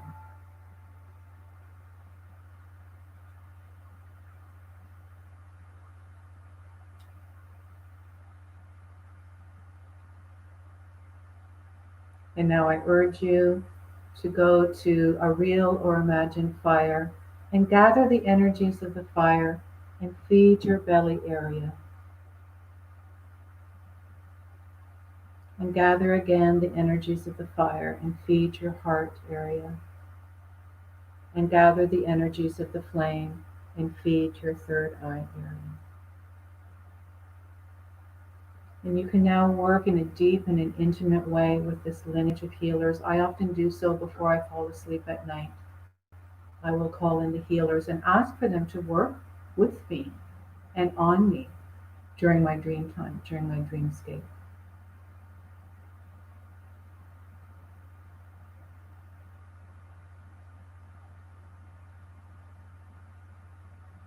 Thank you. That was so beautiful. Thank you. Anyone who has been receiving, please share in the comments if you had any ahas or feelings or sensations in your body or any messages for Donna. Thank you so much. I want to tell you that earlier I could feel my crown chakra opening, which is really neat. Yeah, beautiful. Yeah, thank you. Thank you. Thank you. And again, it's just such an honor. I thank you from the bottom of my heart to you and to Virginia for offering this platform. Just the ripple, I can feel the energy of the ripple effect you're going to have in the world. It's so, so beautiful. Cool. Thank you. Well, we are locking arms with really incredible people like yourself and other, not even necessarily healers, but just people who are out there helping others to just help themselves, really, right? Teaching them something. So many amazing people sharing their light in the world. Beautiful. Yeah. Yeah. Well, you had Christine moving. She's crying. Yeah. Beautiful. When I first received the healer's rites, the tears were just pouring down my face. I felt like I was home. I felt like I was back home. Yeah. Yeah. It definitely connects us on another level as well, right? Yeah. She's saying, thank you so much. Yeah. That's You're for so you. welcome, Christine. I have a question just before, we wrap up, and this is for Christine. Someone who's had really, or anyone else really, who's had a very difficult childhood and some really heavy things going on. What can you share as far as like, what do we do with that heaviness? Is that something where you just look at it once and say, okay, I'm going to heal this? Like it's just healed in one time, where you're just trusting that it will take some time to integrate, but not looking back on the past? Yeah, it's a beautiful question. I feel the answer is really unique to each soul. I would first and foremost be looking at daily practices that keep my energy field, keep my luminous field clean. So things like salt bath, things like smudging with Palo Santo or sage, lighting a candle and having it close by, walking, keeping the body moving, keeping the energies in the body moving. And if you're with a healer that's just going to bada bing, bada boom, take care of all of it, that's your journey, and that's beautiful. If you're on a journey where it's just going to be slow baby steps and you wonder why it isn't quicker, sink into the baby steps. Sink into the learnings and the teachings of it being a slower journey, and find ways to find joy in the here and now. Find a daily practice to find joy in the here and now while you do your deep, deep, powerful work.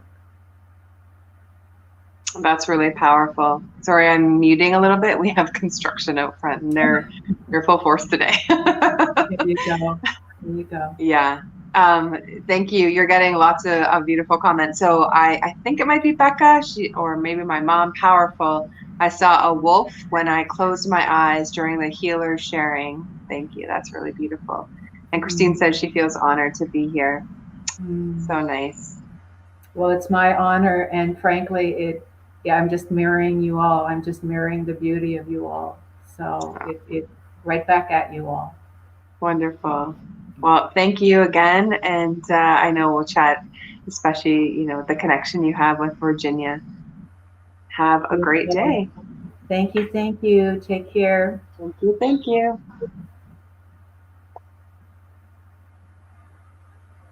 All right.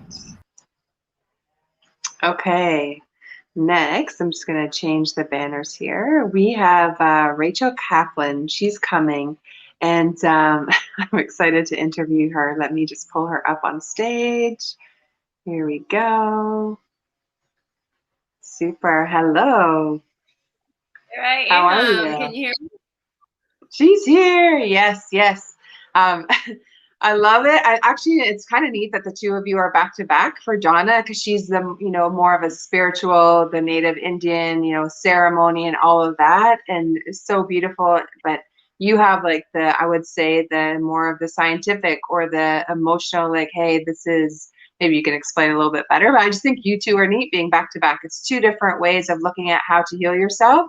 You also are an incredible healer, just teaching people how to feel the shit that is with, inside of them to be able to heal that. Right. And I really like that, even just your platform and how fun it is, but real. Like these are real conversations that I feel a lot of people need to have. So thank you so much for being here. Tell us, who is Rachel and how did you get to doing what you do today? Well, first of all, thanks for having me. It's really an honor. And the last few minutes I was backstage and I was like, wow, I'm going to bring a different energy to this.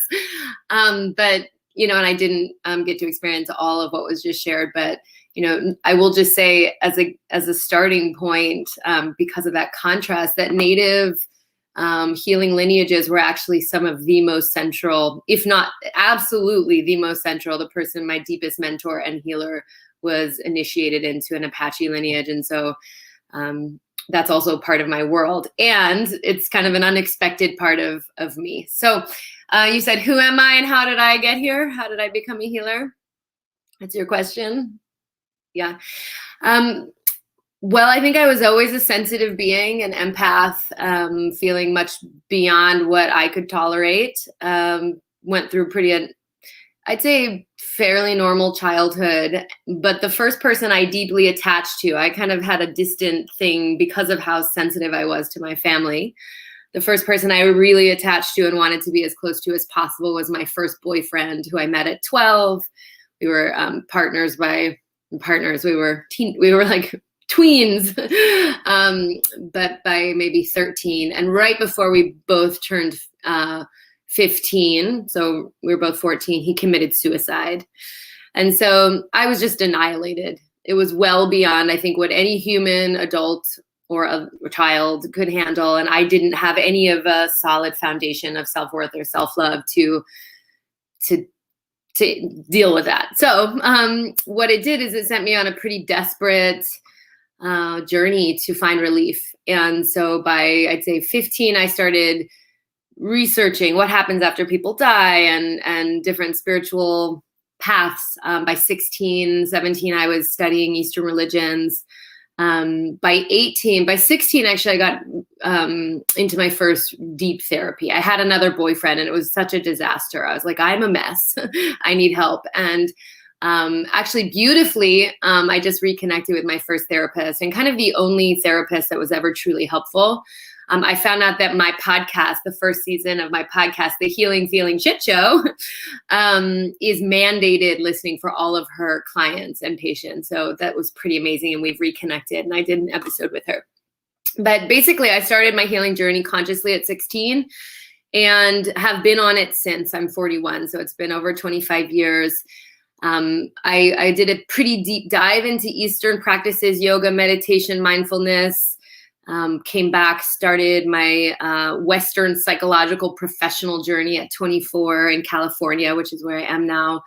And what I'll say is I was seeing clients by 26, so that's 16 years ago. And probably about a decade into my professional career. And I was always good at what I did because I had very profound layers of healing occur in my life, and between 16 and 26. But for about a decade, until I was about 37, I was hobbling around with a pretty deep, untouched core wound of, I'd say, shame, worthlessness. Do I belong? Am I good enough? And, masking it pretty well, having a really great time and a great life. And I looked like a very functional person. I was a skilled healer. But it wasn't until actually I worked with this man it happened simultaneously that I was in a pretty unviable marriage and worked with this very profound healer. They had the same first name, and I'm not going to say it just because the healer really asks for privacy, which is hard to do since I'm more and more public. But the healer's last name was Grand. So I was in this like life-changing sandwich of this name, and I was so attached to the marriage working that I just worked so intensely. And the healer really just didn't let me look away. He just showed me my shit. He didn't let me complain about the husband for years. And so basically it was very profound. And I'd say the main technology that I mastered in that journey was the mechanics of emotion. How do we actually have our feelings? How do we move them? How do we rehabilitate the emotional system in the body, which is one of our body systems for homeostasis? So, and there was this, fantastic other piece of the healing work around nature connection, earth connection. How do I become a part of things? Which was very healing for me, given my core wounds and what I would say most people core wounds are. So to just sum up that journey, I ended up leaving the marriage synchronistically without any effort on the 22 anniversary of my first boyfriend's death, which was crazy. And then I found my dream apartment where I am now, and planned to move on a Monday. The mover said it's too rainy, let's push back a day. And I moved out on Tuesday, which was the dead boyfriend's birthday. So for me, there's this very profound sense of, this marriage and the healing work I did really helped me metabolize the karma of my life, which was really around this profound devastation and healing initiation. And so in the year since that, the end of the work with the healer, the end of the marriage, I realized, holy shit, I love myself and I feel well. I have this baseline of resilience and sturdiness that was not only unthinkable to me, but I don't think most people have it. And so, I realized I want to help. I can be more helpful. It took me, 38, 39 years to be comfortable being as weird and wacky and wild and noodly as I am. Why don't I use who I am and the gifts and the struggles of my life to become helpful in a larger scale? And so I created the Healing Feeling Shit Show. And the first season of the podcast is truly a free, which is an interesting idea, right? As far as a businesswoman, like, let me put my greatest gift out to the world on the internet for free. It's a guided transformational journey on why are we wounded? Why do so many of us have these deep beliefs that we aren't enough, that we aren't okay as we are? And then how do we deal with that? How do we find those parts of us? How do we actually heal them and bring them back into our wholeness? And one of the main ways we do that is we rehabilitate, like I said, the emotional system. We learn to have our feelings like we have our poops. Now, I know a lot of people don't have poops well, and I feel for you. I've always been a good pooper, so I'm like, obviously, pooping is so great. But so, and then I go through the mechanics. I'm sure we'll get into that. So I'll just say, in the general arc is like, how do we feel our feelings? How do we actually bring our awareness, our consciousness into the emotional pain of the body? How do we move it? Specifically working with anger, sadness, fear, and shame, which are the core, they're like the primary colors of emotion. They are, and I think when it comes to emotion, as much as we're all hip to like, let's name the emotion, let's have all this 30-word list of emotions. When we do that, it's useful, but it's like brings us into our head. And to feel the emotions, it's really about making it as simple as possible and coming deep into the sensations of the body. And then the last part of that journey, and really what I'm up to, is what next? Like the point isn't just to be able to feel your pain. Of course, that's amazing. What happens is when we feel our pain, we heal and we can start to return to who we really are. And magnetize and create a life that actually fits who we are versus all of our compensations for how bad we felt. And so that's what I'm doing now. I still have a very pretty full private practice as a therapist. I've done that now, as I said, for 16 years. It's a delight, but I'm also, I'm trying to get the book version of the podcast out. That's done. If you're a literary agent or one, please contact me. And not afraid of the poop metaphor. And we met through, I think, Clubhouse and some of the connections there. So I really find that one of my deepest joys is is teaching and answering questions and really making this content, which is simultaneously as raw as it gets, as deep and painful as we all experience. And it doesn't have to be heavy. It's like universal. We all have pain. And so I'm using this lighthearted, poop talk approach to help us get that, like, this is just part of what we're doing here as humans. We don't have to feel bad about it. Instead, we can get good at how bad we feel and then actually feel better. Yeah. And it's awesome. It's such a great platform, I think, or the way you're marketing, because we all understand poop. We understand the poop emoji, even that, so there can be some kind of play element in that, but also it's being vulnerable and actually speaking about things are happening. And, you're talking about, I've heard you say this, feeling your emotions or understanding them just like you understand your poop. And we're a poop family. We've talked about it our whole lives, like the color, the size, and all of that, because that is actually really important to know how healthy you are, right? If just different things that are going on. Something that I heard this past week and I was kind of blown away. I have the Metaphysical Anatomy book, and I absolutely love it, because any kind of thing that you're dealing with, I look in there and it tells you kind of what emotions could be stuck or something that maybe had happened to you. And I didn't know this, and maybe I'm curious if you do, that there are, so irritable bowel syndrome, IBS, there is the kind where it just keeps coming and it's a harder time to stop it. But there's also a version of IBS that's constipation. And I was like, whoa, I didn't know that. That's definitely, me not wanting to be in my feelings and keeping it all in.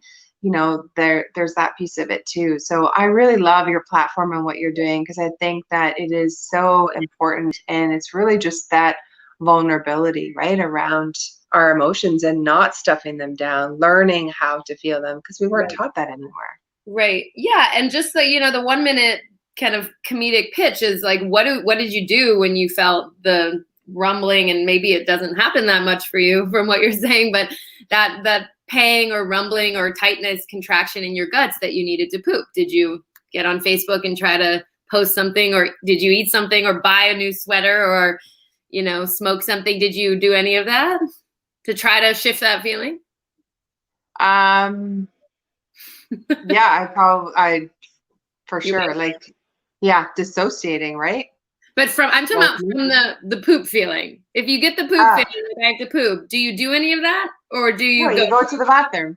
Exactly. Because we were taught, this is what that feels like. This is what you do. You go to this place. Right. Gotcha. You know, whether or not it's smart that we poop in our water, that's another conversation. But we go to a place where it's appropriate to release that experience. We wash up, hopefully, and we get back to our day and we feel better. And we were taught that that's the only thing that will relieve that feeling. And, you know, we get a very intense, usually, sensation in the body that it's time for that. And emotions are really not different. The way I refer to them are intense sensations rolling in squads. They're like clusters of intensity. So think of anger. It might be a lot of heat. You know, it might be tension. You might have redness in the face or clenching in the jaw or the fist. You know, it's different for each person. Fear might be, you know, queasiness in the stomach or shakiness. Sadness can be an ache, a physical kind of heaviness in the chest. So they're basically different signs that we need to do something. And the thing we need to do is go to an appropriate place to let that experience cascade through our body, to let that, you know, intensity flow. And just like it wouldn't be appropriate necessarily to poop on your desk at work, you know, in theory, when we went to work, it's not always the perfect place to emote in the middle of your work life. So there is a degree of how do you facilitate this in a way that works for being a grown-up? But the problem is that because we weren't taught that, and it's very honest why we weren't taught that, and you're a parent, you know, I'm not, but I still know that parenting's the hardest job ever, period, right? Ever. It's really And so if your kid is having a meltdown on the grocery store floor, when we went there to grocery stores with our kids, you know, you're going to do everything you can to shut that emotional release down, soothe the child so you can buy your groceries and cook the child dinner and keep the child alive. It's like, so even parents who aren't deep in their own wounding, and most parents are and were, especially if we go a few generations up when there was so little information and support for being emotionally intact humans, of course they're going to try to tell that child, you're fine, shh, you're okay, shh, there's nothing to be afraid of. And so as children, you know, we learn not to do that. And sometimes our parents get distant when we do that. You know, if we have meltdowns, mom might glaze over and, you know, think to herself, I need a drink. It's like we feel that when, you know, as little biological systems that start out as just nervous systems with skin, with no ability to like understand what's happening, we're all so sensitive. And so if mommy gets distant every time we're in big emotional release, we're going to learn that's not good for us, because we need mommy to be close in order to survive. And as animals, we know that, right? And so we are just wired to be who our parents want us to be. And usually our parents don't want us to be big, emotional, hot messes, right? And that's like in a normal, healthy environment. That's not talking about parents who are shaming the children. Boys don't cry, don't walk on your toes. What's wrong with you? I mean, of course we know it gets devastating, but even best case scenario, there are subtle ways we're shut out of our feelings. We learn not to feel. We learn it's better to be okay. And so, you know, and the thing about that is that's why I have a 20-hour podcast program, you know, teaching people how to do this, is because we're living in a time right now, it's pretty great, where everyone's like, great, feelings, in my feelings. You know, it's like hip now to have your feelings. But if we've been not having our feelings for decades, if every time we got that urge of like anxiety or does anyone love me, shame, we tried to get a match on a dating app or tried to buy, you know, I reference clothes because my drug of choice is clothes. So if I bought a new pair of earrings every time I felt I'm not enough, you know, like, of course we're going to amass debt. We're going to amass drug addiction and food addiction. We're going to,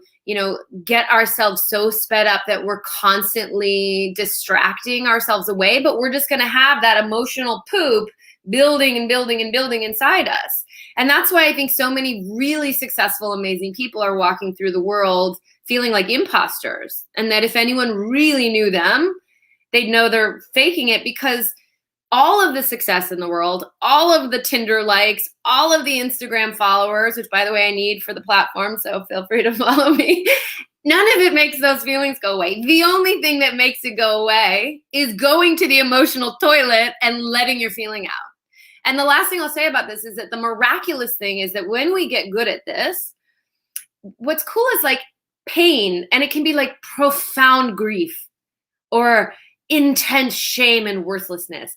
It's such an intense, it's like eating a glob of wasabi, super intense. Maybe you cry, maybe you're like, nah, you have to, it's full on, but it's not necessarily bad. It's like our conditioning around these being even unpleasant experiences is conditioning. And what I find, and what my hundreds of clients find, and people who learn how to work with their feelings, is that there is such immediate relief. And there's such an immediate reestablishment of a baseline of well-being, even just a little release. You have like a little bit of like, oh, here I am, or, oh, like, here I am. It's like something shifts, and it's so rewarding. And the more you do it, the more you clear out the backlog of all that pain, the more you kind of bring your baseline to neutral, and it's just, it feels good. It's like having our pain feels good. And being able to support the parts of ourselves carrying that pain, brings them into fullness, where we don't feel like we're hiding parts of ourselves. We don't feel like an imposter.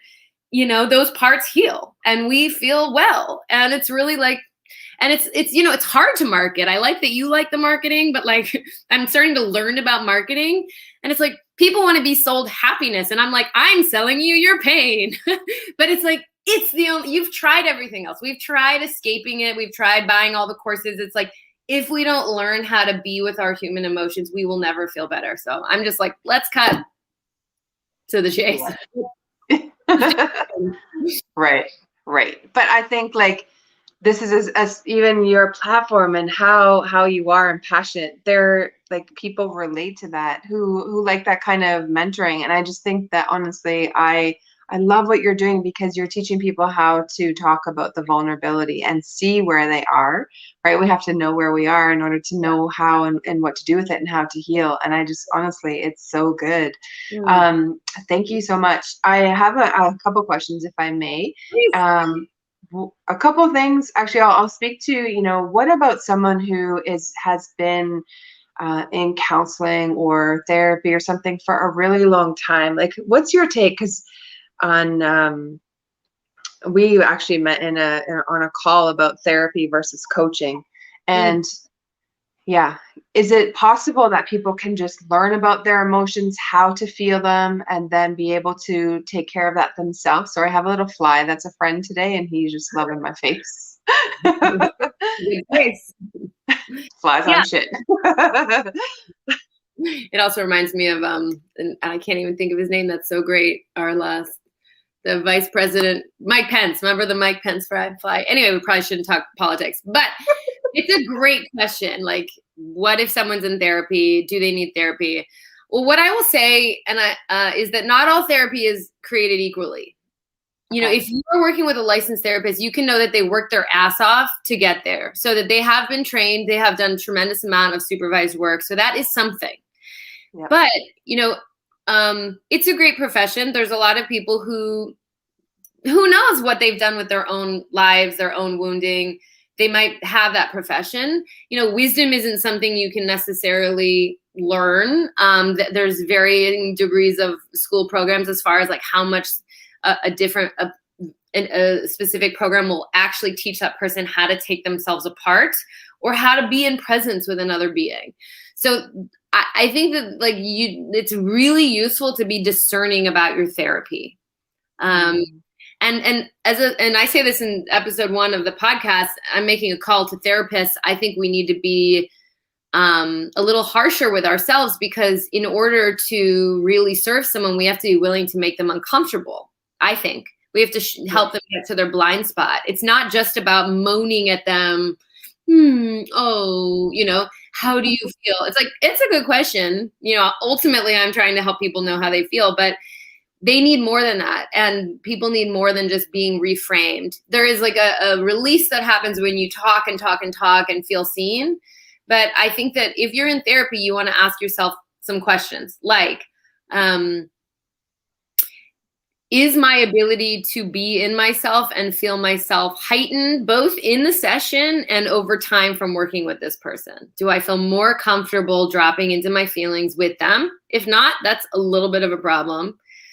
Are they confronting me, guiding me, helping me deepen into myself? Do they ever tell me something or show me something or reflect something that makes me uncomfortable? Right. And overall, am I learning essentially how to internalize what their process is? So your question about, does someone need a therapist? I don't think so. I mean, I think, okay, it's what, so part of, let me just bring up a concept. Part of what we're looking at here is bandwidth. Because in order to feel our feelings, so once we don't feel feelings for a certain amount of time, they get pretty big and pretty scary. And so you're looking at like this major backlog, right? And so to move something that big, it's like, I think I liken it to airport Wi-Fi. So it's like, we know that we need strong Wi-Fi if we're going to download a big file, right? Right. Airports notoriously have terrible free Wi-Fi. So you forgot to download your movie. You're at the airport. You're not downloading your movie onto your computer because no matter how long you stay at the airport, the bandwidth is not strong enough to get that big of a file onto your device. Similarly, part of the work, I joke, I have two like metaphors for what I am professionally. I am a Wi-Fi hotspot. Emotion, I'm like increasing people's emotional bandwidth, and I'm an emotional colonics expert where I'm like massaging their whatever. In order, I have to tell you, Christine wrote in the comments that she loves your energy. Me too. Hi, Christine.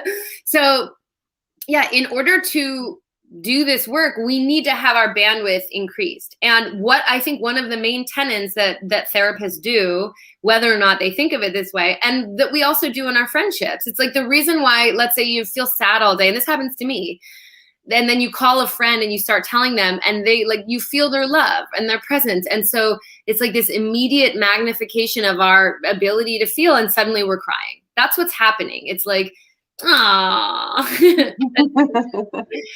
so a therapist is wanting to, should be enhancing someone's bandwidth to feel their feelings. And so when we're looking at, does someone need them? It's a profound experience to have someone that in theory is neutral to you, objective. Their main goal is to help you heal. And they are focusing all of their very trained presence on how you do it. It's so fun to do. Like I get to be like, it's like so fun.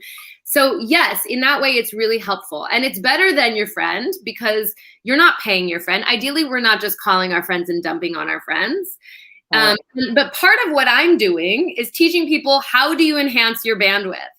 There are lots of ways that aren't human, and that aren't paid for, and that ideally we would have lots of tools, because most therapy is 50 minutes a week, right? That means all of the other minutes of your week, which is pretty much all of them, you're with your own human emotional experience. So, and I think it's really liberating and helpful as a person to not need to release with people. Like, can you imagine if we needed to bring a friend in to the bathroom every time we had to take a shit? Like, that's not convenient. That friend, I mean, like, it's stinky, right?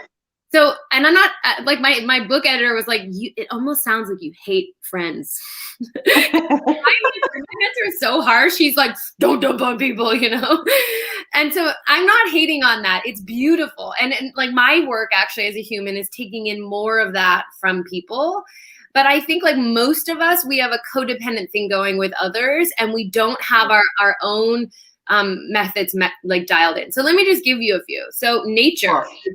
Being in the wild, being even like sitting in with a tree in your yard. If you go every day, and this was like weird stuff for me in the beginning, but if you go every day to the same tree and you just like sit with it, maybe even like lean on it, talk to it, like, feel the support of a natural system that's bigger than us. That's a really profound one. Another one, my favorite one, music. Like, make a sad playlist, make a mad playlist, make a playlist where when you're like hot and bothered, you put it on and you punch and, you know, do all that in your room. You move that energy. Art, making art, as long as you're not a critical, self-hating perfectionist, like draw about your feelings or write from the part that's feeling really sad, you know, as long as you can be gentle with yourself. I'm so sorry about your fly. Yeah, so I bring my cat in. What'd you say? So I might bring my cat back. Yeah.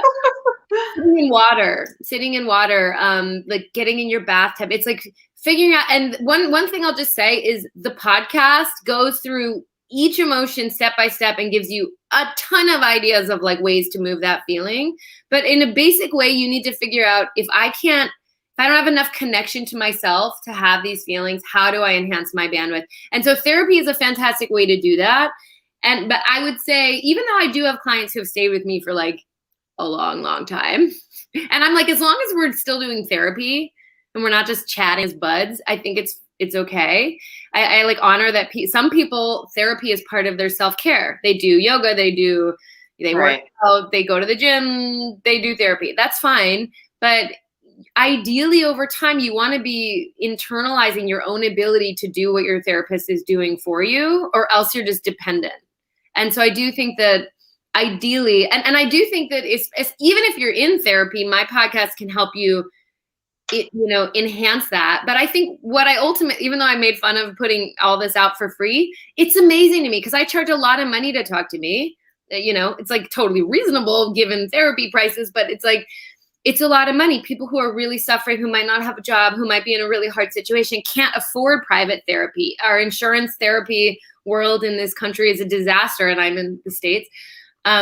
So the fact that this entire, like the best jewel of my life and my struggle is there for free is so amazing for me, because it's like, use it, help yourself, Right. Sorry. Bringing in security. Tell us where your podcast is. So is it called the Healing Feeling Shit Show, your podcast? Yeah, it is. So it's the Healing Feeling Shit Show, and the I in shit is an asterisk, which is a really cool word I learned to say really well once I had the asterisk in my thing.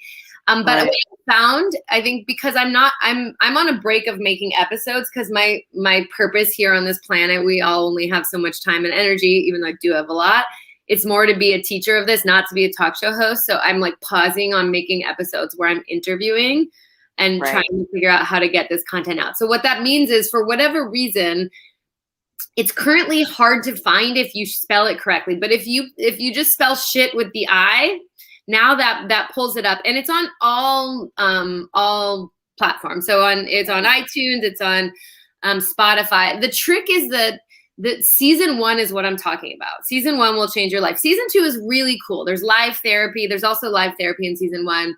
There's interviews with healing experts in season 2. But season 1 is what I'm talking about. So you have to dig for it. They will show you season 2. You have to go scroll down to see all episodes, and it's on Spotify. You have to go start at the beginning. Okay. Yeah. Okay, cool. Thank you for that. Because I did go in there and I couldn't figure out where to start from season 1. So thanks. I'll go back. But I have been enjoying your YouTube, because there's a lot of stuff there, just even on the emotions, I think is really powerful. Yeah. And, I made so it's the first season is like 20 hours. It's like 12 really long episodes.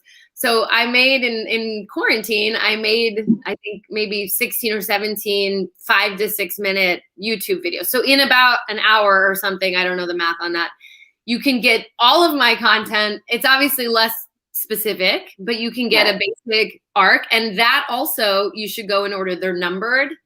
So to start at 0, I don't know how to get YouTube videos circulating, but it's Healing Feeling Shit Show on YouTube also. Right. So cool. That's great. I would say, like, what is your thought for, so someone who has had, oh, sorry, my kitty is playing with a car. I don't need to apologize. this is her playtime, and it's so funny because we do these monthly, and I'll have her toys on my desk here because last month she was playing with a plastic piece of bread, but it just scrapes across the floor. That's her playtime. Maybe a family member listening could come and get the cat, please. Cat in aisle 3 needs cleanup. Yeah, someone who has been in like maybe a heavier kind of upbringing where, you know, the big T's, big traumas, you know, something around sexual abuse, or let's use that as an example. So sexual abuse. So they listen to your podcast, they're hearing what you're saying about the emotions and how to feel them. Is that something that I know that that's obviously a deeper wound, but can just learning about the emotions and how to feel them and what you're feeling now help with some of those bigger things that have happened?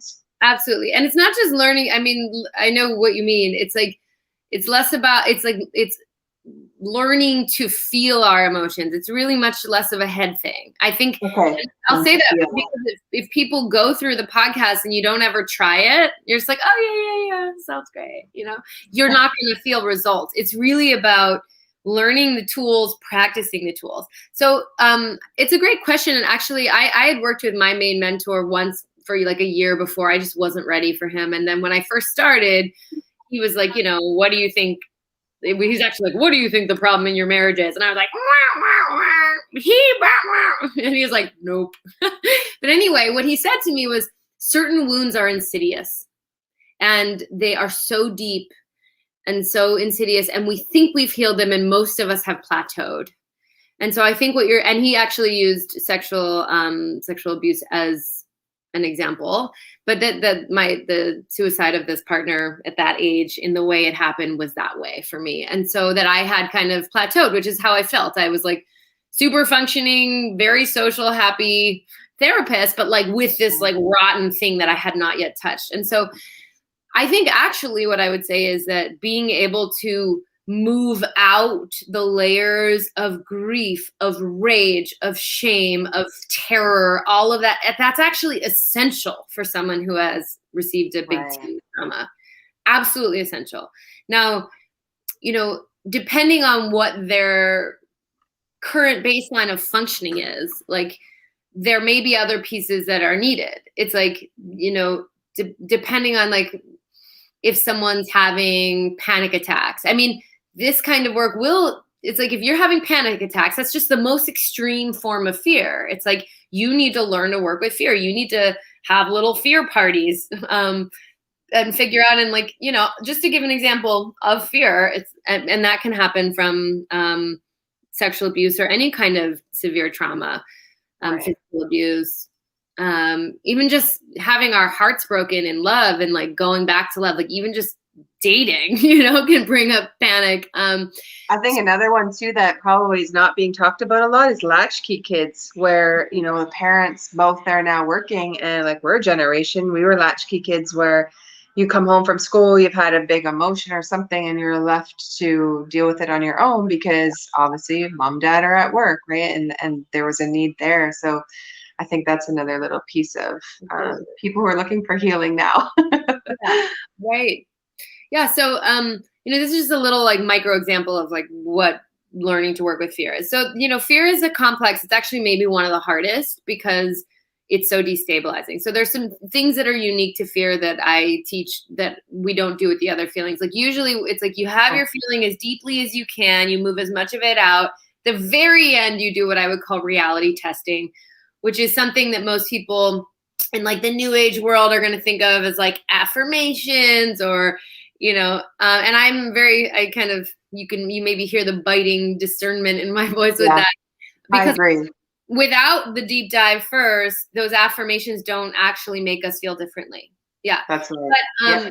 But so for most of the emotions, we want a reality test at the end. Sometimes with fear, though, it's so destabilizing that you actually want to start with reality testing. And it's kind of like you're clipping in on belay. You're about to dive into a deep cave or rock climb. You're doing either going deep or high. You sometimes need to be clipped in, right? And so starting with, okay, I'm really scared today, but I know I have a roof over my head. I have these 3 people who love me. Very basic level, like not like everything's fine, because who believes that if you're in terror, right? No, that's actually the opposite of how you feel.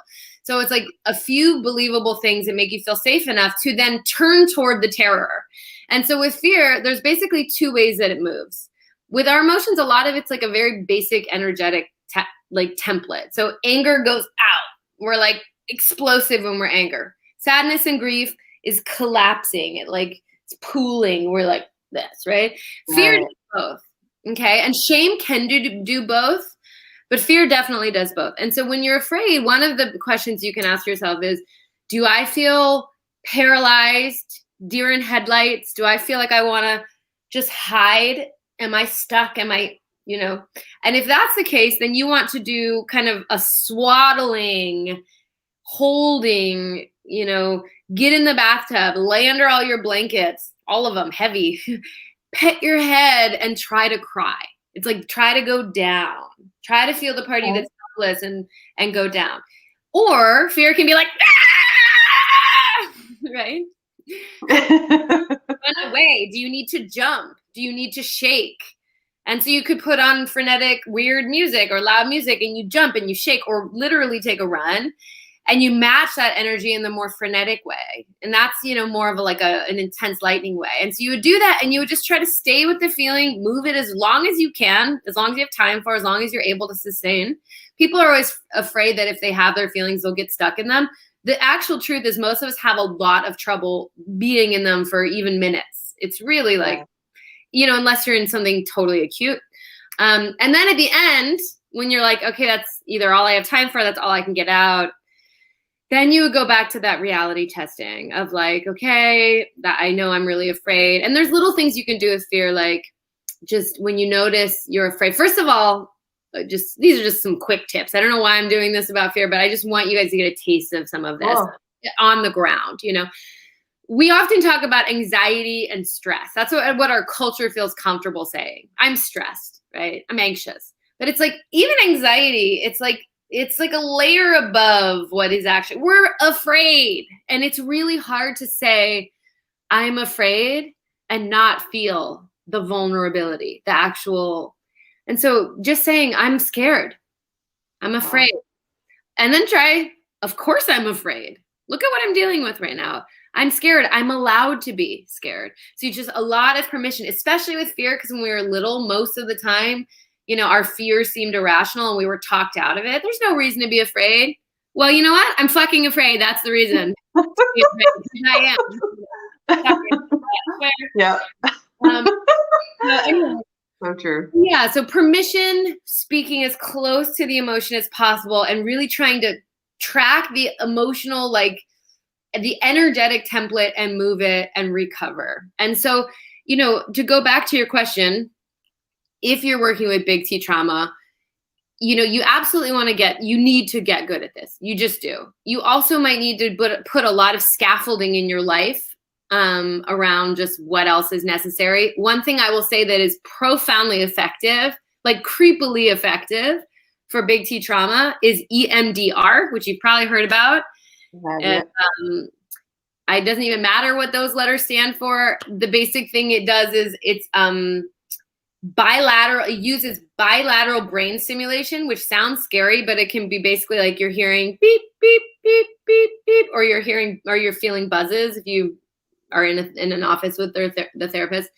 But you kind of hone in on the neural network that trauma is stuck in. And, it's usually in the limbic system, that the part of us that takes over in trauma.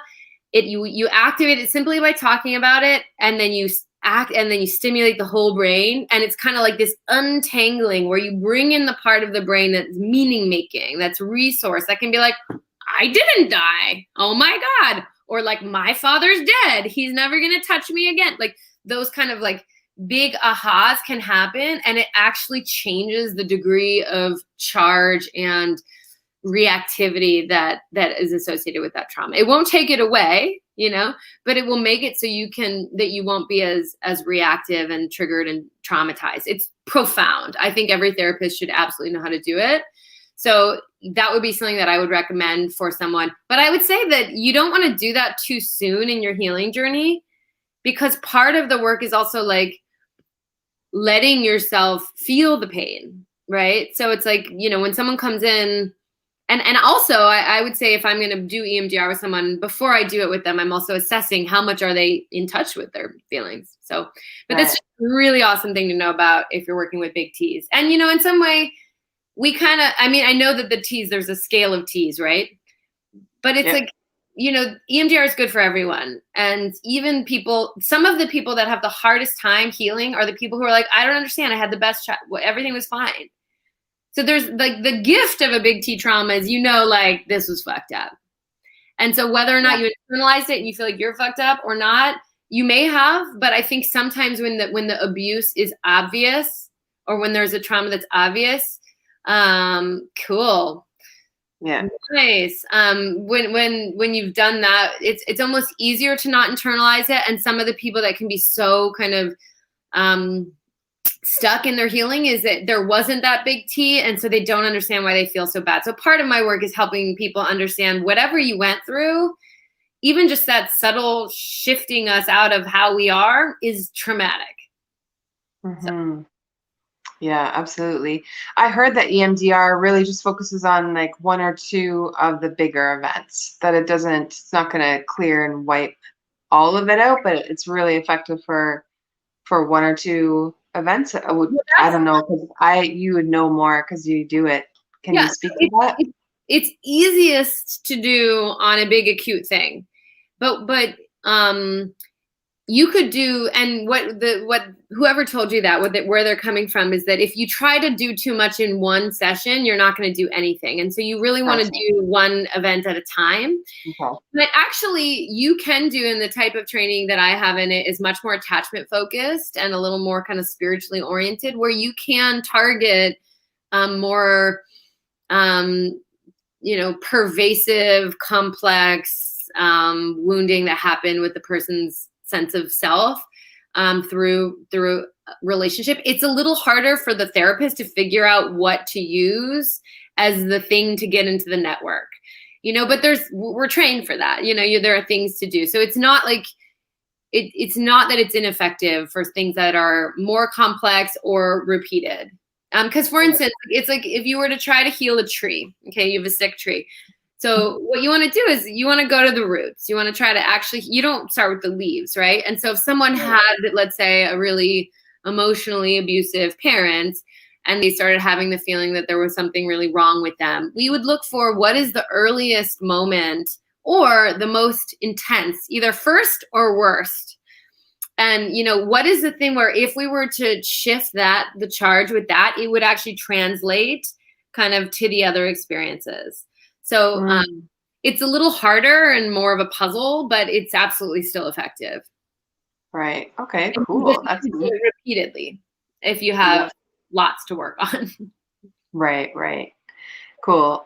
Let's talk about when you said, you know, there's people who say like, what are you talking about? I had a great childhood. What were you meaning there? So those maybe, because I feel like this is me. I only found out really, I would say the last 3-4 months that there was anything that was heavier. I hit another depression in January, and I teach mindset, and I've really been working the last 3 years for my last one. And I was like, oh my gosh, how am I here again?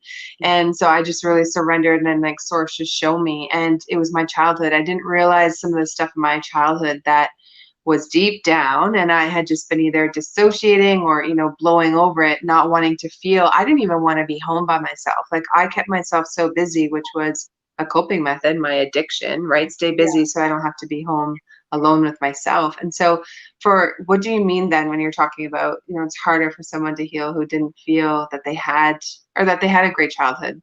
Well, it's not that it's hard to heal once they accept that they deserve healing, but those are some of the people that have the hardest time validating their emotions. They're like, well, why would I feel so bad when everything was fine? You know, so it can create this sense of, you know, like for instance, people often say, well, you know, people have it so much worse, you know, or like, how are you? I can't complain. It's like, what do people mean? And it's true. Like, you know, if we're living with running water and roofs over our heads, you know, with time to think about healing, we're pretty lucky. We're blessed. We're privileged. There's all kinds of truth there. Right. But in order to actually heal and feel well, feel resilient, the thing that I'm obsessed with is emotional resilience. I say it's the new happy. Emotional resilience is the new happy. And it's because if you get strong, it's a new sexy. It's a new sexy in relationships. Are you emotionally resilient? I know, right? If you're strong enough, if you've done enough work to be able to tolerate whatever life throws at you and the emotions that come up in response to that, there's such a strength that happens. I think people who achieve that are often very happy also, because it's you free yourself up to be able to tolerate grief and loss. You have to be able to feel grief and loss, and which takes strength and courage, right? And when we grieve what we've lost, we heal from it. We can come into present time. You know, if you're not afraid, if you've cleared out some of the backlog of terror and the sense of not okayness that's come from your childhood, and you feel like I'm okay, I'm safe in the world, then if something comes up that is not safe, you're going to know you're going to walk the other way, because the sign of the emotion will actually be helpful in real time, because you're not just so mired in the past. And if you've healed your shame, which is really the root of most people's wounding, is this sense of not enoughness or not okayness. Right. If you've done enough work to do that, you're going to start to feel like, I'm great. And like you get to be who you are. So all of that makes me really happy. But it's like happiness alone. It's like, you know, that's not the goal of life. Obviously, we can't be happy every second when it's such a shit show. Sometimes what's healthy is to not be happy. And so kind of changing our north point, changing what we're striving for, that we're not just chasing the high or the distraction or the busyness, but we're really pursuing the ability to be with all of it. So anyway, so I just wanted to go back 1 second to your question. It's like, it's not so much that someone who had like a pretty fine childhood or a functional childhood can't do the work once they're on board. It's just they're often the hardest to get on board. And that there's just a sense of like, well, I have no business being angry. Whereas if someone had a really abusive parent or a harsh or neglectful parent, or even just like a parent that was working all the time, but was never meeting their needs, it's going to be easier for them to be like, yeah, that sucked, and kind of honor what's left over from that. Right.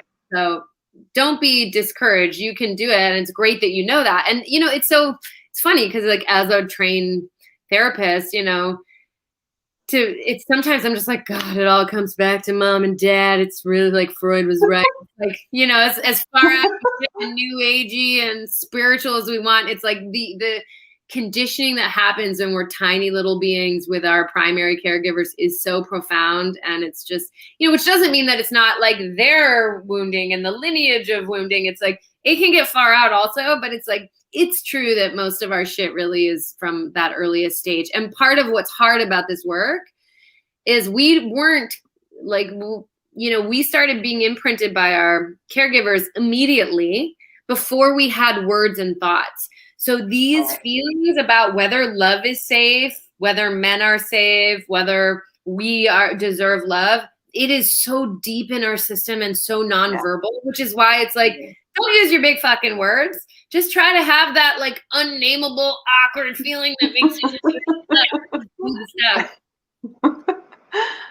Oh my gosh, I love you. I agree. And what I love how you talked about the feelings of it. Before we even knew what words were, how to speak, we felt stuff from our parents or our environment or grandma and grandpa, all of that thing. And it's just coming back to. So I think, and tell me, I guess my question is, how do you start with someone? And I'll just kind of preface that with, I kind of feel like it's, what are you dealing with now? What's the heaviness now? What's the shit you're dealing with now? Or those, bigger things, that, that maybe keep you up at night or whatever. And when was the first time you felt that? I love patterns. That's how I work with someone, right? Is like, when was the first time you felt that, and kind of getting to the root of it, definitely. Just so that you don't have to necessarily, this is just me and you're the therapist, so tell me, but it's not like necessarily going back and looking at every single thing that happened to you. You know, when you were younger, it's like, what are the symptoms now? Let's heal that part of you that's ready, right? Because you feel it. It's in your awareness, like that. When you have the grumbling and you know to go to the bathroom, there's a grumbling, something's happening in your body or in your mind that's saying, hey, work on me now. Right. Yeah, that's absolutely similar to how I start. I say, you know, you've had however many years. It's a good way to ask someone how old they are too. How old are you? Okay, so you've had this many years. It's a lot of life. Even with like the 10-year-olds, that's a good amount of life, you know. I want to know everything, but not right now. It's like, I want you to start in the present. What's happening? What makes you reach out for support now? What's not working now? What do you need help with now? I do validate that, like, sometimes people, you know, in early therapeutic work, sometimes it's very much like a puzzle. So if they end up telling me all about this thing when they were 6, or there's this relationship 3 relationships ago, just to let themselves do that, that there's not a wrong way to do it. But ultimately, I'm really looking at what's not working and having that be the map of what needs healing. Yeah. And, you know, what's interesting is now as a therapist, I definitely am like also assigning my episodes between sessions and like assigning emotional release homework between sessions. And I'm, you know, when people call me now, I'm like, all right, I'm really collaborative and challenging and demanding, and you really want to work on this, you know? No, really not. Or be like, yeah. That's how I feel. I almost want to say, like, I trigger people. Do you want to work with me? Because I trigger you. Like, yeah, good. We're going in.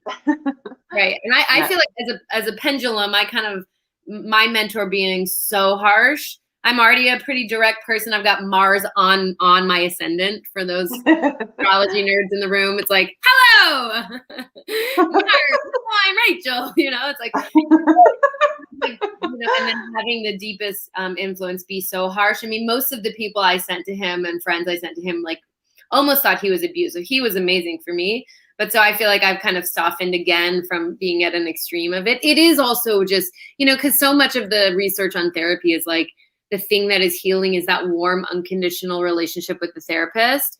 And I think that's true. I did move away from it. I think we do need more than that. You know, I do think because so few of us got that, especially toward our emotional experience, it is so amazing to have that. But yeah, so I'm softening a little more back to my warmth. But yeah. What's needed is truth, though, like truth and vulnerability. You can coddle someone and say, like, you know, you're worthy and I care about you. But if it's not helping them move forward to deal with the shit, and then you're doing them a disservice, right? Like, I really do feel that your directness is so perfect, and your clients probably stay with you because you're fun to talk to, and you're, you know, you're animated and it's interesting. Yeah, like, I can see that totally. I also think, what is the point of healing and spending so long to heal if we never actually let ourselves enjoy our lives? Like, we're all gonna die. Absolutely. Like, why not enjoy? Yeah.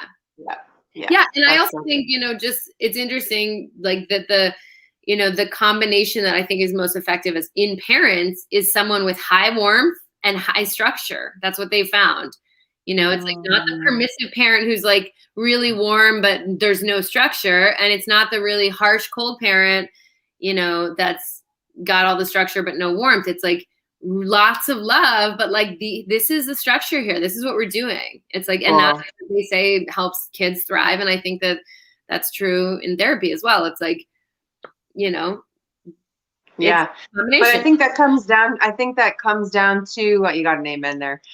Preach, sister. But I feel like the high structure and the high nurture, that's the feminine and the masculine. And so even as we're reparenting ourselves, which is really, you know, what we're doing, for nobody had, you know, the type of nurturing and structure, like all of it, I feel, in a balance growing up. It's just part of our human journey. And so now we get the choice. We get to reparent ourselves. And I like how you said that, because that definitely, to me, just speaks the feminine and the masculine balance and understanding what that means within. And I do think that reminds me of a really beautiful sense of, like, at this point, it's your job. It's not your parents' job. It's not your partner's job. It's definitely not your kid's job. Yes. You know, and it's like, it is kind of your therapist's job, but at this point, it's your job to learn how to reparent yourself and to tend to those parts. And they are ready. They are hungry. So yeah. Yeah, I love that.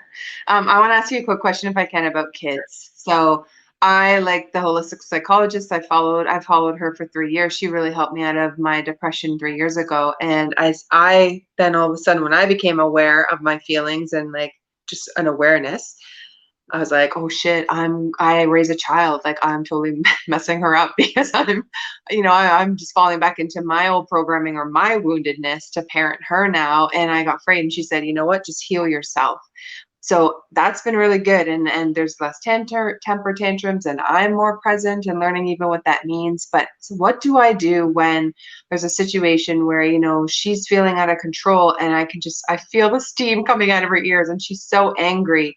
What do I do in that moment? Am I just to sit there and be with her? Yeah. I'm trying to not say, oh, you're fine, right? And not place it like what she's going through.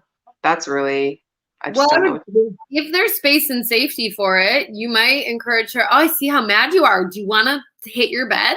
Do you want to just like really go for it and let that all out? Like, you're allowed to feel that way, especially if you're not putting it towards someone. You're allowed to have that feeling, and you can go, and do you want to take a few minutes and then come back and tell me if you need anything, or I'll check on you. Right. If someone is emoting rage towards someone, that needs to be contained, and validated. You're feeling, I understand, it's okay that you're so angry, and it's not okay that we put that you send that toward me, or you talk to me that way, or you hit that kid. And so how can you find a way to like let yourself be as angry as you are? And, anger is a good one. It needs to be physicalized. Like they all do in some way. They're all physical, but anger the most is like, how to like move it physically. And so one thing I'll just, throw out as a useful parenting course that I think is as close to like my approach as possible is, have you heard of hand-in-hand parenting? No, but I took Circle of Security. So I don't know if it's similar, but hand to hand. I don't know if it's similar, but it is all about supporting your child's emotional release, and you also having a place where you have emotional release. Cool. And it's a lot about being with, and having special one-on-one time. So I do think with children, children do need more holding and regulating from another than in theory adults should, So I think tuning into, does sitting with her while she has all that feelings, that is probably appropriate. I think it's also okay to be like, I'm going to be right here on the couch. Why don't you go in and have like 3 to 4 minutes, you can just hit your bed as much as you want. And, maybe even you get like a racket or a bat that she gets to, if you feel comfortable with her physical ability to do that safely, right. Just her bed, just really go for it, and it's, let her exhaust herself and feel better, or like let her run. You're so mad, why don't you run loops? I don't know where you live, but anyway, but so to kind of also model that you get to do that, and not that it has to be private, but it's kind of your own thing. And so, and then part of what that does, and this is what it does for us too, is like once we start noticing, oh, I'm fucking pissed, we're like, oh, I'm gonna chop to that. I did a lot of wood chopping, and I've taken like dozens of my clients to the woods with an axe and like got them on the axe. And anyway, so it creates a different, instead of just exploding in the moment, your system's like, I need to let that out, and I'm going to do that as soon as I can. Just like, oh, I need to take a shit, I need to look for a bathroom. Right. So it also templates out for her that she can go and do that separately. Yeah, cool. That's really good. It's teaching her how to cope in those moments too. And the schools, like I'm in Canada, so, kudos to the schools because they've actually started teaching the kids the emotions, like how to express them, but also by colors, do you feel green, blue, yellow, whatever they are, they have certain meanings. And it's great because then even the teacher knows where they're at when they come in. If they're, green, then they're good to go. But if they're, the color red, then it's like, okay, maybe something happened at home in the morning and there's just a little bit more gentleness.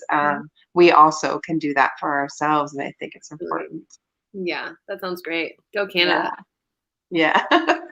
Yeah, actually they're getting out there. We were sent for a tapping class, and, they're really stepping out of the traditional model. And so that's good. I think it's really helpful. Yeah. I was shocked. I was like, wow, okay. Yeah. Awesome. Tell us, so we have your podcast, and I'd say to everyone, go follow her on a platform that you are, listen to season 1, leave a review. Let's help her. She's given so much, advice and wisdom and love to us today, and follow her on her social media. I know that I'm following you on Instagram, which is the Healing Feeling Shit Show. And to follow me. Cool. Yeah. Okay, good. Yeah, I love the gram too. It's my favorite. And then you have this free quiz. So just as we're wrapping up, what is this free quiz here? The yourcorewound.com. Right. I was like, my friend who was talking about marketing, I'm like, she's like, people don't want to know what their core wound is. I'm like, oops. I'm like, I have this. Anyway, it's awesome. You go and it's like, it'll probably take you 4 to 5 minutes. You answer a bunch of questions, and it's going to tell me, it actually comes to me, and I look at each quiz, and I put your email in my little system. And yeah, Christine, she's like the star. She's like our hype woman today. I love it. Well, that's kind of how you were when I met you in the talk. Yeah. Shui talk. You were speaking, and I'm like, oh my gosh, this woman, like, she knows, and she's getting to the, the main points of it. Yeah, for sure. If you take the quiz, I will look at what do you score highest in, basically like anger, sadness, fear, or shame, and give you a module on tips on how to work with that emotion. That includes a video and the episode that correlates that emotion. And it also will give me your email. And I do lead like kind of semi-annually different courses through the material. And I do actually have a few slots in my private practice if people want a really good therapist. If you don't live in California, we're not going to call it therapy, and you can't charge your insurance for it. But there is a lot of remote work going on, and I can work with people remotely. But yeah, yourcorewound.com will get you in my system and get you some of my goods. And so that way I will keep you in the loop, and then following me on Instagram. And I am on Clubhouse in actually 26 minutes. I'm going to lead a room on attachment styles. So yeah, and you can look at me up by my name there, or I think it's HFSS podcast. Cool. Yeah. And feel free to say hi. I love meeting people. And if you do either the YouTube journey and you have an experience of healing, or the podcast journey, I love hearing about it. It's so satisfying. So please let me know. Cool. You know what? I think we'll bring our community through your podcast. So I'll do that. I'll take responsibility for that, and I'll put them up maybe 1 every 2 days or something, so that we as a community will come through that, so that they're listening to you. Then I'll ask them to leave you a review and stuff, just to get some more likes and stuff for you. Who are you running the Clubhouse room with in 25 minutes? His name's Adam Piandis. Okay. Yeah. Cool. What's the room called, just in case someone wants to look for it? So I think like know your attachment style. Hold on, I'll tell you. Is it on your Instagram? I haven't posted it, but if you just look for Rachel Kaplan. Perfect. Hold on. It's through the Too Broke for Therapy Club. It's Know Your Attachment Style, Secure, Anxious, Avoidant. Okay, perfect. That is a very, very good topic. Okay. Talk to you. I really appreciate it. Yeah. Good times. Thank you. Thank you so much. Have a great day. Thanks. You too. Bye, everyone. Bye. All right, so I'm just going to wrap up today. Thank you so much for watching and for being with us. There's a few of you that definitely stick with us, and we thank you and we appreciate you so much. Tomorrow we have another incredible day lined up with other speakers and such. In the morning, we're going to start off with the Healing Soul School, and we've created this conscious living village. It was really, a how-to. We've heard different things like meditate and mindfulness and do this and do that and heal, but how? We're really the how-to community. Like, how the heck do you do it? And so we're teaching people how to do that. And we're going to share with you what our village entails. If that's something, if you're looking for support, or you just realize, I have these symptoms, or I dissociate, or I can't stay focused, or I hurt, or I have this emotional suffering and I want it to stop, or I end up in these really abusive relationships, all of these kinds of things. We're really helping you to look after the emotional, spiritual, mind, body, soul, and business is what we've created, so that whether you have a business or you don't, there's still a lot of benefit to coming and just really learning how to up level in your life. Maybe you want to create something, or maybe you are in business and you want to raise your prices. We're always going to go back to that core wounding if we haven't healed it or if we haven't looked after it. And so we're just teaching you how to do that, how to get rid of that emotional past that's really heavy, so that you can step into your power. If your voice was taken away, you were raised in, you know, abusive situation or trauma or something that was really difficult, then we may be your community, because we also experience that. So we're very aware of what it is. We don't sit there. We survived those things. We're not in a survivor mindset, so that you're not still reliving those loops. Is you have survived something, but now you've got these coping methods, and what do you do with them, and how do you, you know, stay focused, and all of those things. That's what we're teaching, is really how do you live today, regardless of what you've come through, to be able to shine, or just to have happiness and joy, where you don't, you know, maybe get stuck in your head and in that mindset jail, so to speak. Is really just learning how to shine and how to yeah, just be the best version of yourself. So we'll be back tomorrow morning. Again, we're here Saturday for day 2 of June's Conscious Business Showcase, which is 9 to 3.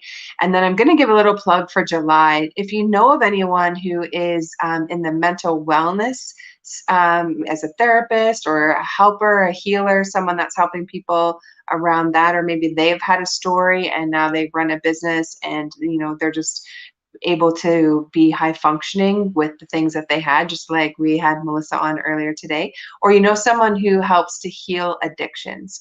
You know, we just watched a tremendous week and a half with Gabor Mate, The Wisdom of Trauma. If you have a chance to go and find that, I highly recommend. And he's talking about, you know, anyone who had addictions, they're really just wounded inner children, right? They had a really big wound in childhood that they don't know how to process, and they're numbing.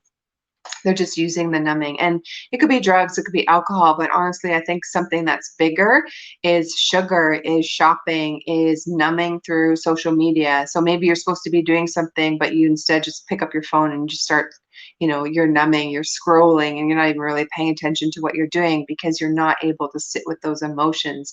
There are different kinds of addictions that are not, you know, the ones we normally hear about.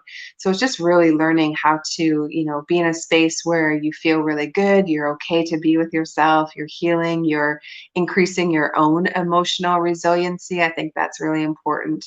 And yeah, excited for that next month. So that'll be July 23 and 24. If you know of anyone who might be wanting to share their business or what they're doing, we have some spots still available for that. We don't normally do a theme for the Conscious Business Showcase, but just so happened I had a couple of sober coaches that are really fun. They have a lot of high energy, and so we figured, you know what, let's do a healing addictions day for that, and then to pair with it was the mental wellness, like just how to be mentally healthy, and make that the new sexy instead of the illness or the heavy side of that's usually talked about. Let's talk about what it looks like to be healthy in different areas. So thank you so much. Really appreciate your time, and we'll see you again tomorrow.